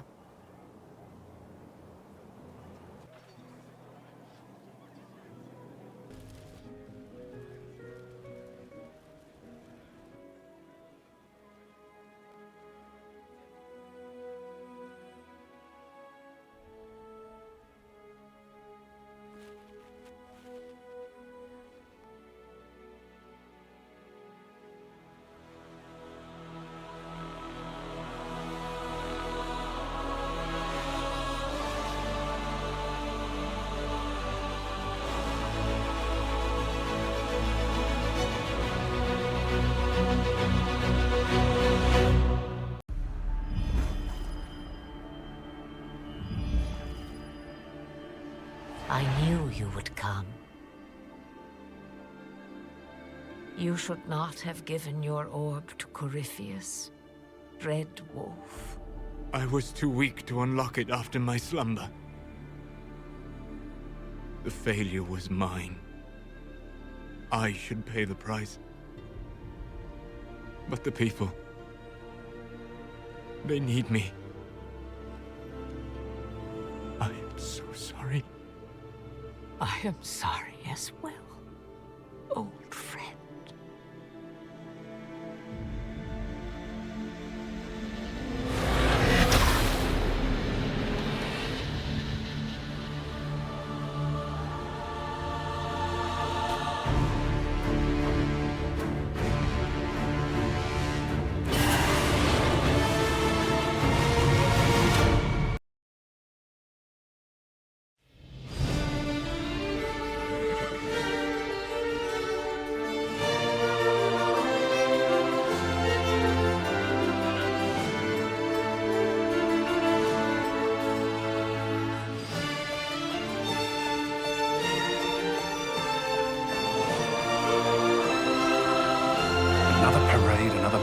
Negotiation. Smiles, everyone. We must be careful how we present ourselves. Why did Divine Victoria call the Exalted Council? She's kept Orlais from bothering us for the last 2 years. At increasing political cost, yes. She has done all she can, but the Exalted Council has become necessary. Orlais would control us, and based on their many marriage proposals, they have specific plans for you. Our real concern is Ferelden. They would see us disbanded entirely.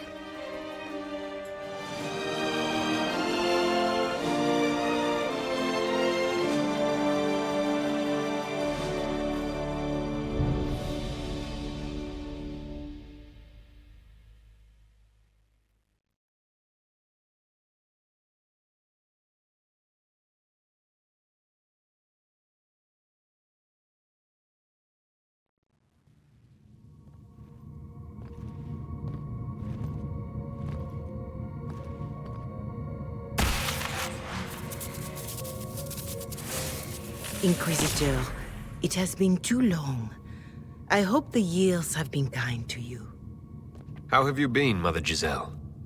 I spent last summer in Emprise de Lyon, distributing food sent from the Exalted Plains. The Dales are finally recovering.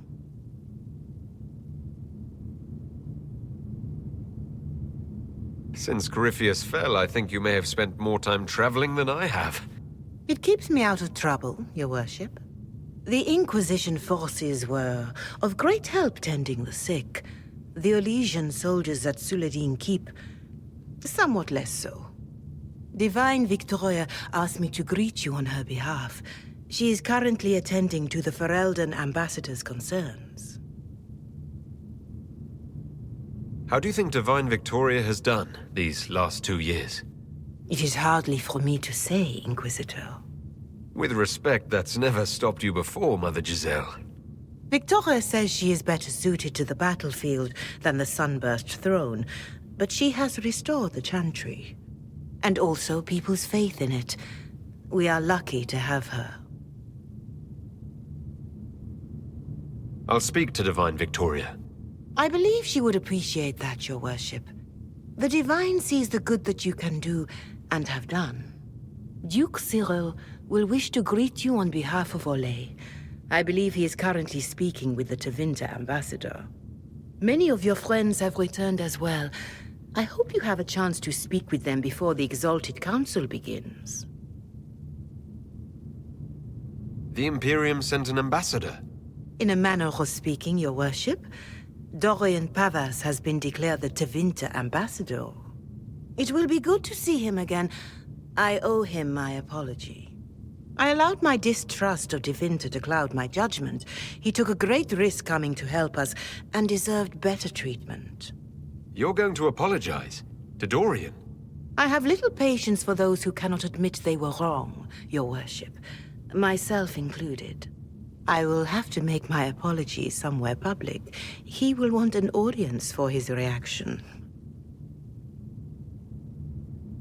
Who has returned for the Exalted Council? Your dwarven friend, Master Tetras. For one, I understand he spent much of the last few years in Kirkwall. I believe Sir Blackwall has returned as well, although he now uses the name Tom Ranier. Enjoy time with them while you can, Your Worship. I doubt you will have the chance once the Exalted Council is underway. Thank you, Mother Giselle. Your Worship, a final question, if I may. This Exalted Council, Ferelden would have the Inquisition disband. Olay sees its power as another feather in a chevalier's helmet.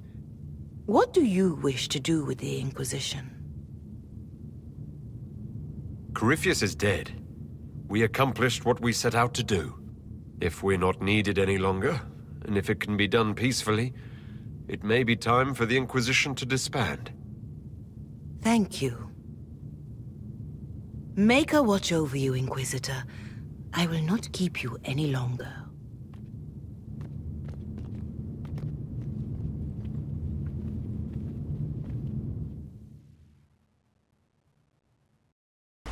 Darling, you made it. Excellent. I scheduled this appointment ages ago, and they do appreciate punctuality. Appointment? With the Imperial Garden Spa, of course. You work so hard, my dear. I wanted to treat you.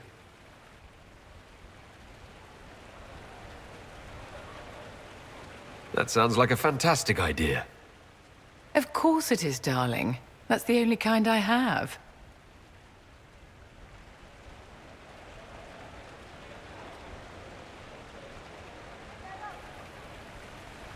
What are the cheese wheels for?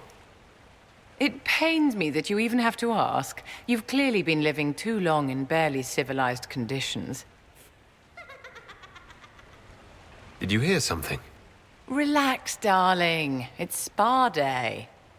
How have you been? It seems ages since we've spoken. I know you were cruelly disappointed when Solas left. I'm still not over what happened. We shouldn't dwell on terrible mistakes, should we? It's spa day.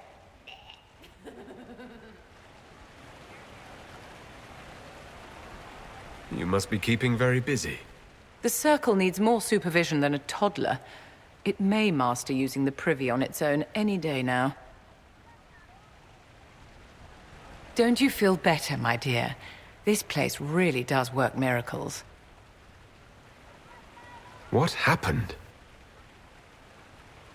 Darling, it's spa day. Don't fret. You'll undo all the good they've done. Come along, Inquisitor. They have other appointments, you know.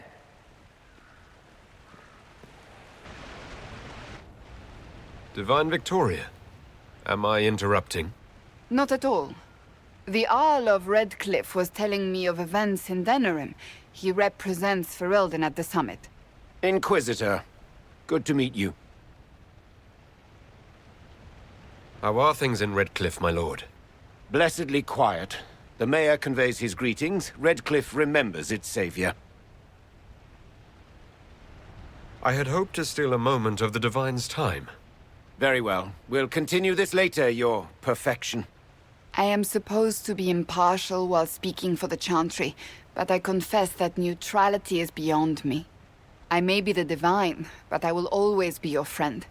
And I can hardly ignore the fate of the Inquisition that I began.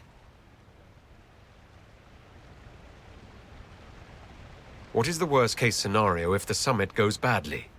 It could end the Inquisition, but for that, you and I would probably have to start a fistfight during the talks. I must attend to other matters. If you need me, I am ready to assist. Unconditionally. I'm glad you finally arrived, Inquisitor. The Crown's anxious for news. And your thoughts on Ferelden's position? The breach is long gone, yet Skyhold's army remains. Ferelden can't continue to ignore soldiers on its borders. The Inquisition has grown. I can see how its presence might cause concern. Then you understand why we must demand a reduction of your military forces. A power without allegiance to either Ferelden or Orlais? Even I see neither of our countries can let it rest. I won't keep you longer. We'll have words enough when the Exalted Council begins. Oh. Is everything all right? Yes. Well, I wanted to speak with you, and now you're here.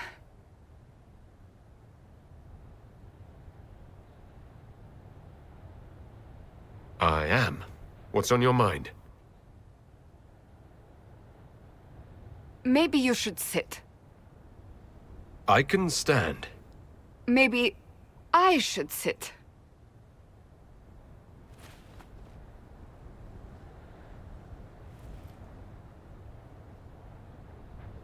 Inquisitor, I want you to know that I am your friend. I will always be your friend. Oh, well, that's... So I hope to give you sound advice on this momentous day. Do what is in your heart, my friend, no matter what anyone might tell you. I really can't imagine what you mean. I'm talking about marriage. Marriage? I can't imagine who it is. Macon knows you've kept it secret, but if marriage is... You're not proposing to anyone. I am going to kill Varric. Why do I believe everything he says? Why?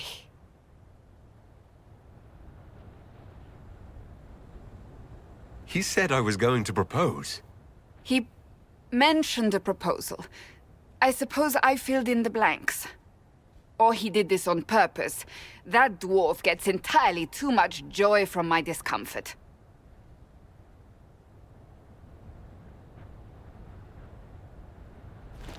I do appreciate what you were trying to say. Being Inquisitor has brought you good things. Many good things. But only a few have been by your choice. Take what happiness you can from those and do not let them go. That is all I meant to say. Advice from a friend for the days to come.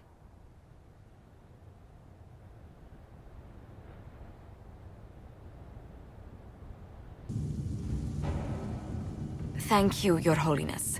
Now, Artigan, as to your concerns... The Inquisition established an armed presence in Ferelden territory. You outright seized Caer Bronach in Crestwood. Yes, from bandits. Would you like us to give it back to them? Your help was appreciated 2 years ago, Inquisitor. Now order has been restored, yet you remain. Invading under pretext of restoring order is exactly what the Grey Wardens did to us centuries ago, and we exiled them. That was Ferelden's mistake, just as exiling the Wardens at Adamant Fortress was regrettably the Inquisition's mistake. Of course Orlais tolerates this interference. The Inquisition is the only reason Selene still has the throne. Rest assured, Tegan, the Empire of Orlais will not stand idle if the Inquisition oversteps its bounds. Unlike Ferelden, however, Orlais understands that these were the well-intentioned mistakes of a young organization. An organization in need of a guiding hand. Yours, no doubt. Pardon me, Inquisitor. Sister Leliana asked to speak with you in private.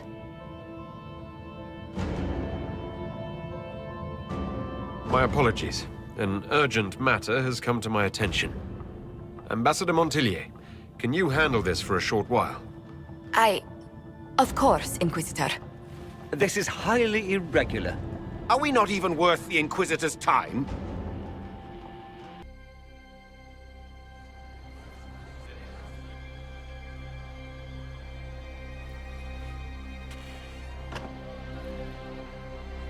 Inquisitor, I thought you would want to see this.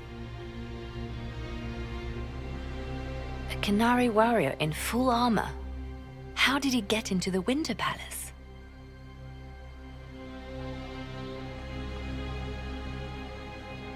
Would the Iron Bull know anything about this?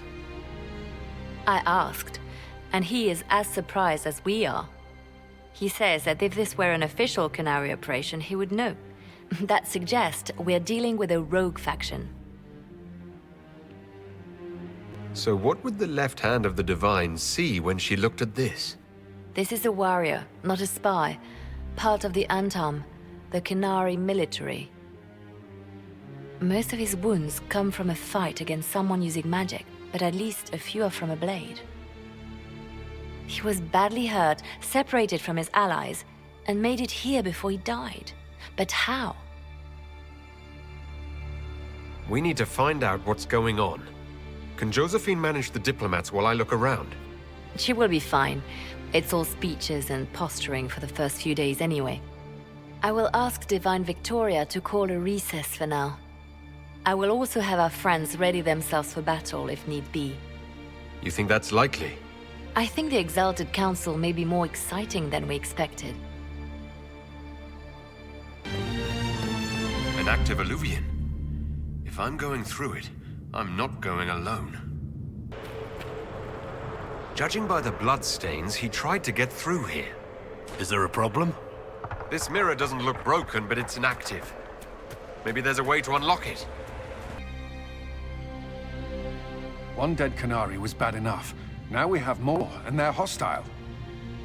This makes no sense. The Qunari may not be friendly to the Inquisition, but they have no reason to attack us. They also have no reason to be here, or using Illuvians at all. I've had the mirror placed under guard for now. It appears the relative peace and quiet of the last 2 years is coming to an end. First the Blight, then Mages and Templars, then Corypheus, and now this. Can't we go 10 years without the world falling to pieces? We must ensure that the Qunari do not disrupt the negotiations. The Exalted Council is in a very delicate state. I'm certain you can soothe the nobles' ruffled feathers while we solve the real problem. Not when the Inquisitor insults everyone present by walking out in the middle of the talks. Our only advantage is that Orlais and Ferelden are divided in goal and grievance. If they unite against us, Divine Victoria will have no choice but to support their claims. We could lose everything. Be that as it may, the Qunari must be our top priority. We can worry about the politics later. My apologies. I will attend to the Exalted Council. And while Josie does that, we will investigate. I'll head back to the crossroads.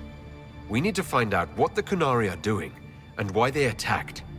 And I'll have a quiet word with our honor guard. I've been meaning to ask. Solas hasn't come back. Sent word? Anything?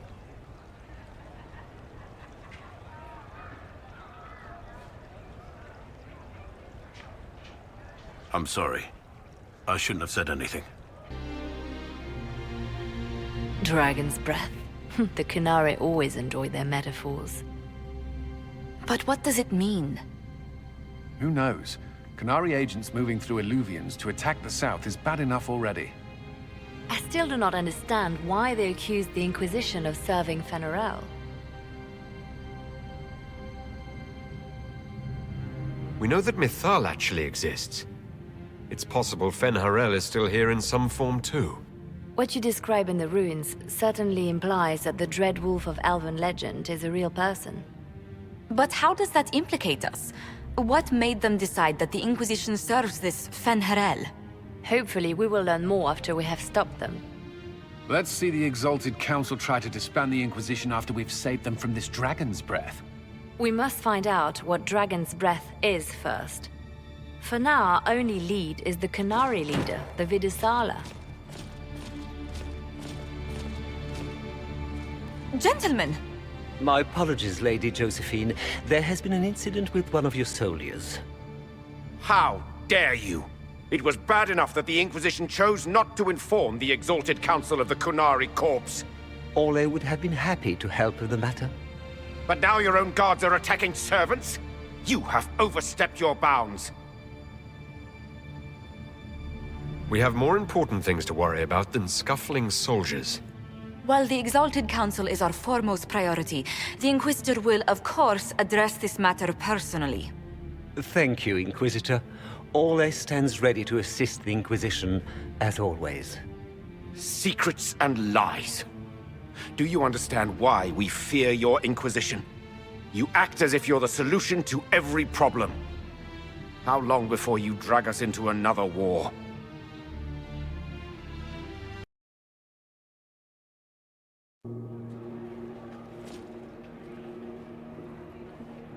What's going on here? The Orlesians tried to take one of our people, Inquisitor. We've secured the area. This is the Winter Palace. You cannot simply seize control when one of your guards attacks a servant. The Inquisition is handling this. When some noble commits a crime of fashion, you can take over. I only asked what he was doing. And when I refused to bow to the Inquisition's dogs, you attacked me! How would you like us to handle the situation, Inquisitor? That barrel there, where did it come from? I was ordered to bring wine for the guests. You're lying. Your Inquisition soldiers are completely out of control. No, we're in control. Keep talking and you'll find yourself in chains. Please take the servant into custody. Right away, Your Worship. Inquisitor? Ambassador Montillier will explain later. For now, please hold the servant for questioning. As you say, Inquisitor, Lord Cyril will hear about this. Inquisitor, I also found this by the barrel. I can't read the language.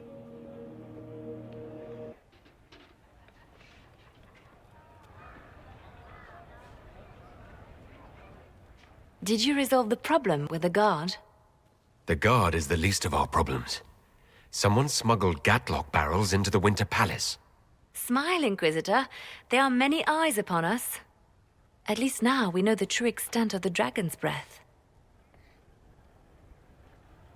You think the Dragon's Breath is these Gatlock barrels? Of course. A surprise attack, even through the Illuvians, would have met fierce resistance. But if everyone at the Exalted Council died in an explosion, the South would be rudderless, vulnerable to attack. This is what Corypheus should have done after the explosion at the Temple of Sacred Ashes. An attack as swift and unstoppable as the breath of a dragon. The guard who confronted the servant said she found this note near one of the barrels. It looks like Kunari writing. Let me see. I picked some up from the Iron Bull, though I'm told my accent is atrocious. These are orders for positioning the Gatlock in the palace. When duty has been performed, report to the Vidusala through the mirror marked by a bookcase. Mirror marked by a bookcase. I'm on my way. Good. While you do that, I will have agents locate the Gatlock barrels and remove them safely. I will also send word to my foreign contacts. We must see where else this dragon could strike.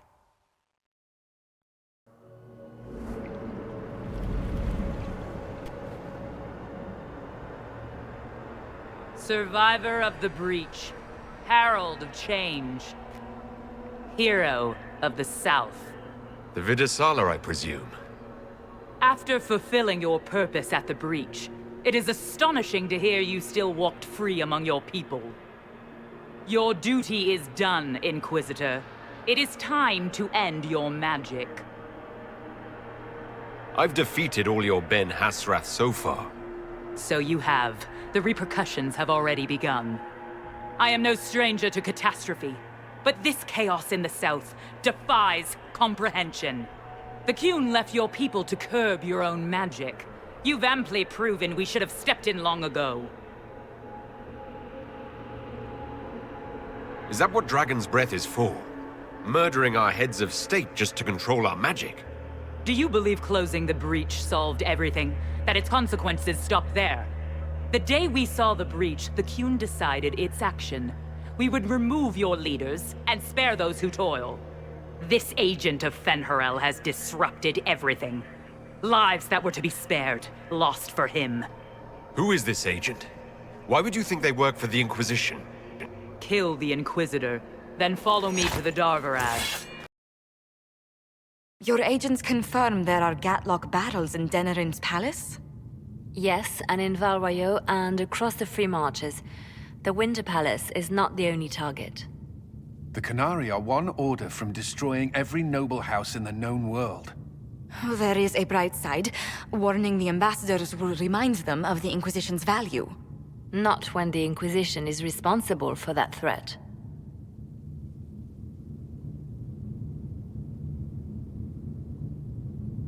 They came in through us. Yes. How, damn it? The elven servant handling the barrels confessed to working for the Canari. But the servant was Orlesian. That implicates Orlais, not us. But the barrels arrived at the Winter Palace on the Inquisition supply manifest. How are we supposed to fight a war when we can't even trust our own people? Do you know who got the barrels onto the Inquisition manifest? Yes, several of the Inquisition's elven workers have gone missing. I had their backgrounds checked. They joined the Inquisition after fleeing the chaos in Kirkwall. I remember when Kirkwall was at its worst. Many of the city's elves converted to the Qun, trying to find a better life. And the Canari turned them into spies.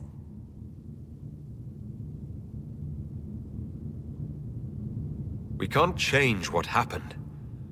Only how we react to it now. I fought to protect the Inquisition in this exalted council. And for what? So we could deceive and threaten those we claimed to protect? Once we locate the spies... This isn't about the spies. You hid the Canari body. You all but seized control of the Winter Palace. We did what was right, not what was politically convenient. Do you know what this has cost us with Orlais and Ferelden? They are planning to dismantle us as we speak. And perhaps they are right.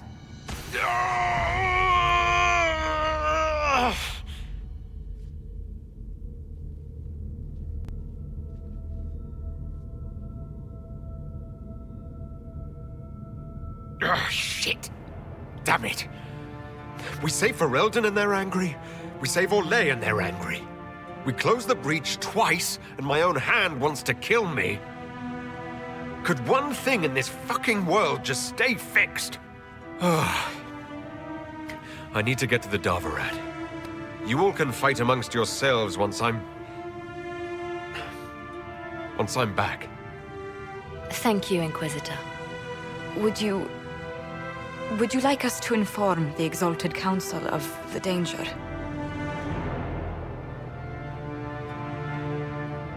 can't finish this fight while worrying about the Exalted Council. For now, we keep this to ourselves. Understood, Inquisitor. I'll have guards ready at the Alluvion, in case the Qunari attack the palace. Make a watch over you.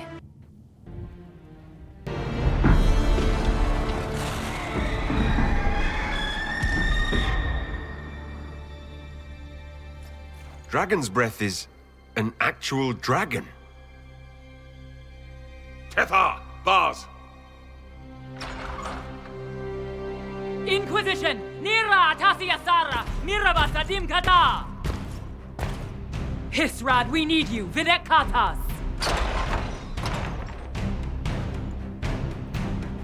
Good call leaving me behind. The Vidasala asked me to lend a hand, though. Nothing personal. Boss.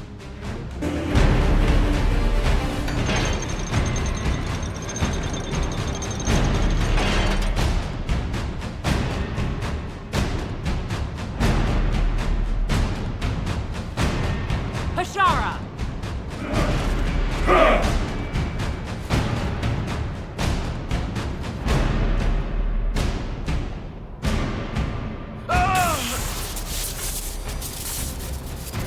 Dear Inquisitor, you have such little time left. You must finally see the truth. Elven magic already tore the sky apart. If the agents of Fen-Harel are not stopped, you will shatter the world as well. If these agents of Fen-Harel are a threat, we'll handle them. How, when you have never defeated anything without their assistance? You would have died from the mark on your hand, but for the help of one of their chief agents. The same agent who helped seal the breach, who led you to Skyhold, who gave Corypheus the orb, then founded the Inquisition. Solas, agent of Fen-Harel. What?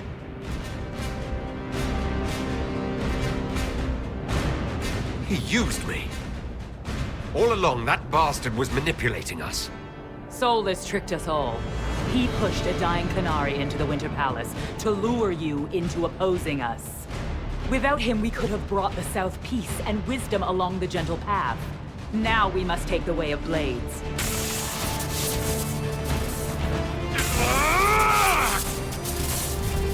Hanahadan, Inquisitor. If it is any consolation, Solas will not outlive you.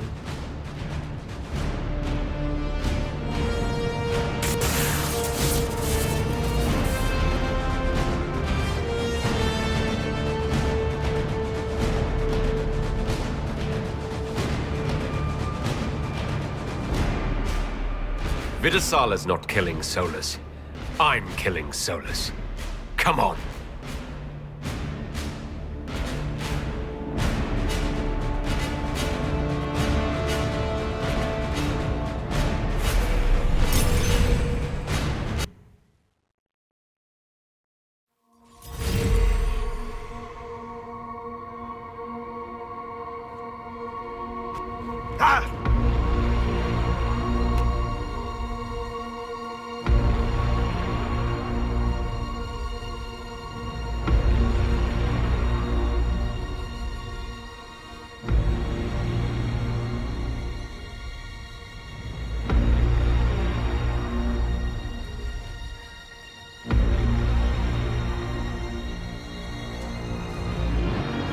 Ebesit kata, etwa ost.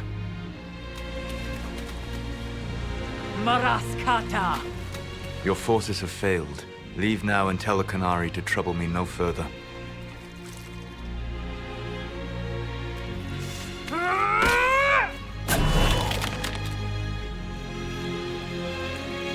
Solas.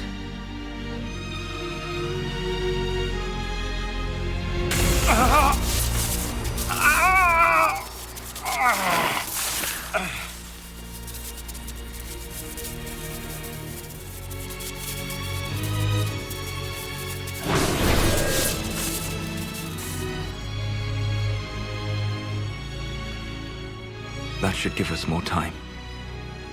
I suspect you have questions.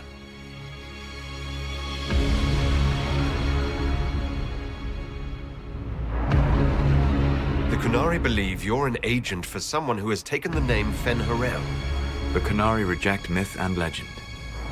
If you told them of your meeting with Mythal, they would attribute it to a demon. I am no one's agent but my own.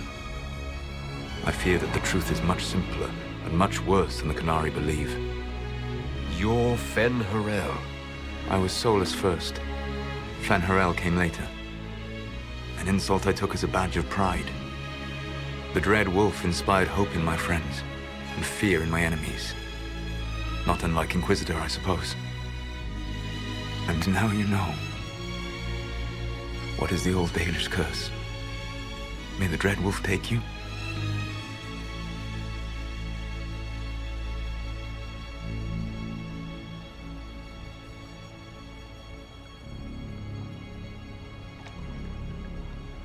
Only by omission.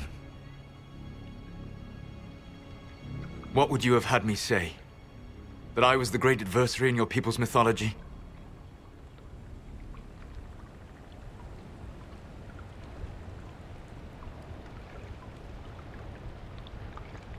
I sought to set my people free from slavery to would-be gods. I broke the chains of all who wished to join me. The false gods called me Fen Harel, and when they finally went too far, I formed the Veil and banished them forever. Thus I freed the elven people, and in so doing, destroyed their world.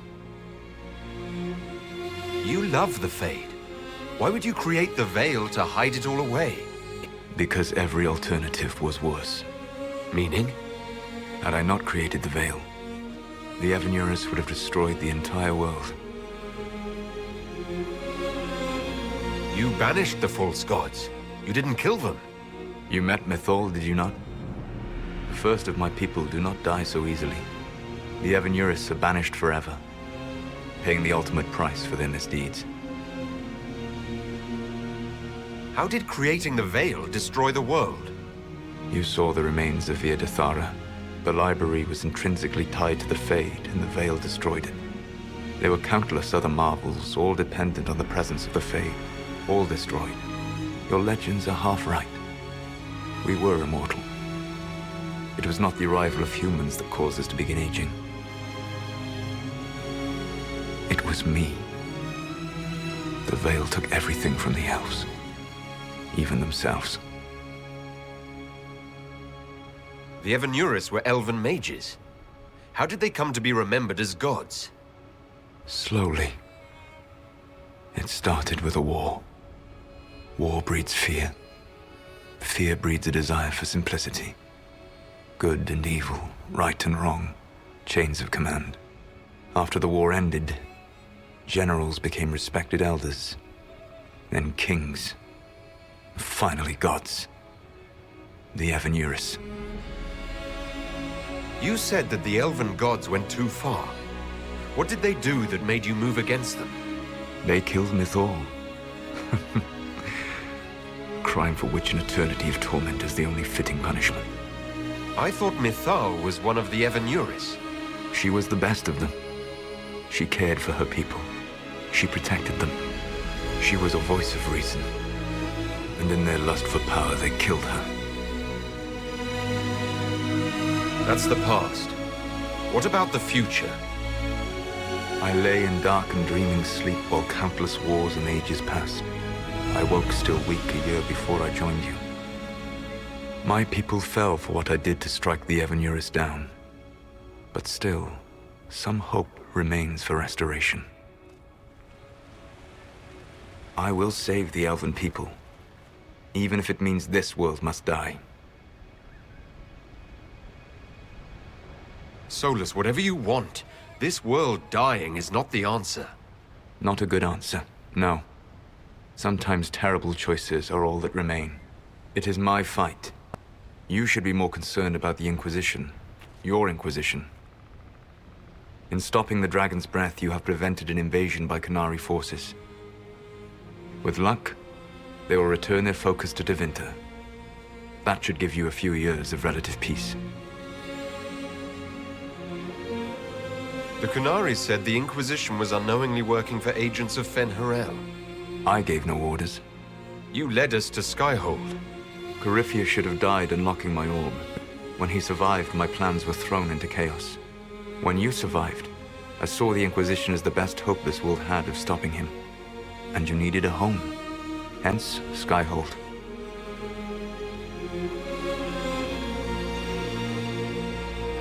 You gave your orb to Corypheus? Not directly. My agents allowed the Venatori to locate it. The orb had built up magical energy while I lay unconscious for millennia. I was not powerful enough to open it. The plan was for Corypheus to unlock it, and for the resulting explosion to kill him. Then I would claim the orb. I did not foresee a Divinity Magister having learned the secret of effective immortality.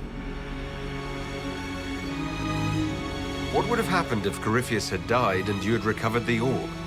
I would have entered the Fade using the mark you now bear. Then I would have torn down the veil. As this world burned in the raw chaos, I would have restored the world of my time. The world of the elves. If you destroyed the veil, wouldn't the false gods be freed? I had plans. You'd murder countless people. Wouldn't you to save your own? You must understand. I awoke in a world where the veil had blocked most people's conscious connection to the Fade. It was like walking through a world of tranquil. We aren't even people to you. Not at first. You showed me that I was wrong. Again. That does not make what must come next any easier. You never cared about us. We were the means to an end. You were people, and you deserved better. Like all the rest I've used in one hopeless battle after another. What's wrong with the Inquisition? You created a powerful organization, and now it suffers the inevitable fate of such. Betrayal and corruption. It's not that simple. Isn't it? Perhaps we should ask your friend, the Iron Bull. Tell me, where is he? Do you know how I discovered the Canary plot? The plot I disrupted by leading them to your doorstep. The Canary spies in the Inquisition tripped over my spies in the Inquisition. The Elven guard who led you to the Canary body? Who intercepted the servant with the gatlock barrel? Mine. Why bother disrupting the Canary plot if you're going to destroy the world regardless? You have shown me that there is value in this world, Inquisitor. I take no joy in what I must do. Until that day comes, I would see those recovering from the breach free of the Qun. Why? Because I am not a monster. If they must die, I would rather they die in comfort. In any event, it is done. So you let us do your dirty work? The mistake was yours to fix, Inquisitor. You control the Eluvians now? Yes. You remember Briala from Halam Shiral? For a time, she controlled part of the labyrinth. One of my agents was supposed to take it from her, but he did not succeed. I had to override the magic personally. The Canaries stumbled upon this section independently. With them gone, the Eluvians are now mine. There's still the matter of the anchor. It's getting worse. I know, Venan. And we are running out of time. The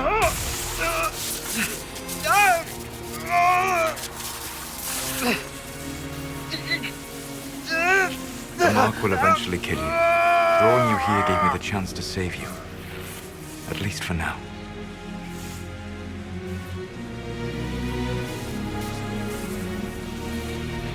If I live, I'm coming to stop you. I know. Take my hand. I'm sorry. Live well, while time remains.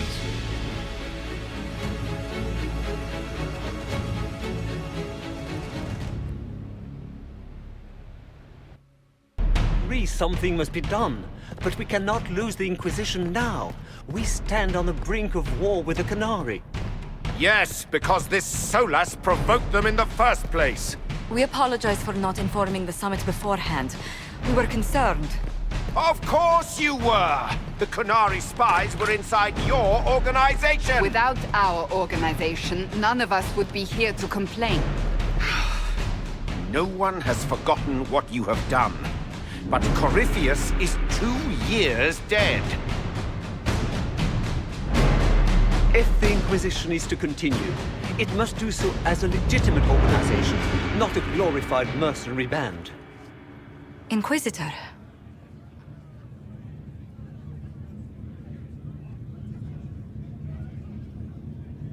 You all know what this is. A writ from Divine Justinia authorizing the formation of the Inquisition. We pledge to close the breach, find those responsible, and restore order, with or without anyone's approval. The Inquisition saved the people of Ferelden when you couldn't. We are not disbanding. And we are certainly not submitting to an emperor who only sits on his throne because we put him there. There's worse coming than anything you've yet seen, so we'll play nice. We'll bow. But not to you. The Inquisition will act as Divine Victoria's personal honor guard.